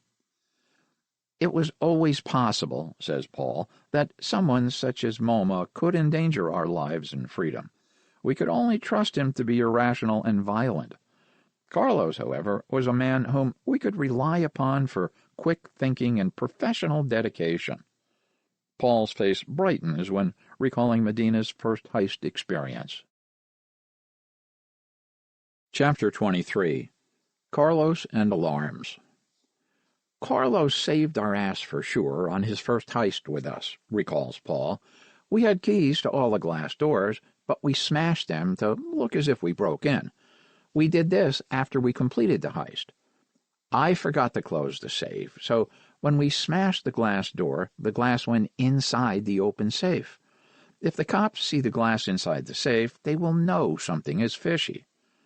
Carlos, thinking fast, said that he used his flashlight to break the remaining glass out so he wouldn't get cut when he entered. We let the alarms run on that heist, recalls Paul. It took Carlos 10 minutes to respond to the alarm, get the keys, get his gun and flashlight, and then take the stairs from 580 Fifth Avenue to 36th West 47th Street. 10 minutes was more than I needed. This type of heist is called a boom bash, meaning the alarms are running. If you've watched any great heist movie, you probably think that security is incredibly high-tech. It isn't. In fact, it is not much different now than it was 30 or even 40 years ago. The way the alarms work is simple, Paul explains. If the alarm is set off, it transmits a signal back to the security company through the telephone lines. It works on a zone system. Most companies have at least 5 zones. A zone is a specific place in the company. It could be the windows, the doors, inside the vault, different rooms, and so forth. So, if all 5 zones light up, you know something is going on because it will seem as if someone is running through the whole place. If just 1 or 2 of the zones lights up, it could mean that someone is trying to break into the place, or it could be a false alarm caused by the weather, rodents, or some other reason.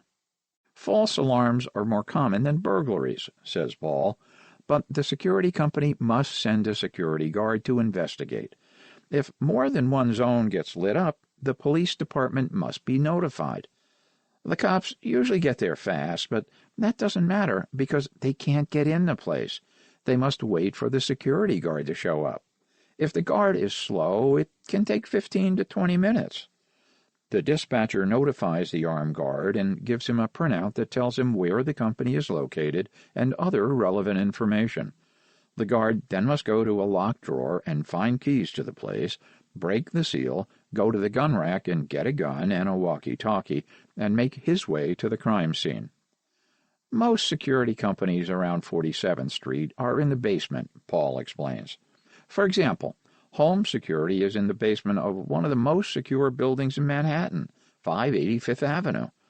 This means that the guard makes his way to the elevator, then to the street level, walks to the scene that he's responding to, and meets up with the cops. Then they go together into the building, up the elevator to the appropriate floor. If the cops and the guard believe that there is indeed a crime in progress, the police will launch a full-scale takedown by calling for backup.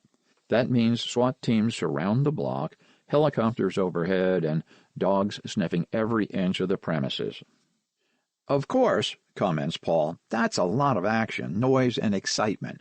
The SWAT teams and helicopters would be too late because, with the exception of the Miracle Watch debacle, I would already be in my own office in the Diamond District calculating how many hundreds of thousands or even millions of dollars I'd made off with.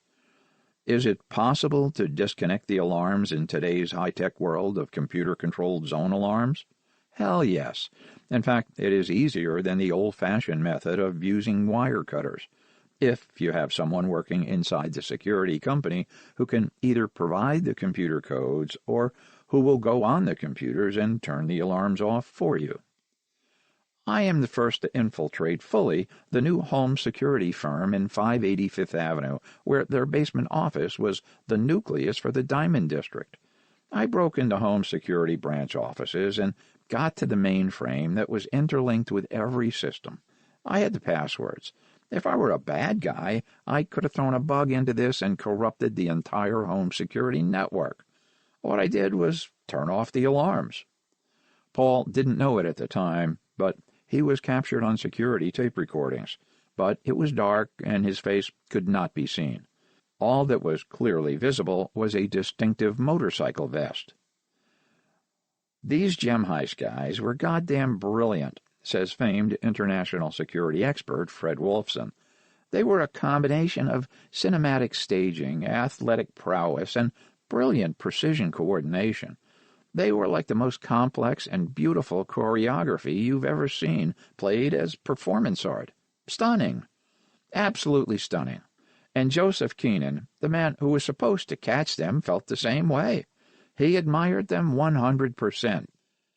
Keenan wasn't as impressed by the sartorial selections and personal apparel worn by the unidentified fellow taking over the home central computer and turning off the alarms. His face was unseen, but Keenan got a good look at the man's vest. One of a kind, it seemed, and Keenan would know it again instantly. I broke into the home security office in Queens, and with info provided by our inside man, boasts Paul, I turned off the alarms for the location and duration of the heist, such as the one we did at Mr. Pearl. $10 million in pearls, diamonds, and cash successfully pulled off by Paul and one accomplice, Eddie from New Jersey, who almost died trying to get away while carrying two 80-pound bags. Eddie and I were making our getaway down a pole, Paul explains, when Eddie swung one heavy bag to his back. The weight ripped him off the pole and sent him and 160 pounds of diamonds and pearls arcing off into the abyss that promised painful death. 50 feet of weighted fall crashed him into a bottom-floor air-conditioning vent. "My God!" exclaims Paul. "When I heard that awful sound, I thought Edo had died, or, if not dead, dying or crippled." Paul called out to him cautiously and heard not cries of pain, but noises of mild discomfort and inconvenience, followed by jovial laughter. Sometimes being alive is sufficient justification for jocularity. "We became rich with the jewelry from Mr. Pearl," says Paul, as if he were not already rich by that time. "It was exceptional and abundant. Another true retirement job. Mr. Pearl had another hidden safe of which we were initially unaware, also filled with diamonds and cash. It was a very good safe, an Israeli SLS TL-30. I know how to open those faster than the owner could. It was as if he were keeping it safe just for us, because no one else could do what we did." Paul began branching out, doing a $3 million contract job in Philly with Izzo and Joe, brothers with their own crew. "We did Mr. Class twice," says Paul proudly, "and Oraden Gem Company as well." All of this was for one primary purpose, for Paul's father to not only approve of his son, but to get that look in his eye, the look of absolute delight Paul had seen on his father's face when crews would discuss great heists. At that time, I still hadn't achieved that goal, but my father's attitude towards me became far more accepting and encouraging.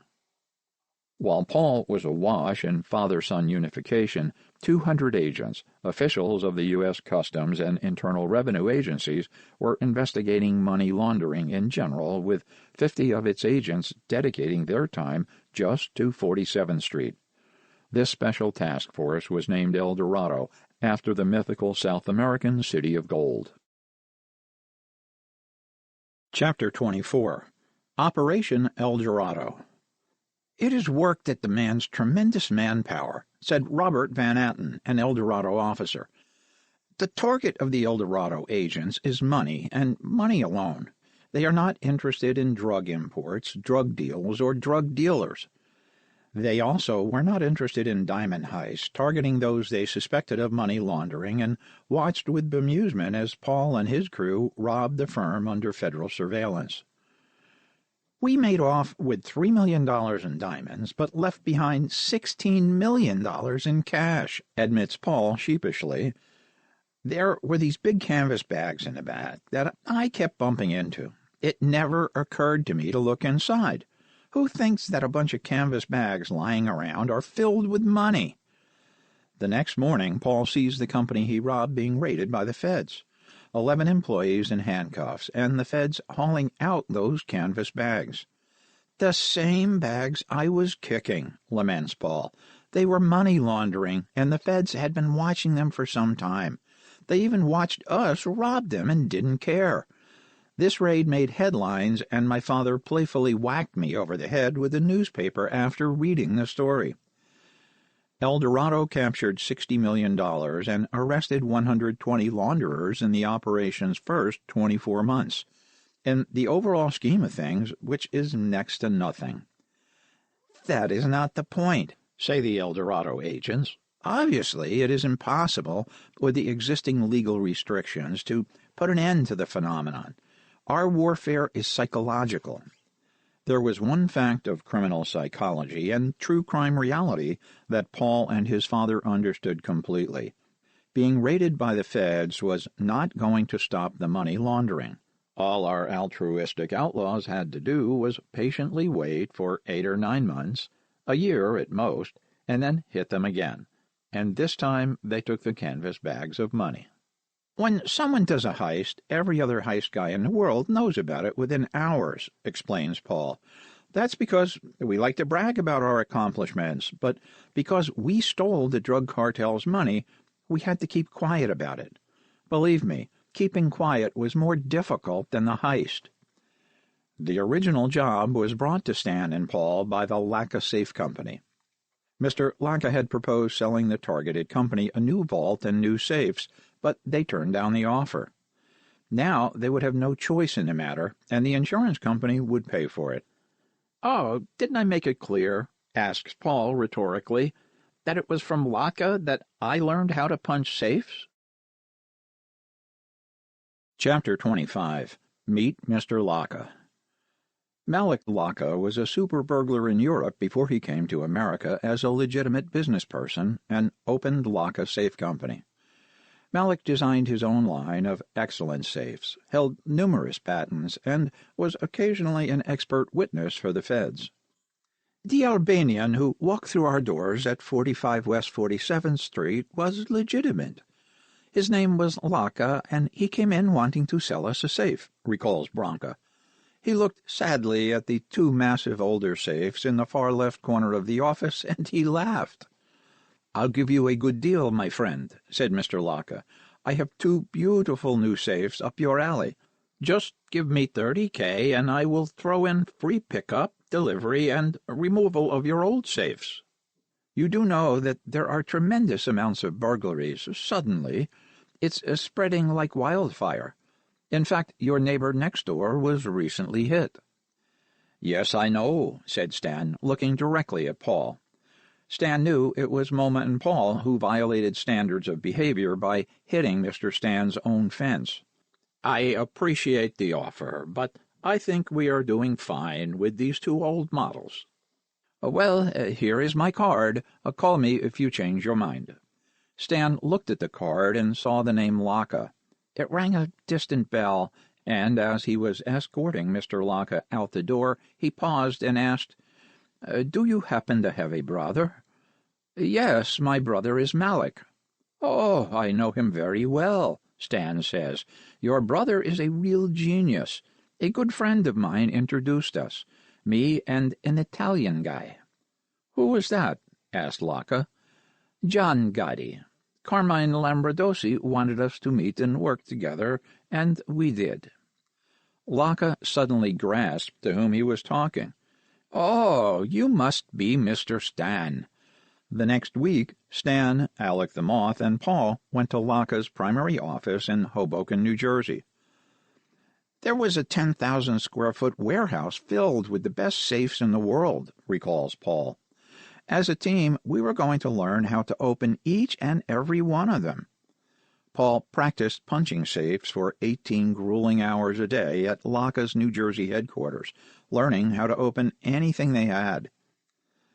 The Albanian mafia eventually took over Laka's safe company, alleges Paul. The Laka that I knew left to the EU with millions. It isn't even the same as it was before, back in the 1990s when Laka joined forces with us. Mr. Stan and Son already had more than only Carlos Medina from Home Security working with them.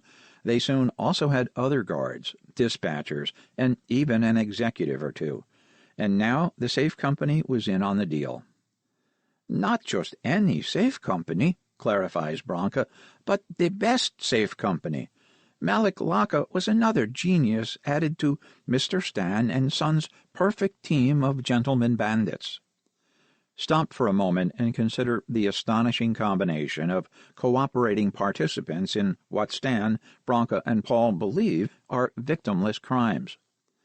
We have the jewelry company, intentionally overinsured in case they are ever robbed. Next, we have the security guards, Carlos Medina, who was like an Amway devotee, selling this multi-level heist concept with missionary zeal. It was Carlos who brought Monchi into the mix, the extremely knowledgeable Puerto Rican with 6 toes on one foot who was, more importantly, a home security executive, assuring access to the computer codes controlling every home security alarm in Manhattan. Finally, we have the strategic genius of Mr. Stan and the high-octane precision of young Paul that is manifested in crews that only Mr. Stan could have put together. It was then, with all the players in place, that we conceived the most daring and outrageous plan in the history of American crime. 10 jewelry manufacturing firms, each insured for over $100 million. We would do them all, one after another. The total value was over $1 billion. These would be everyone's retirement heists. $1 billion. No one ever did $1 billion before, but that is exactly what we planned in intricate detail. We saw no problems in doing so. My father has a supernatural ability to instill not only confidence and admiration, but absolute unflinching loyalty and devotion, and not out of fear, but out of love and respect. I was the only American born in these crews, says Paul. We had our own United Nations. Every country and culture from Croatians to Puerto Ricans, Ukrainians, and Dominicans. Mr. Stan was the absolute ruler of this intricate victimless crime kingdom. He stole the old way, precision planning, diligence, intense rehearsals, and the absolute prohibition of weapons. No one must ever be in actual danger. I always knew my father kept me safe doing heists. Stan and the professor were always the lookouts, and I was running the inside crew with an iron fist. Most crew members did one job, made their fortune, got away with it, and then went 100% legit. We were not the mafia, where you can't leave, Stan explained in a confidential interview.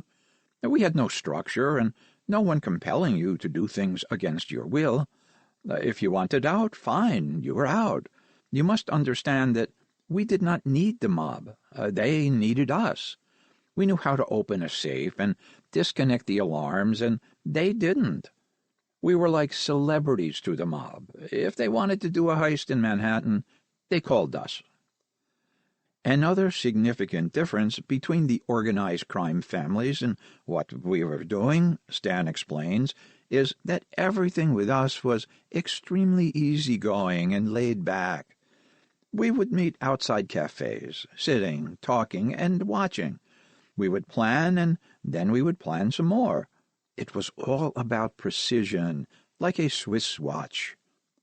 Actually, Paul interjects, it is more like a Swiss ski race, because a heist and a ski race are both about precision within a certain perception of time.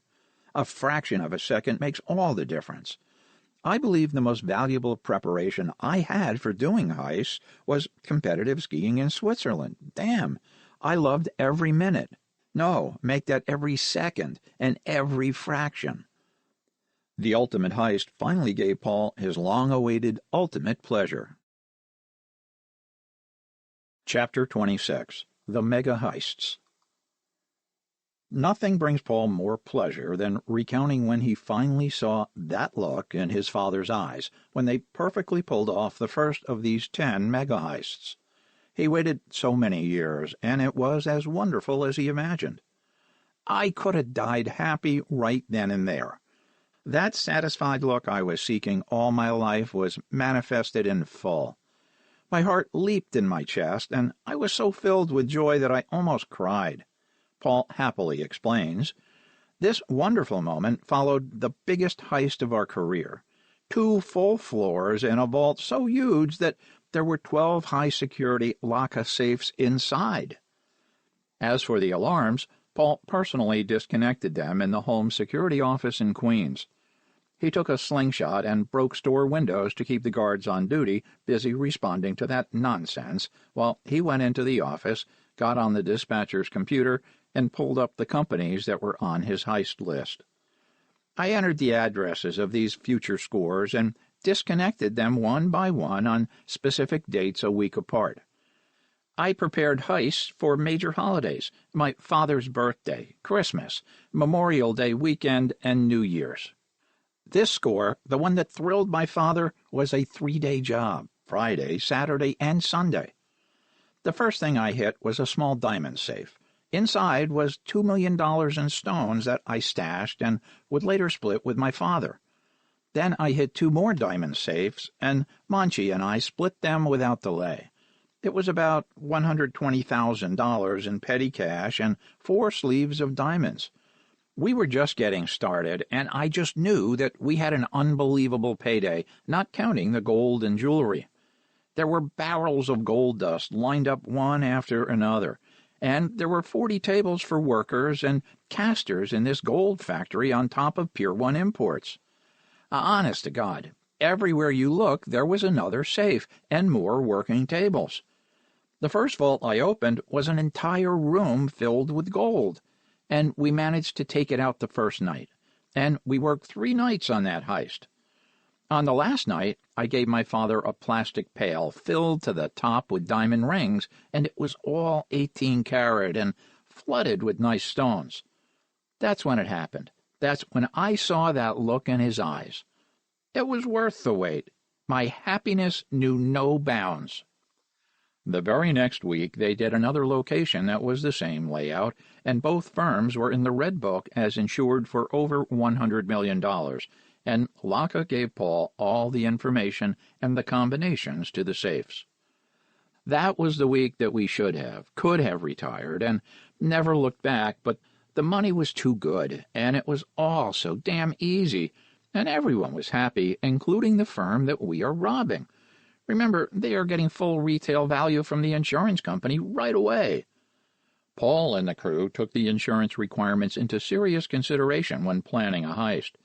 There was a recent requirement that to be insured, the firm had to have double secure safes and multiple alarm companies.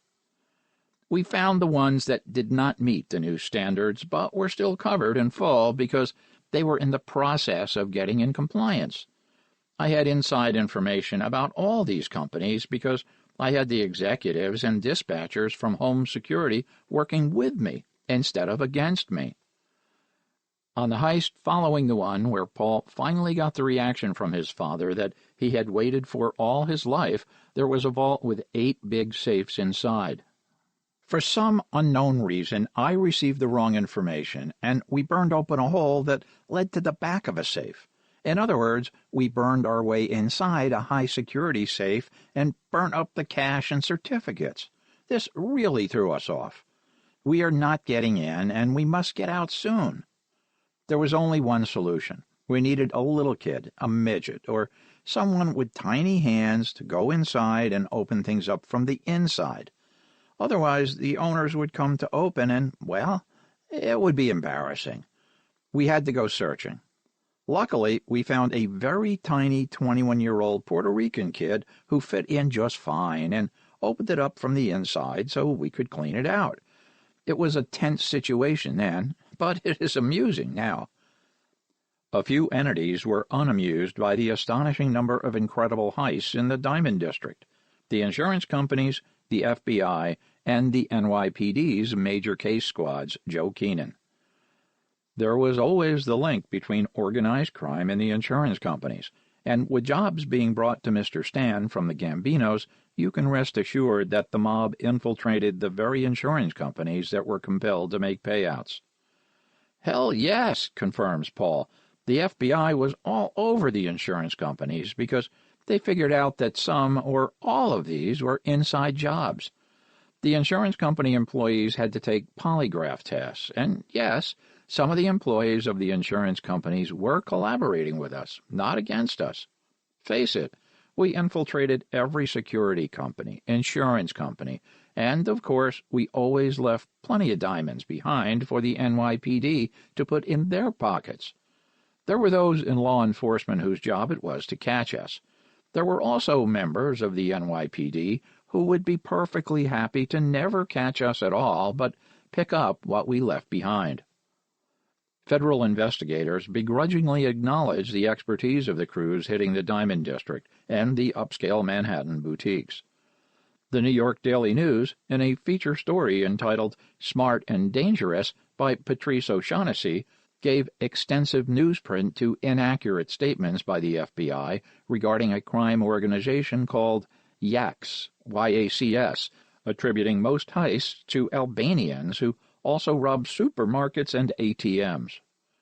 They deployed skills in everything from hack and whack jobs using 20-pound sledgehammers and splitting wedges, rappelling from a hole in the roof, to using 10,000-degree hot rods to penetrate a safe, to bypassing sophisticated alarms and motion detectors. In less than 10 minutes, they chop in, get money, and leave. The FBI has deemed them an emerging ethnic crime group, calling them YACS, an acronym for Yugoslavians, Albanians, Croatians, and Serbians, noted the story. Burglaries of safes in the Diamond District, ATMs in banks and stores all over the U.S. have been attributed to the gang also. This one big gang the FBI called the YACS existed only in their fevered federal imaginations. All the sophisticated, athletic-intensive diamond heists in the heart of the jewelry world on the 4 streets that comprise New York's Diamond District from the early 1970s and intensifying after 1988 were, with few exceptions, done by Mr. Stan and or his son Paul, plus the professor. Prior to 1988, it was simply Mr. Stan, the professor, and up to 6 rotating crews. Those ATM thefts were the work of a guy called Turbo. He personally took $50 million from ATM thefts, Paul explained. That wasn't the YACS. That wasn't the American Serbian Mafia. That wasn't me. That was Turbo, and he was not affiliated with my crew, although I did accompany him on a couple lucrative ATM thefts. Captain George Duke of the Major Case Squad believed that this one big gang had 2 divisions, one high-end and one lower-end. One for diamond heists and the other for grocery stores, gas stations, etc. Captain Duke was wrong. There were 6 distinct groups. 2 were in Manhattan, Paul and Stan's, and 4 were Albanians from the Bronx. I did have some Albanians who collaborated with me from time to time, admits Paul, but that doesn't make the non-violent Serbian gem heist group affiliated with the Albanians robbing grocery stores or the violent punks who pistol-whipped patrons when robbing a gas station or Jack-in-the-Box. We never did that. In fact, our number 1 rule was no one gets hurt. Paul insists that they were never violent, but there was a marked temptation for the violent aspects of the Serbian Mafia to become an operational reality in New York City by the proposed 1991 official launching of a New York franchise with the blessing of the famed criminal called Jiska. Chapter 27. The Serbian Mafia. The man's real name was George Miskovic. He got the nickname Giska because of his resemblance to a famous bear by that name in the Belgrade Zoo. His childhood was one of poverty, punctuated by the murder of his father, who was himself guilty of murder. Giska became a living legend in both the criminal and political worlds of former Yugoslavia. He had close ties with the Serbian mafia in the old country and an allegiance-altering history as a secret agent assassin for the Serbian government. Giska fell out of government favor when he aborted an assassination assignment in Australia because he liked the speech given by his target. After that failed assignment, Giska became an outcast and radical political rebel, creating his own armed insurrection. On June 4, 1991, Giska formed the Serbian Guard paramilitary force along with SPO leader Vuk Draskovic. It was not long after that Giska took a break, flying to New York where he sat down to talk business with an older, distinguished, and all-powerful man known simply as Mr. Stan. While their upbringings were vastly different, they both crossed into Italy illegally, Stan to find a new life, Giska to have a fistfight. The reason for Giska's visit was not political, but criminal. Because of the large Serbian presence in New York, he wanted to scope things out. Giska then approached Stan about being the boss of the American-Serbian mafia. The person who brought Giska to Panarella's was Sava the boxer, whose claim to medical fame was the successful reattachment of his ear after it was cut off by an enraged Serbian white tiger as punishment for having sex with the white tiger's wife. It was Paul who had the ear in his lap, rushing it and the boxer to the hospital. When Giska arrived in New York, he was brought over by Sava the Serbian, a pro-boxer who knew everyone in the business. This was a great treat for me, and Giska and I had a mutual friend, Dugi Lejevi. They were best of friends. Giska had all the respect in the world for Mr. Stan, and that was obvious in his demeanor and his approach when broaching the subject of there being another mob family in New York. A Serbian mafia in America, headed by Mr. Stan, with Mileta Miljanic as underboss and muscle. Stan had no desire to emulate the mafia, extorting their neighbors and killing their own family and friends in a quest for illusory power. Stan declined the position, and the subject seemed stillborn when, 1 week after his visit to Mr. Stan, Giska was murdered in Serbia, killed by a sniper, allegedly because he had garnered too much personal power, as demonstrated by his New York visit. Mileta Miljanic, the most powerful Serbian in New Jersey, acted in 1993 to elevate himself and take the position Giska offered to Stan 2 years earlier. One of his first orders of business was having MoMA extort money from Panarella's by beating up Nicola Rebrecca, the establishment's owner-manager. MoMA beat Nicola bloody and demanded $5,000 per week to keep Panarella's safe from similar beatings and degradation. Who are you going to call when the new mob in town shakes you down? There is only one man with enough power, prestige, and admiration, the man at the top of the world. "Please, Mr. Stan," begged Nicola, "make them stop." Stan didn't pick up a gun, a knife, or a crowbar. He picked up the phone. "1 call is all it took," remembers Paul. Dad picked up the telephone and called a private number that rang in a Belgrade nightclub owned by Bosco.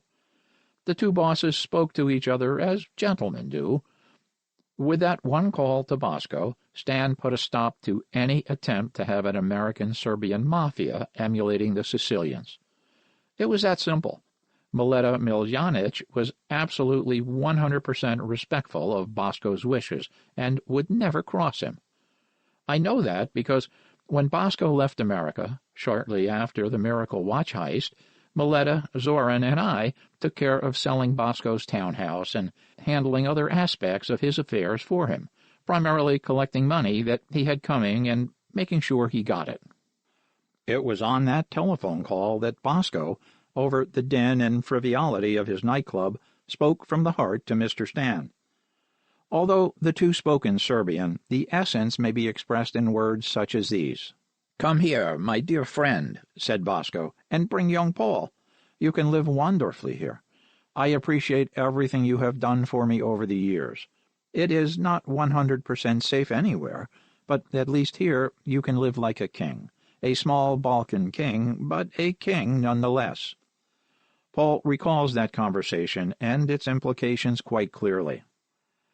"The FBI should have given my father a medal, a gold medal at that. He ended the American-Serbian mafia extortion racket with a phone call, not a gun or a crowbar. This was the quiet power of Mr. Stan.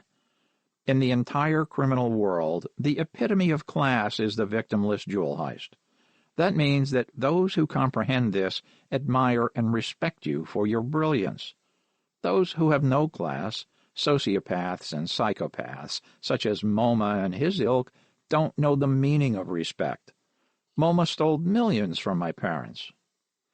Mr. Stan shrugs his shoulders as if he didn't have the weight of his worldly accomplishments upon them, and simply says, "Easy come, easy go. Today it is yours, tomorrow it is someone else's. What you own is only yours temporarily. Consider it a gift entrusted to you for a little while, and it is light and refreshing. If you are attached to it, it owns you and becomes a burden. You can't travel light with a safe chained to your neck. If getting rich and staying rich in material things is the all-important thing in your life," says Branca, "you should have been planning and plotting on how to get it while you were still in the womb of your mother, because that's when you were approaching this world and its treasure. But now you are not approaching it. If you have material wealth, that's good, because you can do good things with it. A good person in your life is more valuable than gold, even Olympic gold medals." Paul laughs, agreeing with his mother. "I won plenty of medals in Switzerland, but in New York City, I deserve the gold medal in nightlife." Chapter 28, New York Nightlife. Paul hit all the best night spots with the most popular promoters such as Michael Van Alt and his partner Gordon Van Brock. Between them, they had a mailing list of over 50,000 names and addresses. They kindly let Paul use it when he opened his own place, the Playground, with his good buddy Sal Linsalone. "My son," says Branca with a sigh of fatalistic resignation, "was as impetuous, energetic, and emotionally conflicted as a young adult as he was as a 10-year-old, and very protective of me, almost to the point of absurdity. He almost punched Christopher Walken because that brilliant actor and song and dance man was flirting with me, to put it mildly, on the sidewalk in Manhattan. Paul threatened him. The only differences between Paul as a 10-year-old and the way he became a decade later were external and social. Tall and handsome, artistic and athletic, sophisticated and educated, and yet—" According to his glamorous mother, Paul perceived himself as the chosen one of Diamond Heist theology, a 47th Street dispensationalist desirous of validating his exalted father while revealing a New Testament of miraculous innovation, expansion, and consolidation. The self-crowned King of New York, he claimed the most luxurious suite in the Helmsley Palace and raced headlong into the abundant pleasures of New York nightlife by forming a solid friendship with an outgoing, innovative contemporary, Sal Linsalone.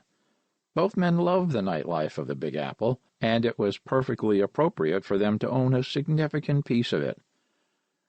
When Sammy the Bull relinquished ownership of his 10,000-square-foot, two-story nightclubs on 50th Street, Sal and I took it over, and we knew exactly what to do with it. The fun we had was unbelievable, and the parties were unforgettable, Paul recalls with manifest delight. We built a brand-new sound stage and elegant second-floor VIP art room where we had artists display their artwork inside the club. Was very cool, eclectic, and it felt like a place you can get lost and have fun. Unaware of who owned the joint, the mob came in to try extortion techniques. Paul stepped in and flipped the game on its head. "I scared them with their own methods," says Paul with a laugh. "I used their own tactics on them. Ah, those were the days. It was big time, exciting, and we had great times." The place was called the Playground, and the grand opening lasted 7 nights, featuring Madonna, Billy Idol, Beverly Peele, DJ Red Alert, and CNC Music Factory. I flew in an entire team of the best bartenders, and we also had exemplary security. It didn't get better than this. We were the absolute standard. All our friends and allies would meet us there, and we had the time of our lives. We thought it would never end. Paul was also falling in ill-fated love with Therese Mercentes, the daughter of Alexis Constantine Mercentes, a clever social climber who married into the Chateau Margaux empire. He and Paul got along famously, and the two men enjoyed dining with the elite of New York.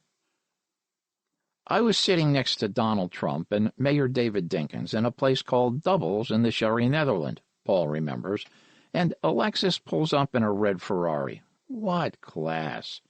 Trump used to hawk his jewels with us when he needed cash.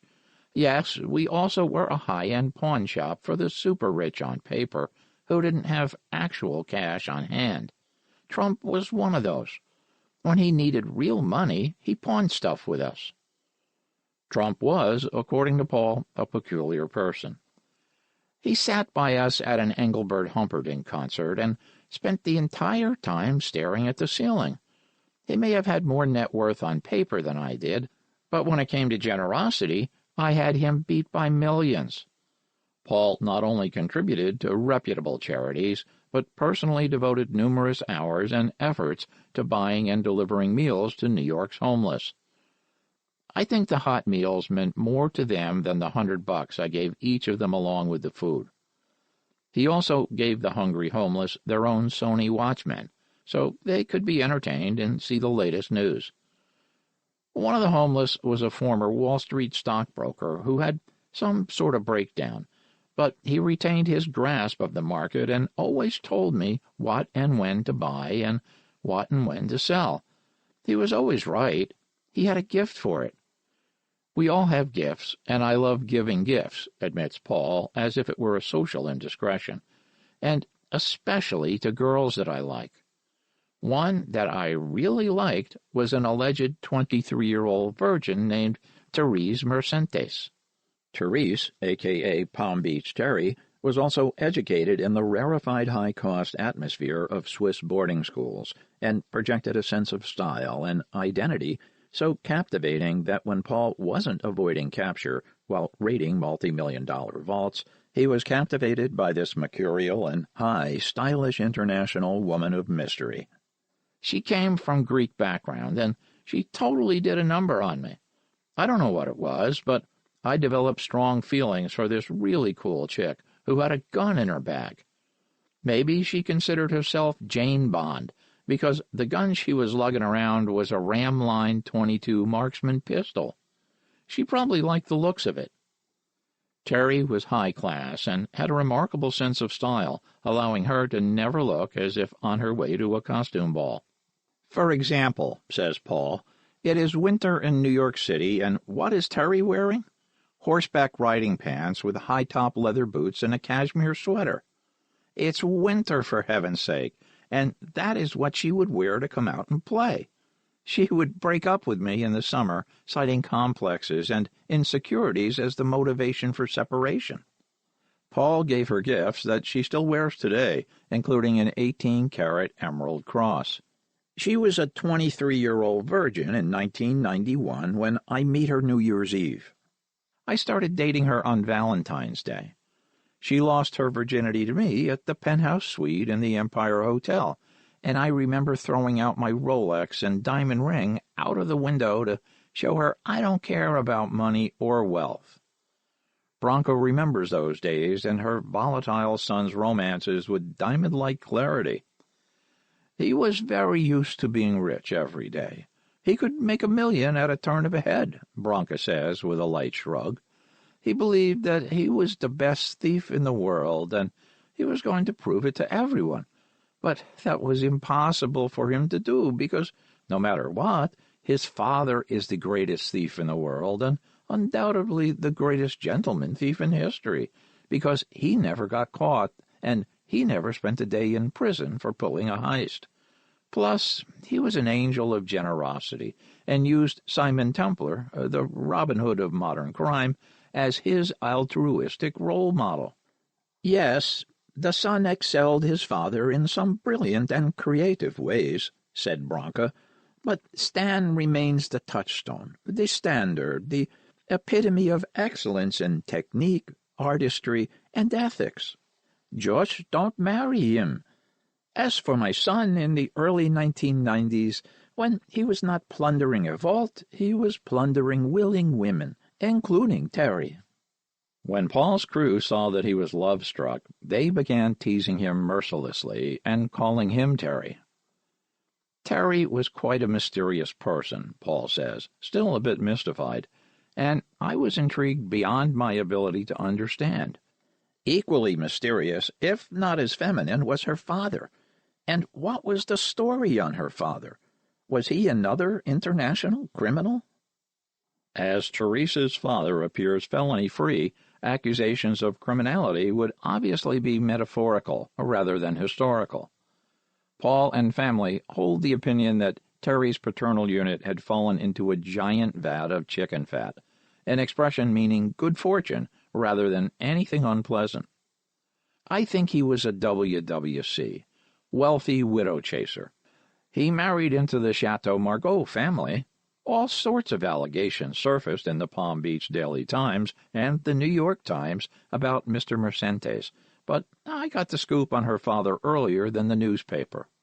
Paul's scoops were spicy rumors, courtesy of Mr. Stan's friend in Astoria, Spiro the Greek. According to gossip and innuendo, Spiro knew Terry's father back when Mercentes was driving a taxi with more dreams in his head than gas in his tank. Legend has it that he got a job working for a rich couple whose wife kept Mercentes' meter running. Both the wife and taxi were well-lubed, oiled, and regularly serviced. The husband died of erotic neglect, and the wife came into his fortune, which was fortunate for Mercentes, who came into everything when the widow went to her finances-free final reward. After that, the taxi driver took on a new persona of gratuitous interest in the interest-bearing accounts of women well beyond any interest in bearing children. Social gossip comes with social status, remarks Branca, who is one well acquainted with the New York rumor mill. But no one really cares or even remembers the gossip. Why? Because people don't spend their time thinking about other people. They spend 90% of their time thinking about themselves and 10% wondering what people think about them. Paul's father did not give his son significant support in pursuing Terry. My dad really discouraged me from being committed to Terry.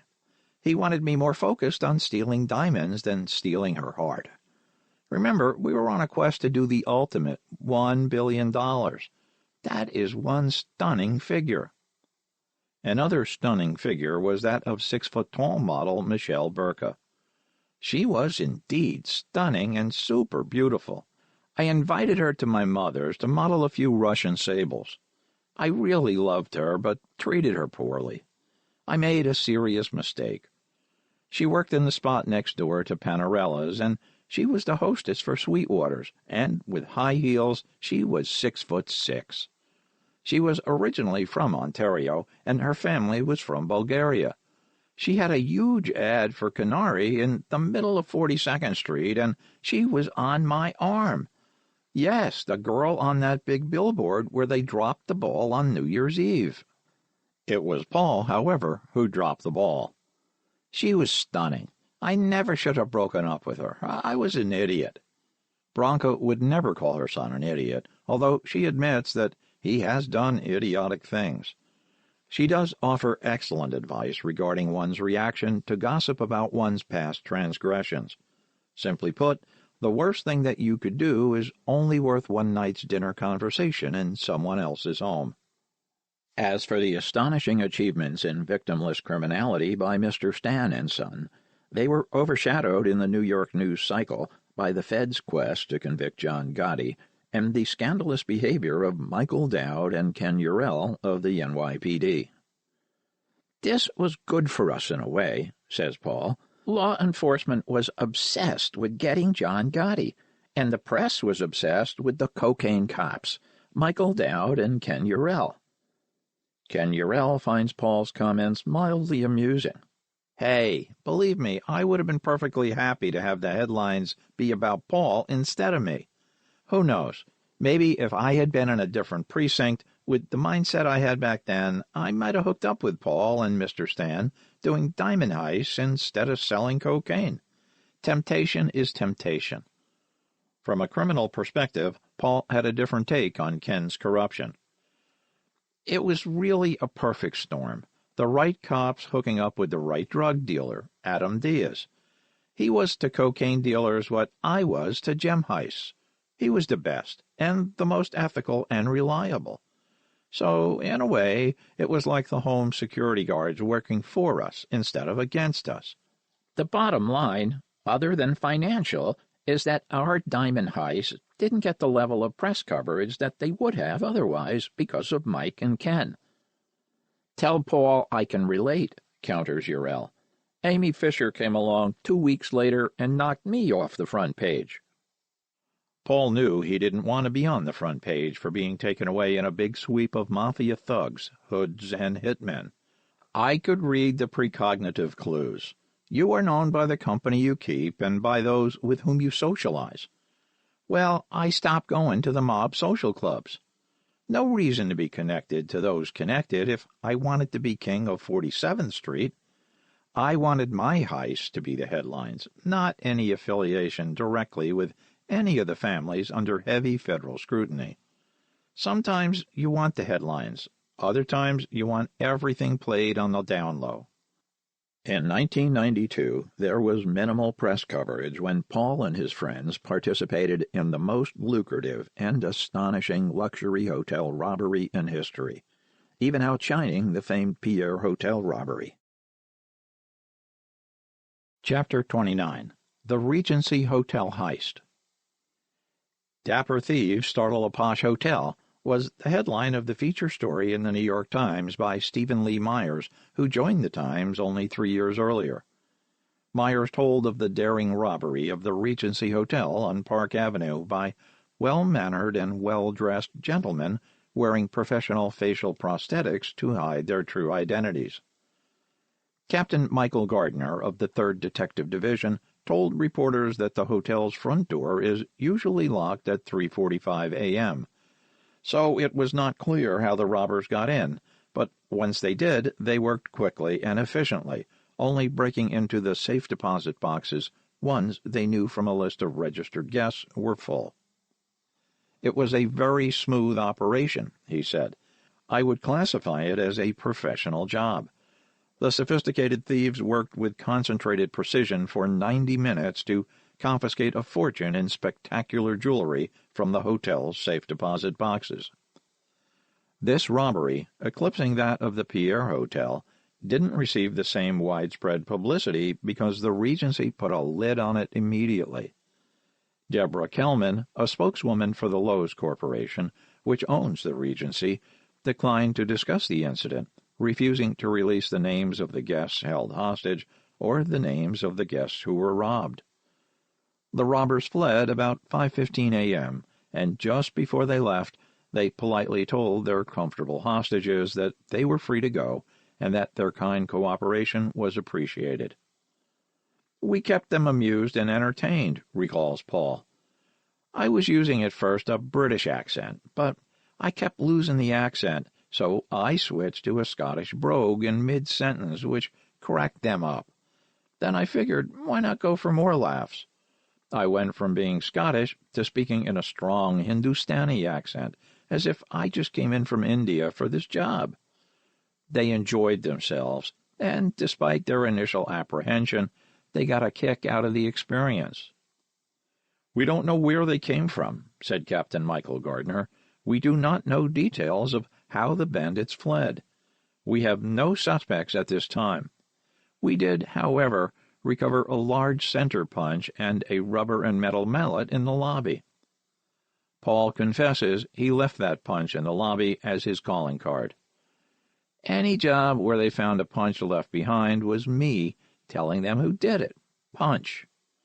Now, on this job, I was called in to work it for a specific purpose. I was in charge of opening 30-some safe deposit boxes from a list given to me ahead of time. This lucrative robbery of the super-wealthy and overinsured was the brainchild of Alex Vukovic Montenegro, with a valuable assist from hotel housekeeper Desa, who had all the keys and information. Desa lived in the same apartment building as Paul, Money Mike, Sal Linsalone, and her lover Ranko Mitkovic. Desa lived with Ranko, says Paul. He was part of my crew in 1992 and currently had a cafe in Podgorica, Montenegro, until he passed away in late 2018. All the doormen were from Yugoslavia, and I had video surveillance set up, and this is where we usually came to divide up the money. On this particular job, however, we counted out the boodle at Mr. Stan's. Based on Paul's recollection, the crew that robbed the Regency Hotel consisted of, in addition to Alex Vukovic Montenegro, the Axeman, Voja Kudovic, the Boxer, Sava Serbian, Mali Paya Amerikanic, Paul Stanimirovic, Zoran Jasic, David Sanchez, and Money Mike Jones. We entered the hotel at exactly 3:45 a.m. through the side entrance that the workers use. We had keys and passcodes for doors. There was one person at the concierge that was shocked to see us. The doors were locked, and we had to make the door attendant open the door for another few guests and workers, and everyone was taken nicely to a secure area so that they would not be in the way. I went to work on the safe deposit boxes, and there was no one in the lobby. It was very quiet. Then a guy and his girlfriend showed up, so we put everyone in a bigger room and told them to get comfortable and that we apologized for the holdup and any inconvenience, but will be done soon and no one would be hurt at all. Was the loot from this robbery beyond the famed Pierre Hotel robbery? When asked that question, Paul laughs, the laugh of a man victorious. Oh, my God, you wouldn't believe how incredible this was. There were diamond earrings and a diamond necklace in each one of the first boxes and cash money and gold coins that looked like it was for a jewelry exhibition. Remember, this wasn't a bank vault. This was just a hotel safe and deposit boxes, and it wasn't as if we were operating in the blind. Montenegro knew exactly which boxes to open first, and he was next to me emptying out and stacking the empty boxes to the side exactly the way it's in the picture in the New York Times. The first few pieces alone would be worth between $40 and $75 million in insured value, or what they would sell for at auction, but you can't keep jewelry intact after a heist this big when each piece is famous, documented, and individually insured by Lloyd's of London. Each piece was exceptional and of the highest quality. There was gold, a white gold cigarette case with a sapphire and diamonds that I wanted to keep, but I was not allowed to because if anyone saw it or recognized it, I'd be finished. It was one of a kind. I did get to keep a pair of diamond earrings worth over $300,000 that I gave to my mother. One piece I remember for the size of the diamonds. It was a brooch, and it was flooded with diamonds. Next was an emerald ring and necklace made of diamonds and emeralds, bracelets of rubies and diamonds. Yes, this was my favorite score because it was so smooth and easy, and we got away with all the money and jewelry. Each piece was going to get broken down because of its importance. Significant pieces are known, and we don't want to ever be connected to something this massive. It was the best jewelry we ever had, and it must have been for something important, no doubt an exhibition or a museum display. It was estate jewelry fit for royalty. Mr. Stan was not even asked to be lookout on this, as he was against Paul participating in robberies because they had to be done with guns. even if the gun is only loaded with blanks or not loaded at all.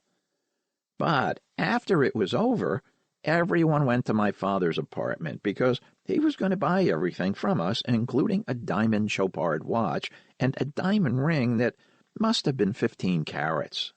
Most of the jewelry was in small leather pouches and boxes, including a Cartier Panther necklace and a South Sea pearl necklace worth $500,000.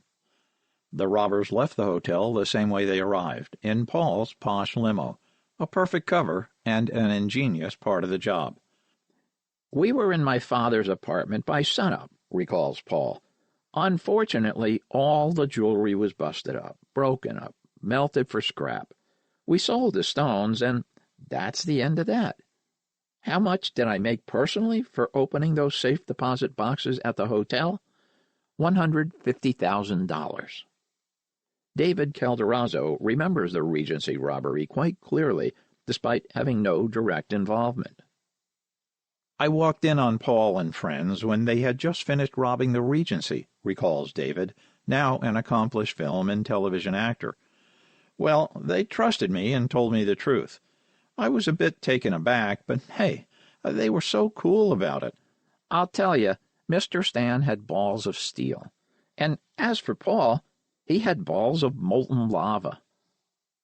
"When David walked in on us," recalls Paul, "was after the Regency heist, when Montenegro and I brought the bags early in the morning to Mr. Stan's at the same time that David was bringing coffee and donuts for Mr. Stan because they were going to 47th Street so David could get a good deal on a ring he was buying for his wife.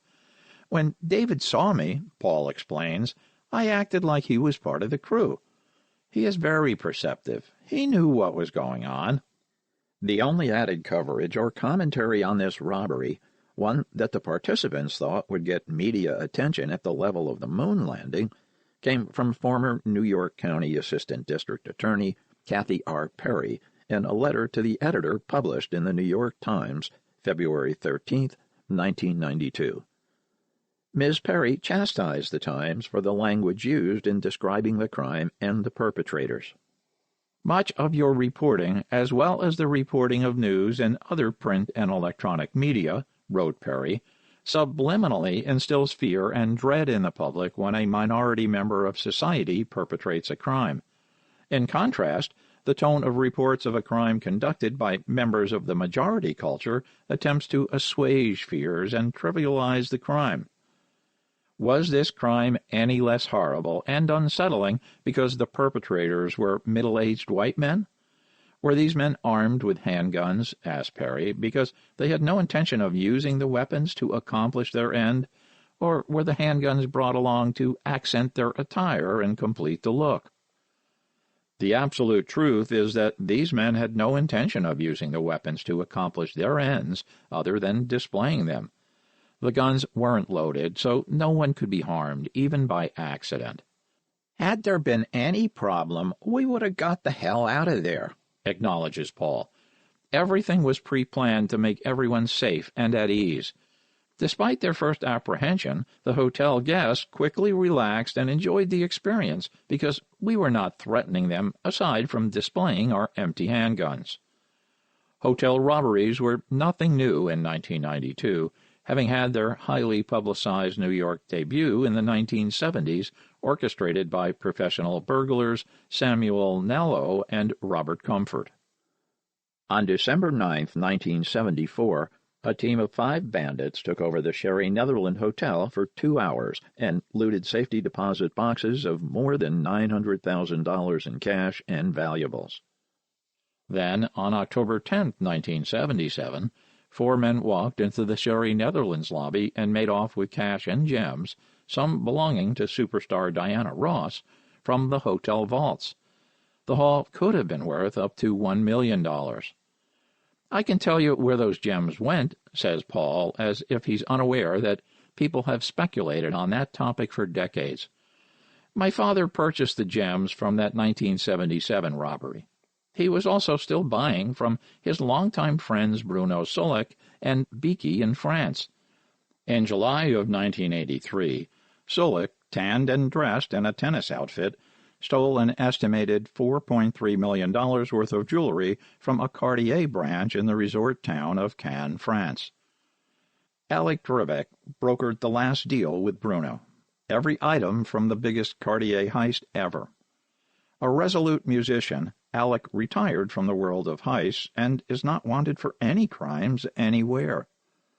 "You can friend him on Facebook," remarks Paul. "There is a statute of limitations on heists, and these were all done long ago, when steam was still rising from the surface of the earth and dinosaurs roamed 47th Street.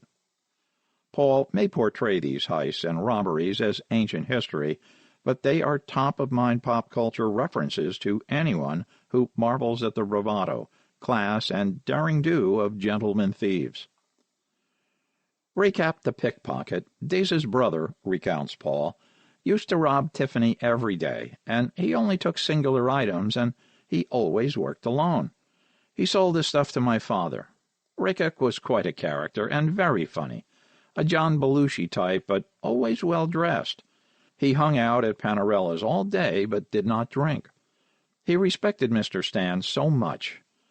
Renko Michkovich should get credit for Tiffany, but Mr. Stan had the biggest Tiffany heist, all silver. The pinnacle of Stan's career, and that of his cohorts, was 1992. Chapter 30, 1992. The year 1992 was the pinnacle of Paul's Phase 1 superstardom, and the year that he grasped the full scope and range of his father's international reputation and admiration. "I always knew that Mr. Stan was loved and admired," Paul says, "but it wasn't until he and I went together to Europe in 1992 that I realized how incredibly powerful and admired he was worldwide." Paul and Mr. Stan went to Europe to purchase major lots of diamonds and other precious gems from their European counterparts. Mr. Stan was treated as if royalty, a living legend of victimless crime, never captured, never imprisoned, and never greedy or miserly. To those who came to see him, it was like seeing a mythic folk hero. There was no one else on earth who carried such prestige as lightly and courteously as Mr. Stan. For the first time in his life, Paul realized how vast was his father's fame. Every famous or infamous altruistic practitioner of the victimless crime came to pay their respects at the Intercontinental Hotel, Paul remembers. "I could not believe the gifts he was given." It wasn't only Stan and Paul investing money in these diamond purchases. Paul, his mother, and her new husband, and the New York Mafia each put up $1.5 million to purchase 4 lots of diamonds and precious gems. Of course, when the famed Stan and Punch appeared in person, offers for future enterprises were abundant. As Paul was younger and therefore deemed more approachable, he was repeatedly asked to lend his talents to spectacular heists in Europe and beyond. They also offered to come to America and be part of my crew, vowing loyalty and disciplined professionalism I could rely on. Paul returned to New York City with a renewed sense of purpose and destiny, and an amplified appreciation of his father. The FBI chimed in with its own unintentional salute to Mr. Stan in 1992, when it launched a new effort, as they explain on their website. The FBI's Jewelry and Gem Theft Program, created in 1992, offers investigative assistance and intelligence on theft groups to law enforcement and partners with the jewelry industry to create a unified and coordinated approach to this crime threat. The FBI is involved in these types of thefts for several reasons. The thefts usually cross state and even national boundaries, so they need a federal agency with offices across the nation and overseas to investigate these highly mobile jewelry thieves. These crimes are increasingly committed by organized criminal enterprises or theft groups that likewise require a federal agency with tough laws and with offices across the U.S. and overseas. And these groups are often involved in other kinds of organized crime activities already under scrutiny by the FBI. Naturally, in deference to the FBI, Paul concluded the year with what the FBI would term one of the most lucrative armored car heists in history, minus the armored car. "Armored cars are not really armored anyway," says Paul. "It is much smarter to rob the warehouse where they keep the money than the car they use to pick it up." Brooklyn theft brings robbers $8 million cash. Robbers entered an armored car company's warehouse in Greenpoint, Brooklyn, late Sunday night and made off with more than $8 million in one of the largest cash thefts in the United States, said federal investigators, and the robbers left more than $30 million behind, probably because they could not carry any more. Speaking on condition of anonymity, the investigators told the New York Times that the FBI was trying to determine whether the robbery was an inside job. "Of course it was an inside job," confirms Paul. "We did this one with Monchi, who was a home security executive recruited into my crew by Carlos Medina. We were very tight, and this was one of his retirement jobs." James M. Fox, the assistant director in charge of the FBI's Manhattan office, admitted that they were looking into whether the robbers had help from within the company because they were able to bypass the company's sophisticated security system. Neither the FBI nor the armored car company would identify the only security guard on duty who told a story seemingly adapted from the Vizcaya heist gamebook. "I was in the command center room about 11:30 p.m. I felt a gun at the back of my neck and heard a voice order me to the floor. My wrists and ankles were bound with wire, but I freed myself about 20 minutes after the robbers left and then called the police." That story had more holes in it than the wall next to the Miracle Watch Company. No one was ever charged with anything, and as for the armored car company, the money was fully insured, said John Ryzhikek, the operating manager of the Hudson Armored Car and Courier Service. The robbers got away with $8,268,680.07 that was in 4 sacks in a company vault, the FBI said. The cash weighed about 120 pounds. Investigators found the vault door open, but officials would not say who had opened the door or how it had been opened. "We just walked in, easy as you please," said Paul. "We did several of the armored car company warehouses in this area of Brooklyn, and, of course, they were all inside jobs. You notice we didn't rob an armored car like in the movie Heat? Why do that? Someone might get hurt. No, we took millions from the warehouse and left $30 million. After all, there is no need for greed. You notice they said that the stolen money was fully insured. That means they didn't lose a single cent. Another victimless crime where the money walked out the door, was replaced by the insurance company, and everyone was happy." "Nobody's hurt," Mr. Ryashek said. "We're all grateful for that." James M. Fox of the FBI went on to become exceptionally famous as the man who captured the WTC bombers, Paul notes, and was significant in the case against John Gotti. Things didn't go well for Gotti after a while. Chapter 31. The Winds of Change. Just when things couldn't get any better, they started to get worse. Burglaries turned to armed robberies, and the crews started turning on each other. The violence, according to Mr. Stan, was at an all-time high. "New, violent and very hungry gangsters were coming from Europe," Stan recalls, "and things changed in many ways. Extortion, credit card fraud, fake documents, drug dealing, and other unsavory enterprises were in full swing. There was a great deal of double-crossing going on," says Paul. "Robbing and kidnapping became the norm." The kidnapping referred to is the grabbing of rival gang members and holding them for ransom. You might think that the cops wouldn't care about criminals kidnapping other criminals, but kidnapping is a crime, no matter the perpetrator or the victim. Unfortunately for Mr. Stan and family, nobody kidnapped Moma, who plotted darkly against Paul and his father. Carlos Medina was let go from Holmes for alleged poor performance. His performances as a heist participant were highly valued, as were the significant contributions of Holmes' employees, such as Edwin Villanueva. Medina offered him $10,000 to deactivate the alarms at Wasco Gold, a jewelry manufacturing firm on Fifth Avenue in Manhattan. He agreed, and a security video captured him doing so. He refused to testify against Carlos. "Yes, Wasco Gold was one of our heists," confirms Paul. "We carried hundreds of pounds of equipment up 3 floors, sledgehammered our way into Wasco, burned a hole into the vault, and made off with more than $1 million in jewelry down the freight elevator and left the tools behind as usual. Before doing the heist, we made sure that Wasco was fully insured. Perhaps they had a party to celebrate being robbed."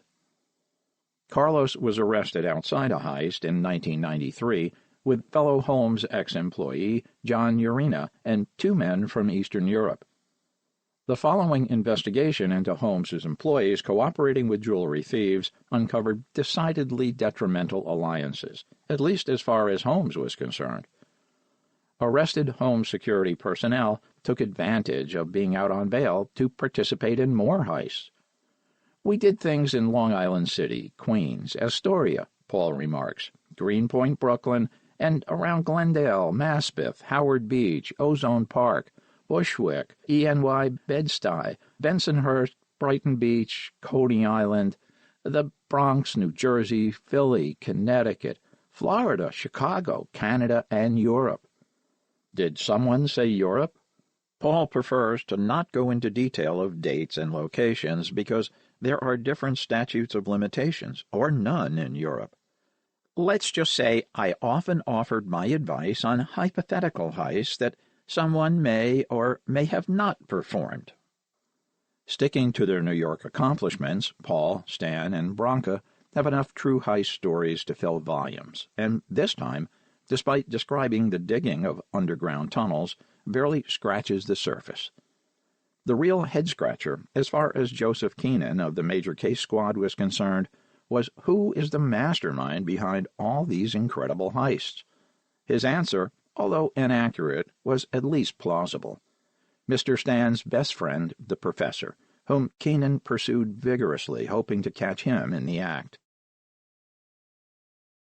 Chapter 32. The Head-Out-the-Window Arrest.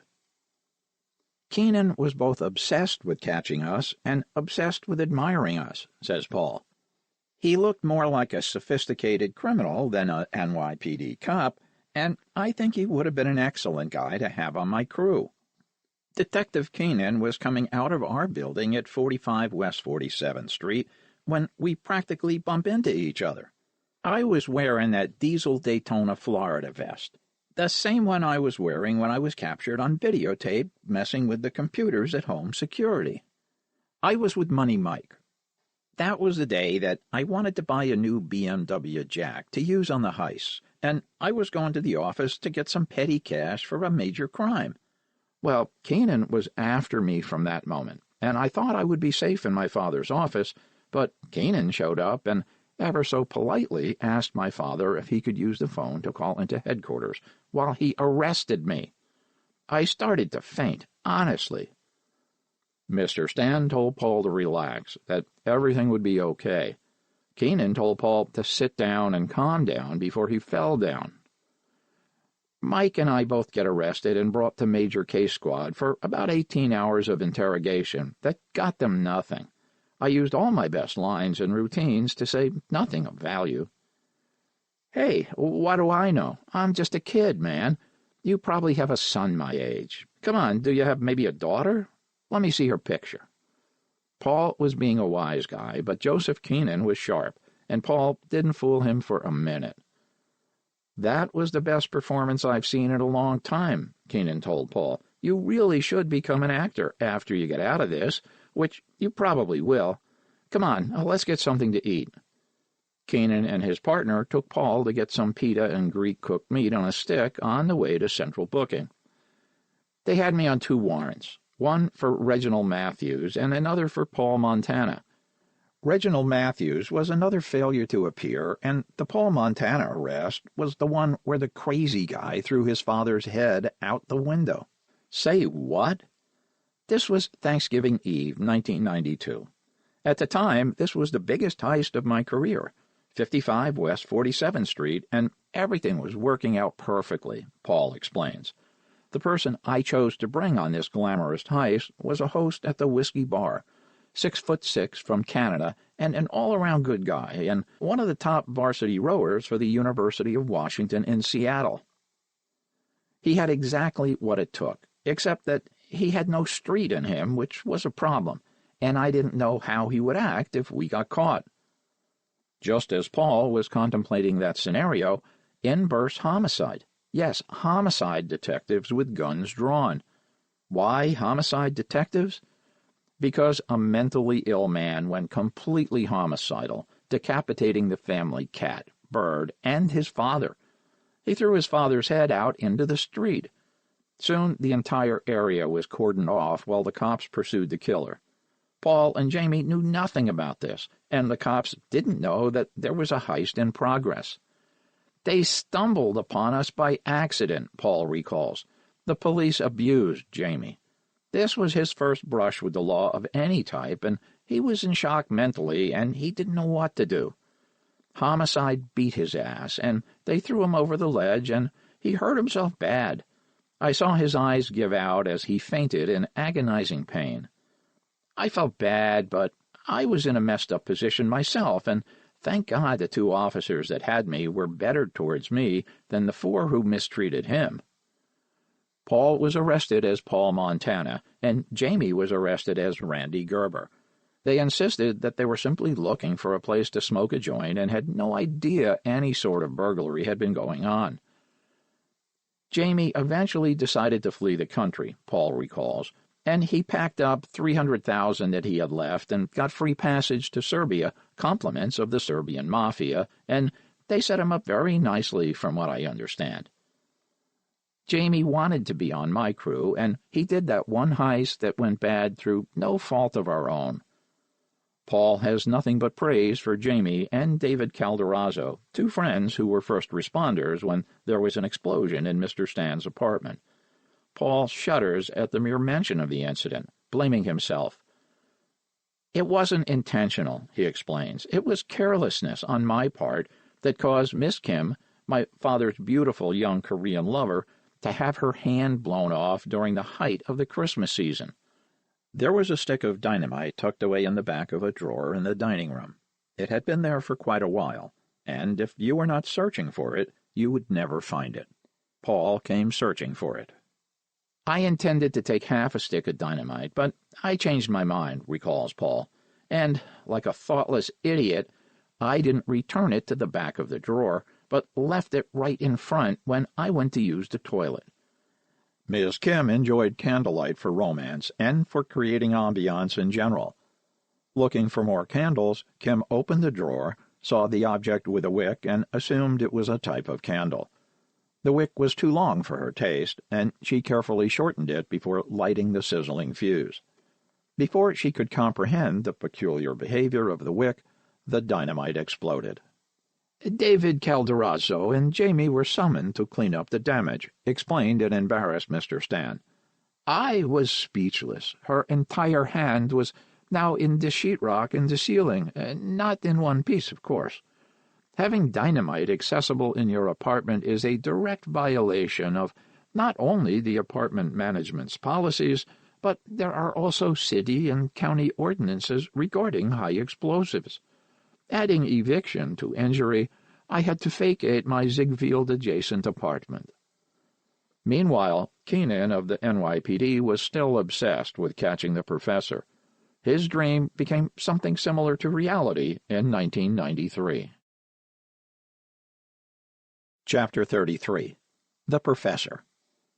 1993. The professor got popped while doing lookout for the crafty son of Stan. Blame that on Joseph Keenan of the NYPD. One of his anti-heist crew spotted our erudite criminal with a walkie-talkie outside a building housing a prestigious jewelry manufacturing firm. Paul was already out of the building when this happened, so he wasn't caught.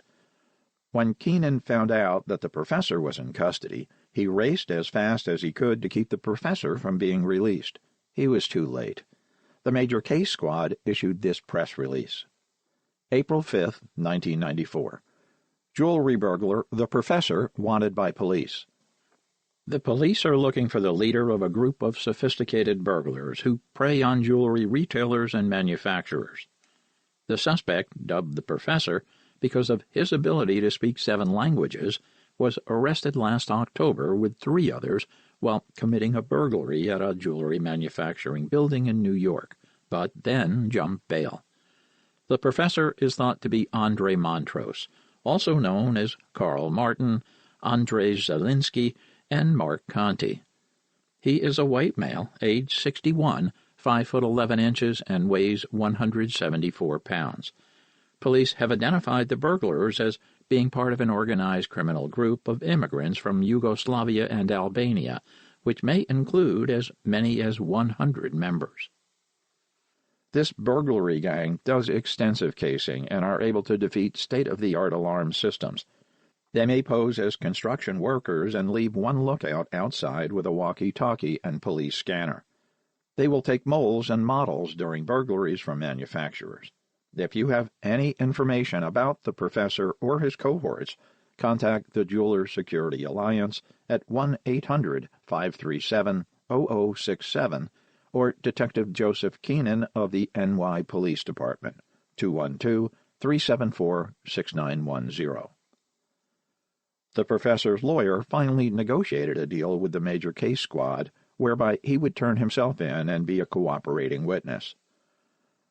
They had him in the Tombs, Manhattan detention, and I showed up courtesy of Joseph Keenan nabbing me at our building.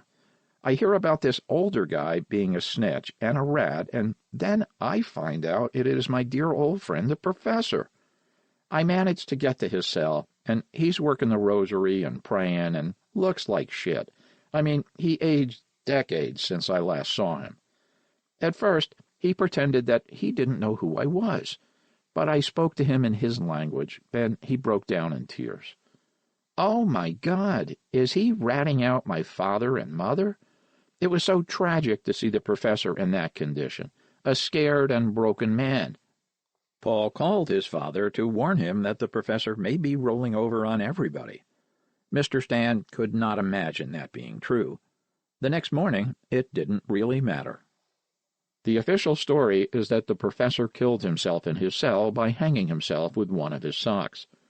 Alec Gribek says that his death was faked, and that the professor and his wife were safely within the witness protection program.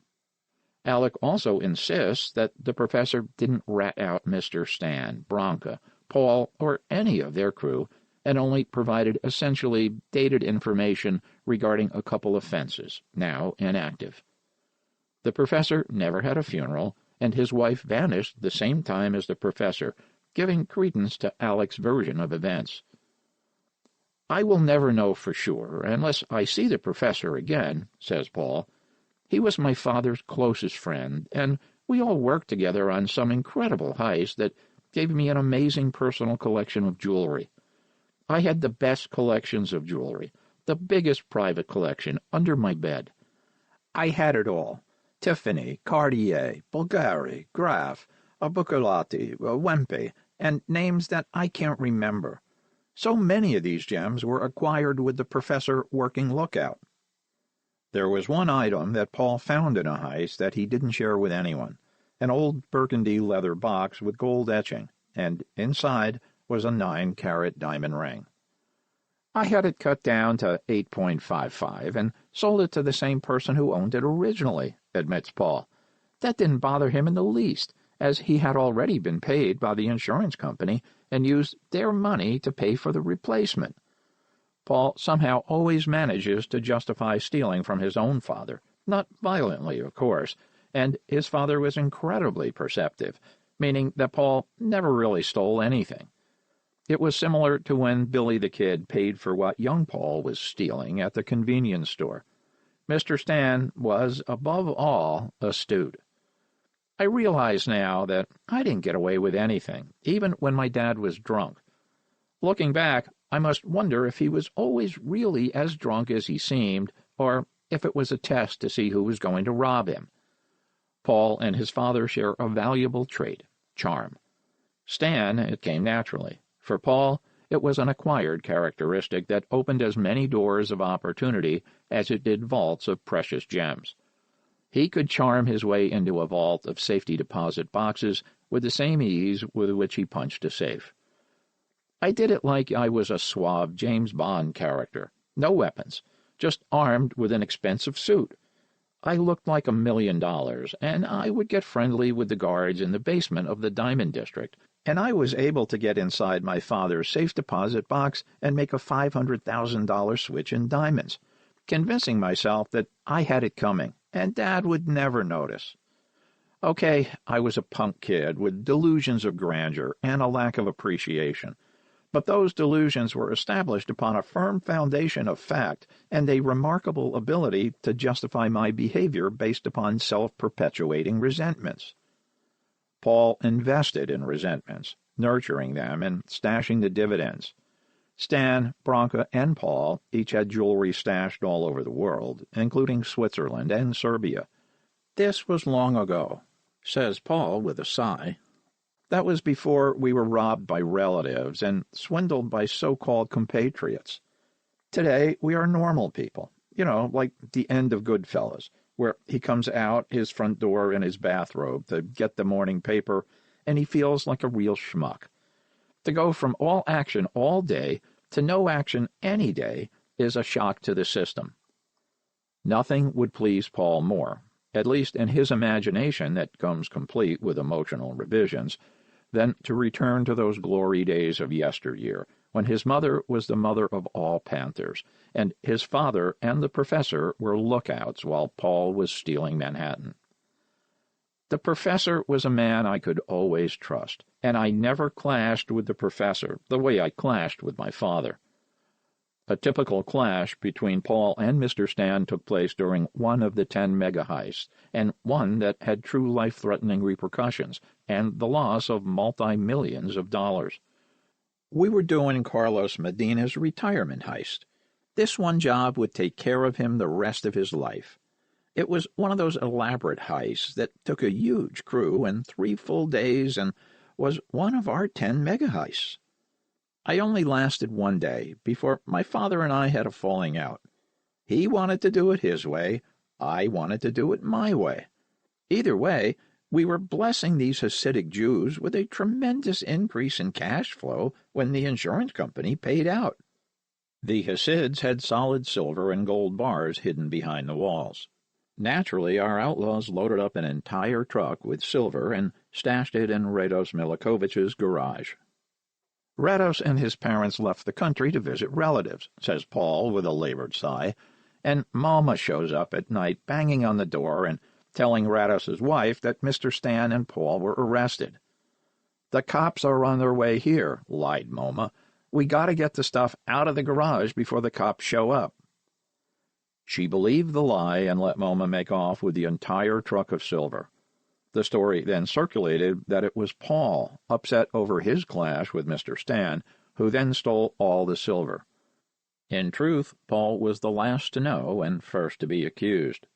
Moma, true to his scorpion nature, stole the silver and blamed it on Paul, and then got the Albanian gang involved to go after Paul. "It was crazy," says Paul. "I didn't steal that truckload of silver. It was Moma as usual.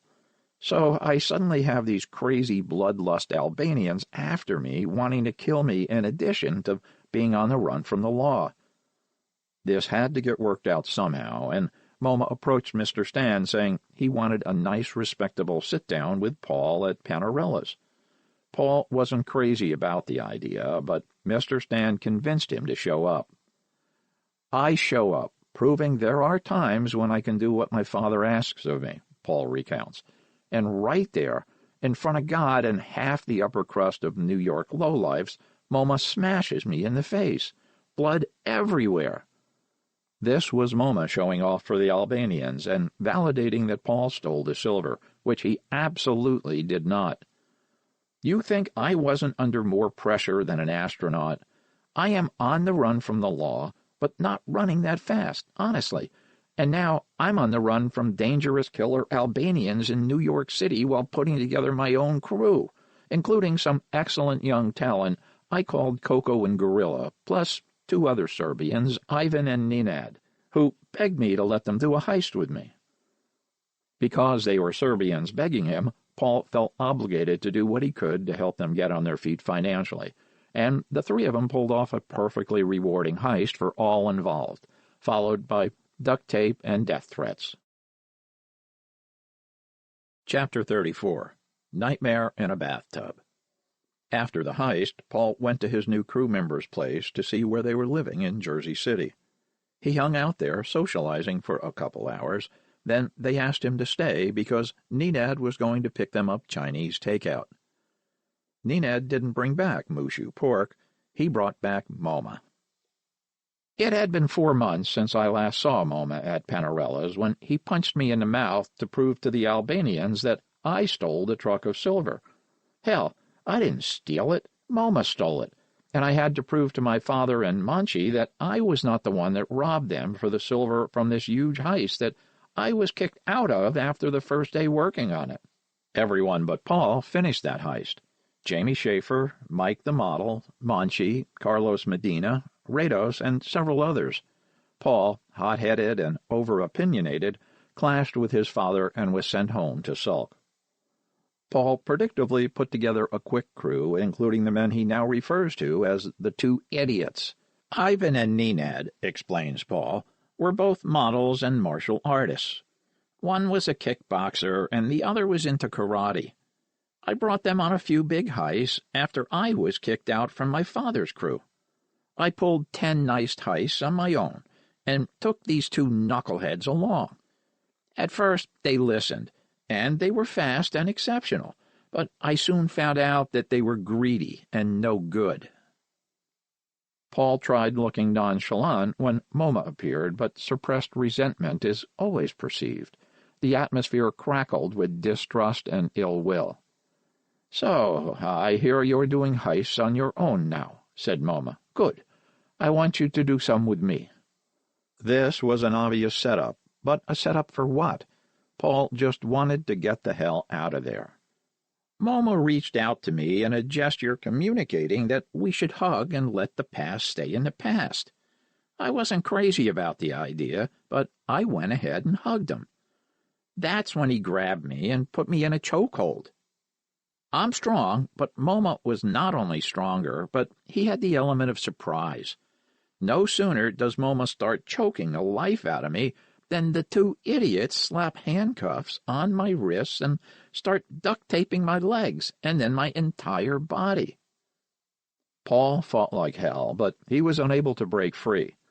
Moma then ripped the diamond rings off Paul's fingers and tore the Rolex from his wrist. The idiots rolled out garbage bags on the floor while taking turns punching Paul in the gut, while Moma continued crushing his windpipe, alternating pressure to keep Paul alive long enough to torture him some more. I could not breathe, Paul remembers. I was in a panic. I had a piece of appetizer lodged halfway down my windpipe, and Moma was constricting and squeezing as hard as he could. I thought that my eyes were going to pop out of my head. Moma accompanied his physical assault with a non-stop diatribe of horror stories of what he had already done to Mr. Stan and Bronca. He told me that my parents were dead, says Paul. He said that my parents were murdered and their bodies dismembered and stuffed in suitcases like the silver from the Vizcaya.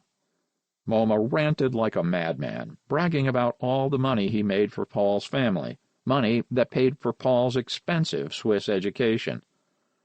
I should have killed you when you were 10 years old. That was my only mistake. But today is the day you die.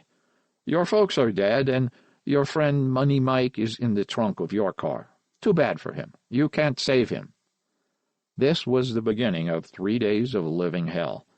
Encased in duct tape and repeatedly beaten, the next horrific assault was Moma shoving a hypodermic needle into the pulsing vein on Paul's hand, injecting him with heroin and God only knows what else. He knew I had an aversion to needles and eschewed all addictive drugs, so he was either going to kill me by overdose, make me a drug addict, or use chemical coercion techniques. He was successful at number 3 because as long as I fed him the information he wanted, there was more to gain by keeping me alive. Moma demanded the combination to Paul's safe, the one in his apartment in the city, and Paul provided it, groggily mentioning the 3 lucrative heists he had already planned out for Mr. Stan.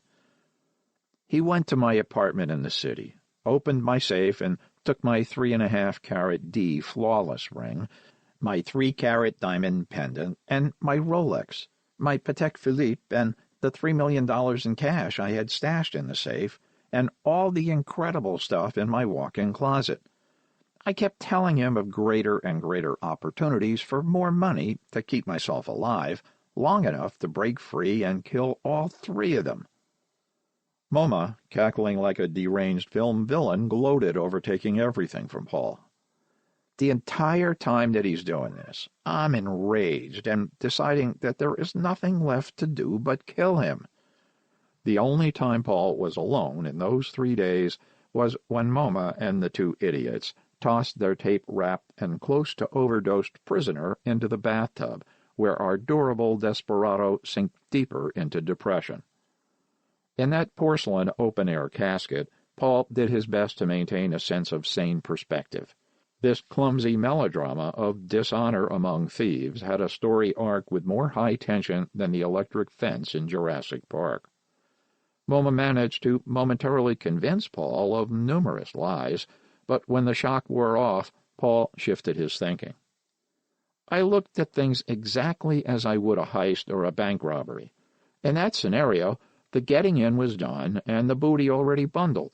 All that remained was to escape. While Paul marinated in his own opioid juices, Moma went on a heist bender, doing at least 1 and even 2 per night. These were heists planned for Mr. Stan's crew by Paul. Moma was determined to get to them well before his former benefactor. Paul, even in his drugged and dazed condition, knew that Moma made off with close to $5 million from Paul's apartment and the keys to all of Mr. Stan's offices. Each office has at least 1 safe, and that safe could contain over $1 million in cash and even more in precious stones. I knew that because of going after the offices, let alone murdering my parents, Moma would have to murder me as well. There was no other option. I had to escape. On the 3rd day, the handcuffs came off, and Moma admitted that Paul's folks weren't dead and that he had to do this to convince Paul to work with him. This obviously wasn't an evidence-based technique. As drugged up as his prisoner, Moma babbled incoherently, alternating between animation and digression into stupor. "Thank God for perspiration," says Paul.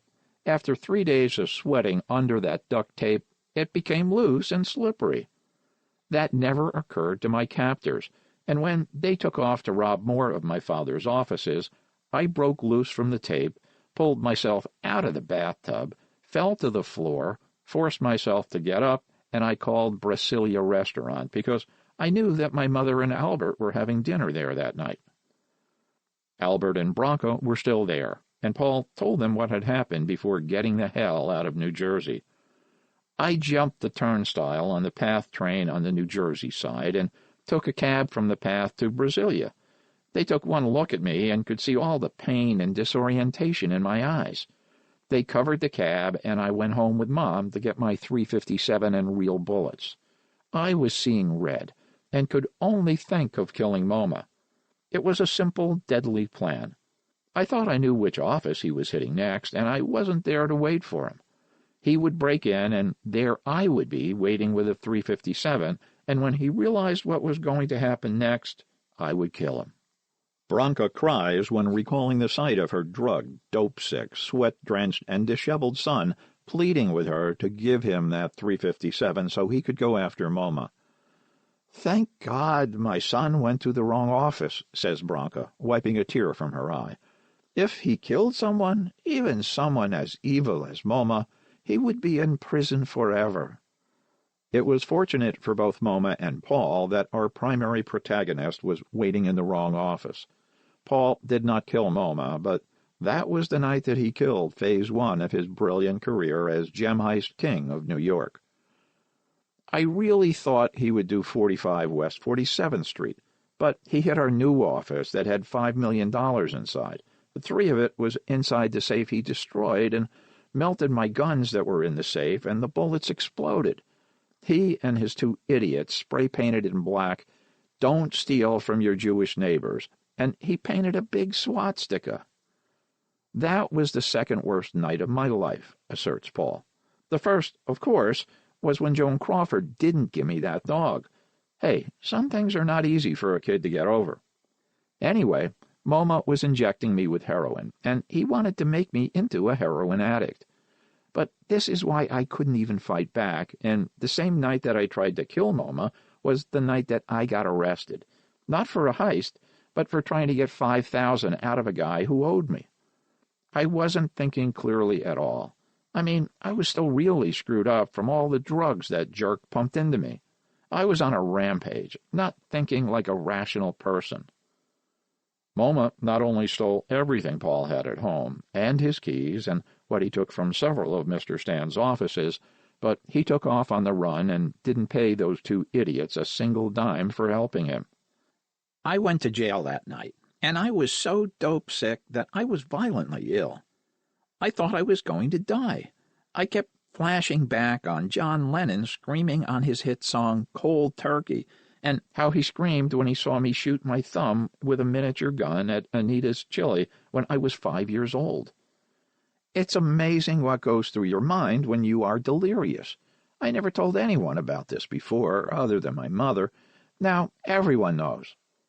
The rental car used in the heist on which Nenad and the other idiot worked with Paul was rented by Branca and was in her name.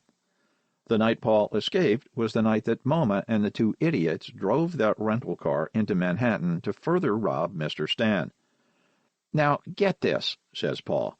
When they were done and MoMA ditched those 2 and ran off with the millions, Nenad actually returned the car to the rental company and did so graciously so that my mother would not get any further charges. Paul's antics following the MoMA kidnapping episode had horrific repercussions. My original sentence was 6 months, and then 5 years of probation. I messed it up by getting arrested for a fight in Tavern on the Green that culminated with a car chase, a car crash, and my real ID jumping out of the glove box and waving at the transit police. Wait, says Paul, there's more. I followed that with a stupid kidnapping charge, trying to shake down some guy who owed me $5,000. I had a .357 revolver, and the old New Jersey warrants are suddenly revealed. I thought it was over, but once again Judge Renee White gave me the best sentence possible allowed by law, 1 to 3 years. I wind up doing 7 years on that sentence. How crazy is that? Chapter 35. Prison. Paul could have avoided prison completely. All he had to do was rat on his father, the professor, and all his closest friends. Yes, confirms Paul, that's the kind of offer they made me. Tell them everything and everybody's names, and I get to just go home. I'm not a rat. I never gave up anybody, never sent anybody to prison. I didn't give up any information, no names, not a one. I'm not Henry Hill, who ratted out everybody and went into witness protection. If I had done that, I would have had a book, a movie, or a TV series long ago. But I didn't rat. I never would. It is impossible for a young man such as Paul to prepare for prison, but there was no other young man quite like Paul. A combination of measured, reasoned strategy and hot-headed impulsiveness. I quickly figured out that a white kid from a rich family in Manhattan would be the lowest guy on the prison totem pole, the least respected and the most pushed around. Hell, I wasn't going to put up with that. Being as I could imitate any culture, do any accent, and speak almost any language, plus being a master at virtually all forms of self-defense from boxing to judo, I went in as a Puerto Rican gangster. I only acted that role a few times and in a couple places, and, strange as it may seem, I used all the awful things that MoMA taught me to stay alive and become the most powerful and dangerous man behind bars. All it took was for someone to try and beat him down or rough him up, and they were immediately stunned and mortified to discover that this kid was light years ahead of them in speed, technique, and impact. Fact: the kid was professionally trained by Olympic-class mentors in martial arts, had the basics of boxing pounded into him from childhood, and had the most extreme street fighting techniques taught him before he was 11 years old. The important prison principle involved don't be on the menu. Once you are food, you can't get off the menu, no matter how fast you try to crawl off the plate. At first, I tried to explain to an entire unit where I was from and blah, blah, blah. I might as well be talking to a rock, because in prison, all that fancy shit goes out the window, and you are food, meaning you are on the menu. I had to fight every day to survive, just to eat. I was not going to be on the menu. The first people I connected with right away in the Manhattan tombs were Louis Philippe, a.k.a. King Blood, founder of the Bloodline Latin Kings, and Hector King Tito Rivera, former of the Latin Kings Sun Tribe. Originally founded by Puerto Rican immigrants to mainland USA to counter racism and prejudice and unify immigrant voices in the face of rampant ignominious discrimination, the Latin Kings have evolved into an incredibly large and diverse organization accused of being a criminal gang whose purpose and function are solely and completely linked to criminal enterprises. To portray this organization, whose roots are clearly humanitarian and essentially spiritual as a criminal enterprise, is no different than calling Judaism and Christianity criminal gangs due to frequent arrests of Hasidic Jews in New York's Diamond District for money laundering, the mail bomb murders carried out by the terrorist Jewish Defense League, the reprehensible pedophiliac proclivities of particular Christian clergymen affiliated with the Roman Catholic Church, and the not as publicized but even more deadly Christian death squads that slaughter entire villages of Muslim men, women, and children for the crime of not being members of the church. When an organization is founded by convicted criminals behind bars, what sort of behavior do you expect? The best sign of future behavior is past behavior, says Paul. They all knew where they came from, and they all knew what qualities and attributes they wanted to manifest, but the process of personal transformation is exactly that, personal, and time takes time. Once it was obvious that picking on Paul was a big mistake, they found a more rewarding way to define their relationship with him. Hey, they wanted art, and I did excellent art. Murals at Rikers, and more men's bodies featured art by me than any other tattoo artist in the system. If they gave the Oscar for the best actor in prison, the winner was Pavle Stanimirovic. He, with a solid gold chain around his neck, the guards in his pockets, the powerful Latin Kings gang behind him 100%, and living in prison as if in the Helmsley Palace. A former inmate, one you would not use as a character witness, nor would you want your sister to date him, met Paul in prison and validates Paul's altered identity. I was terrified of him at first. Everybody was. He was solid, bulging muscle and had a hurricane attitude. You didn't dare cross him, although many tried.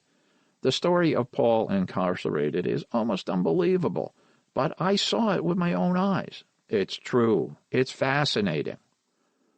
You never saw a prisoner with more power in your life, especially when you realize that he could have escaped any time he wanted.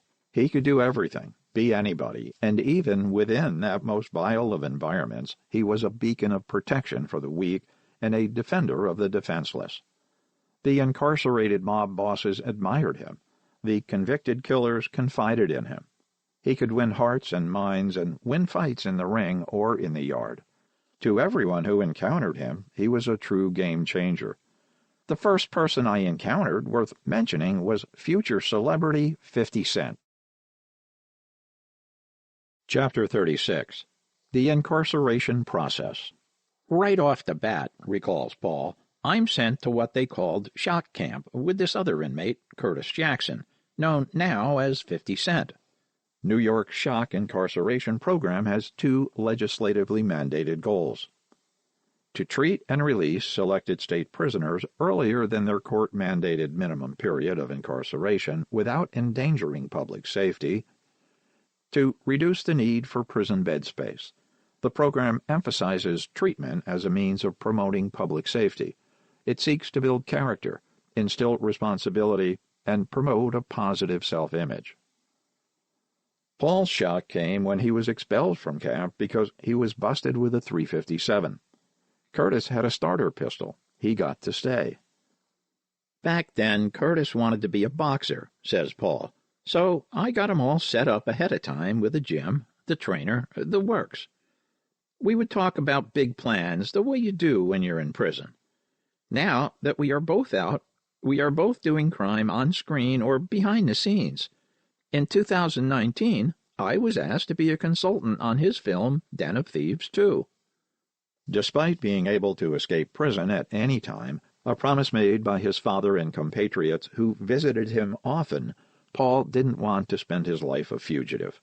He did, however, plan a 100% successful escape and sent another inmate to the freedom of being a fugitive. Why should I live like a fugitive, a refugee, when I can live like a king, or at least a prince behind bars because of my art talent, fighting prowess, and beyond-the-wall connections, including, of course, my father? Mr. Stan continued doing what he always did, albeit without the added value of Paul's hands-on involvement, but free from Moma's underhanded duplicity. I was planning heists for my father while I was in prison, so we kept a close relationship in terms of the family business. Did you think my father would retire after a billion-dollar mega-heist? Of course not. Maybe if I had agreed to retire also, but with me in prison, what is he going to do with himself while I'm forming lucrative alliances within the prison system? The inmates with whom Paul shared time, space, and cells reads like a who's who of notorious mob bosses, professional killers, political prisoners, and missing-in-action wannabes surrounded by a surging sea of non-criminals. People whose crime was the medical condition of drug dependence or full drug addiction. So many prisoners are victims of the war on youth, war on minorities, or on behalf of corruption, says Paul. They shouldn't be in prison unless they committed real crimes against people and property, not for their medical dependence. It's crazy. And the bad guys in prison were nothing of note on the outside, and the big shots on the outside, who are now on the inside, keep a low profile. They don't want attention. I wound up as cellmate with all manner of murderous and corrupt characters. I think 90% of my prison experiences belong in a different book because it detracts from the overarching story of what my father started in New York City that is now worldwide, if mutated. Suffice it to say that Paul himself mutated into a character created and manifested out of Paul's talent and imagination, survived and thrived in America's broken prison system for the duration of his sentence. I had to survive, and I had to position myself as a force of nature. Meanwhile, things back in New York were changing as well. Mr. Stan was the world's greatest gentleman thief, a man renowned for his ethics. Sadly, he was a breed as rare as the Antelope Valley antelopes. In 1996, 3 years before I came home, former members of one of my final crews turned on my dad like vipers. They followed him and invaded his home. It was like the Fort Lee home invasion times 10. They held Ms. Kim hostage while they pistol-whipped my father to the point of near death and stole over $3 million in cash, gems, and rare antiquities. Outraged and impotent to do anything about this tragic assault, his anger could prompt no retribution, but lie there sizzling like a piece of bacon in a microwave oven. I was on fire from the inside out, Paul says of his desperation. How could they have such little respect, be so selfish and brutal? Neither my father nor I, nor the professor, would ever violate the sanctity of anyone's home. Did Bruno, Solik, Beaky, or Stiv ever do such a thing? No, never. Would Alec or Montenegro or my dear mother? My other crew members, Coco, would never even think of such cruel behavior. That is the action of thugs, punks, and psychopaths such as Moma. Fearing for my father's safety and not being able to personally protect him weighed heavily on me those final 36 or so months in prison. He was robbed again in 1998, and it was arranged for former boxer, 6'6" Joe Pudar to move into my father's house in Astoria, Queens. When the prison doors swung wide on the day of his release in 1999, Paul anticipated some sort of media recognition when such an expectation derived solely from his personal grandiosity. Even more grand was the joy of freedom. My beautiful mother picked me up and took me to my dad before she returned to Florida, where she was now Mrs. DeGangi. I found 2 former associates and an intermediary waiting for me at my father's new home back in Astoria, Queens, Ninad and Ivan and their negotiator, Ricky. The men were not at Mr. Stan's to cause trouble. They were there to beg Paul's forgiveness. "They have been living in fear," explained Stan. "Their only hope is for you to set them free from the guilt and shame they have been living with since your 3 days of hell." Paul wasn't in a forgiving mood, and he headed for the kitchen to grab a butcher knife. Mr. Stan's bodyguard, Joe Pudar, intercepted him, pleading with him to calm down. "What else could I do?" asked Paul rhetorically. "I couldn't really kill them, and they were so pathetic and contrite that I forgave them." With that bit of business resolved, there were a few things on Paul's agenda: new clothes, old friends, and a fresh heist. With that bit of past business resolved, there were only 2 things to do: buy new clothes and pull a heist with old friend Alex Montenegro, the architect of the Regency Hotel job. "It was a strange thrill to do it again after that time away," Paul explains. "I was back in the game, but it felt different. I wasn't exactly the same kid I was when they sent me away." The target was Mascot, a 5th-generation American luxury eyewear brand. It is one of the oldest local businesses in New York City. I teamed up with Alex Montenegro for this one. I went into the store during the day and cased the joint. I tied a shoelace around the push handle that opens the side door and let it drop down outside the door. That night, all I had to do was pull the shoelace and the door opened. As this was not Zone 1 on the alarm system, it would look like a false alarm to the security company. Sure, the alarms went off, but we were out of there with the alarms running and loaded the entire store, lenses, frames, and machines into 2 Astro vans and drove away. The year 1999 seemed decades away from 1992, and everything was changing. Chapter 37. Everything is Altered. The year 1999 was a volatile and challenging time in the lives of Paul and his parents. Branca was happily married to the incredibly wealthy, honest, and fun-loving Albert DeGangi. They were living in Miami, and Paul visited them often, spending time in the local nightclubs, contemplating his personal evolution and life trajectory. "I know my son well," Branca states flatly, as if expecting Paul to jump out from behind the divan and contradict her. "There was always conflict within him. One minute he brags of being a great diamond thief, raised and taught by the best. The next minute he is complaining that he had no choice in his life, that he didn't want to be a thief, he wanted to be an artist, an entertainer, and he has natural talent for all of it. The same day that he praises his father, he lashes out at the way he was treated in childhood. He no doubt thinks that he is unique. Of course he is, but so is everyone else on earth. All people are blessed with gifts from their Creator, but it is only a fortunate few who are in a position to follow their passion that leads to self-realization and personal fulfillment. He needed a good woman, a good vision of himself, and the feeling that comes from knowing who you are." It was in a Miami night spot that at least one piece of that personal potential puzzle fell into place because of a chance meeting and conversation that he started up with Ms. Jessica Perez, a streetwise and ethical beauty with a sharp mind and a good heart. They danced and romanced and soon were an item. It was romantic, if not a bit outrageous, explaining to Jessica what I did for a living. I stressed the point that it was all victimless crime. Everyone was in on it, and that our number one rule was no one ever gets hurt. She was understandably concerned, but she was street smart as well as accomplished, so certain aspects of illegality were not completely foreign to her. She got to meet all sorts of my compatriots when Dad threw me a giant party. No one can put on a party like Mr. Stan. Mr. Stan knows how to celebrate, and when it comes to parties, no one can equal him. He threw a party for Paul that, in all honesty, defies proper description. Everyone Paul worked with who wasn't behind bars or deep underground, literally or metaphorically, was there, from Alec the Keyman to Coco and Gorilla. If Mr. Stan could find them, they were all there, including Paul's party pal, Sal Linsalone. Moma, of course, was not invited.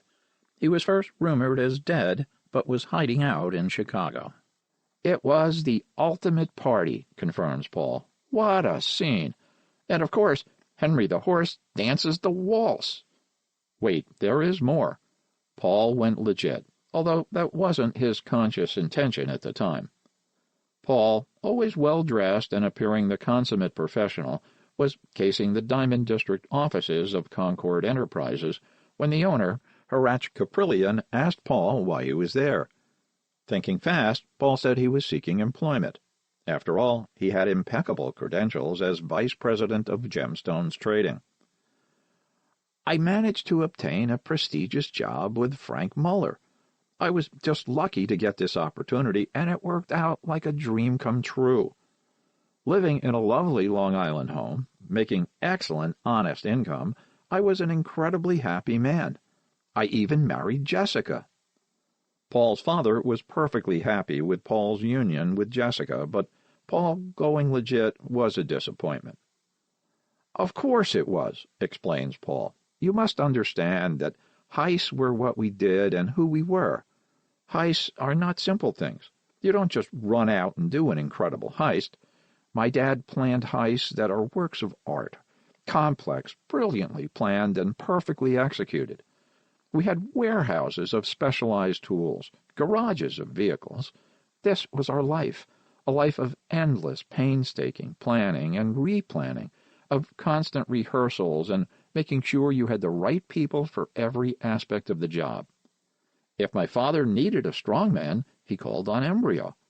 Later, if I needed a strong man, I called on Gorilla. If we needed a key person, a lock expert, we called Alec. You need people of discipline that you can train, trust, and rely on without a doubt. Coco is a good example of a bright guy who learned well. Acrobats? We can get them. Just look at the guys my dad had in the 1970s. This isn't a criminal enterprise. This isn't a gang or a mafia family.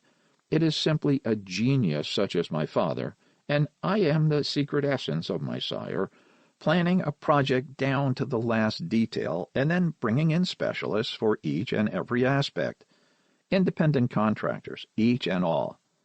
My father waited with great anticipation for my return, and when I came back it was Mr. Stan and Son all over again. But I turned my back on making millions overnight to making hundreds of thousands in a year. He was hurt that I wanted to not do heists, but to sell watches, not steal them. I believe that he could not fathom me doing anything other than what I was raised to do, and do with him. In truth, I loved the job. I loved the company, the product, and I especially loved being 100% non-criminal. My mother was proud of me, but Dad was disappointed. The company, as with others cased by Paul as heist targets, was fully insured by Lloyd's of London for $100 million. Lloyd's ran a check on Paul's Social Security number and promptly canceled the firm's insurance. How do they expect convicted felons to be respectable and successful if they can't get an honest job? And guess what security company practically dragged me out of there in handcuffs? Home Security.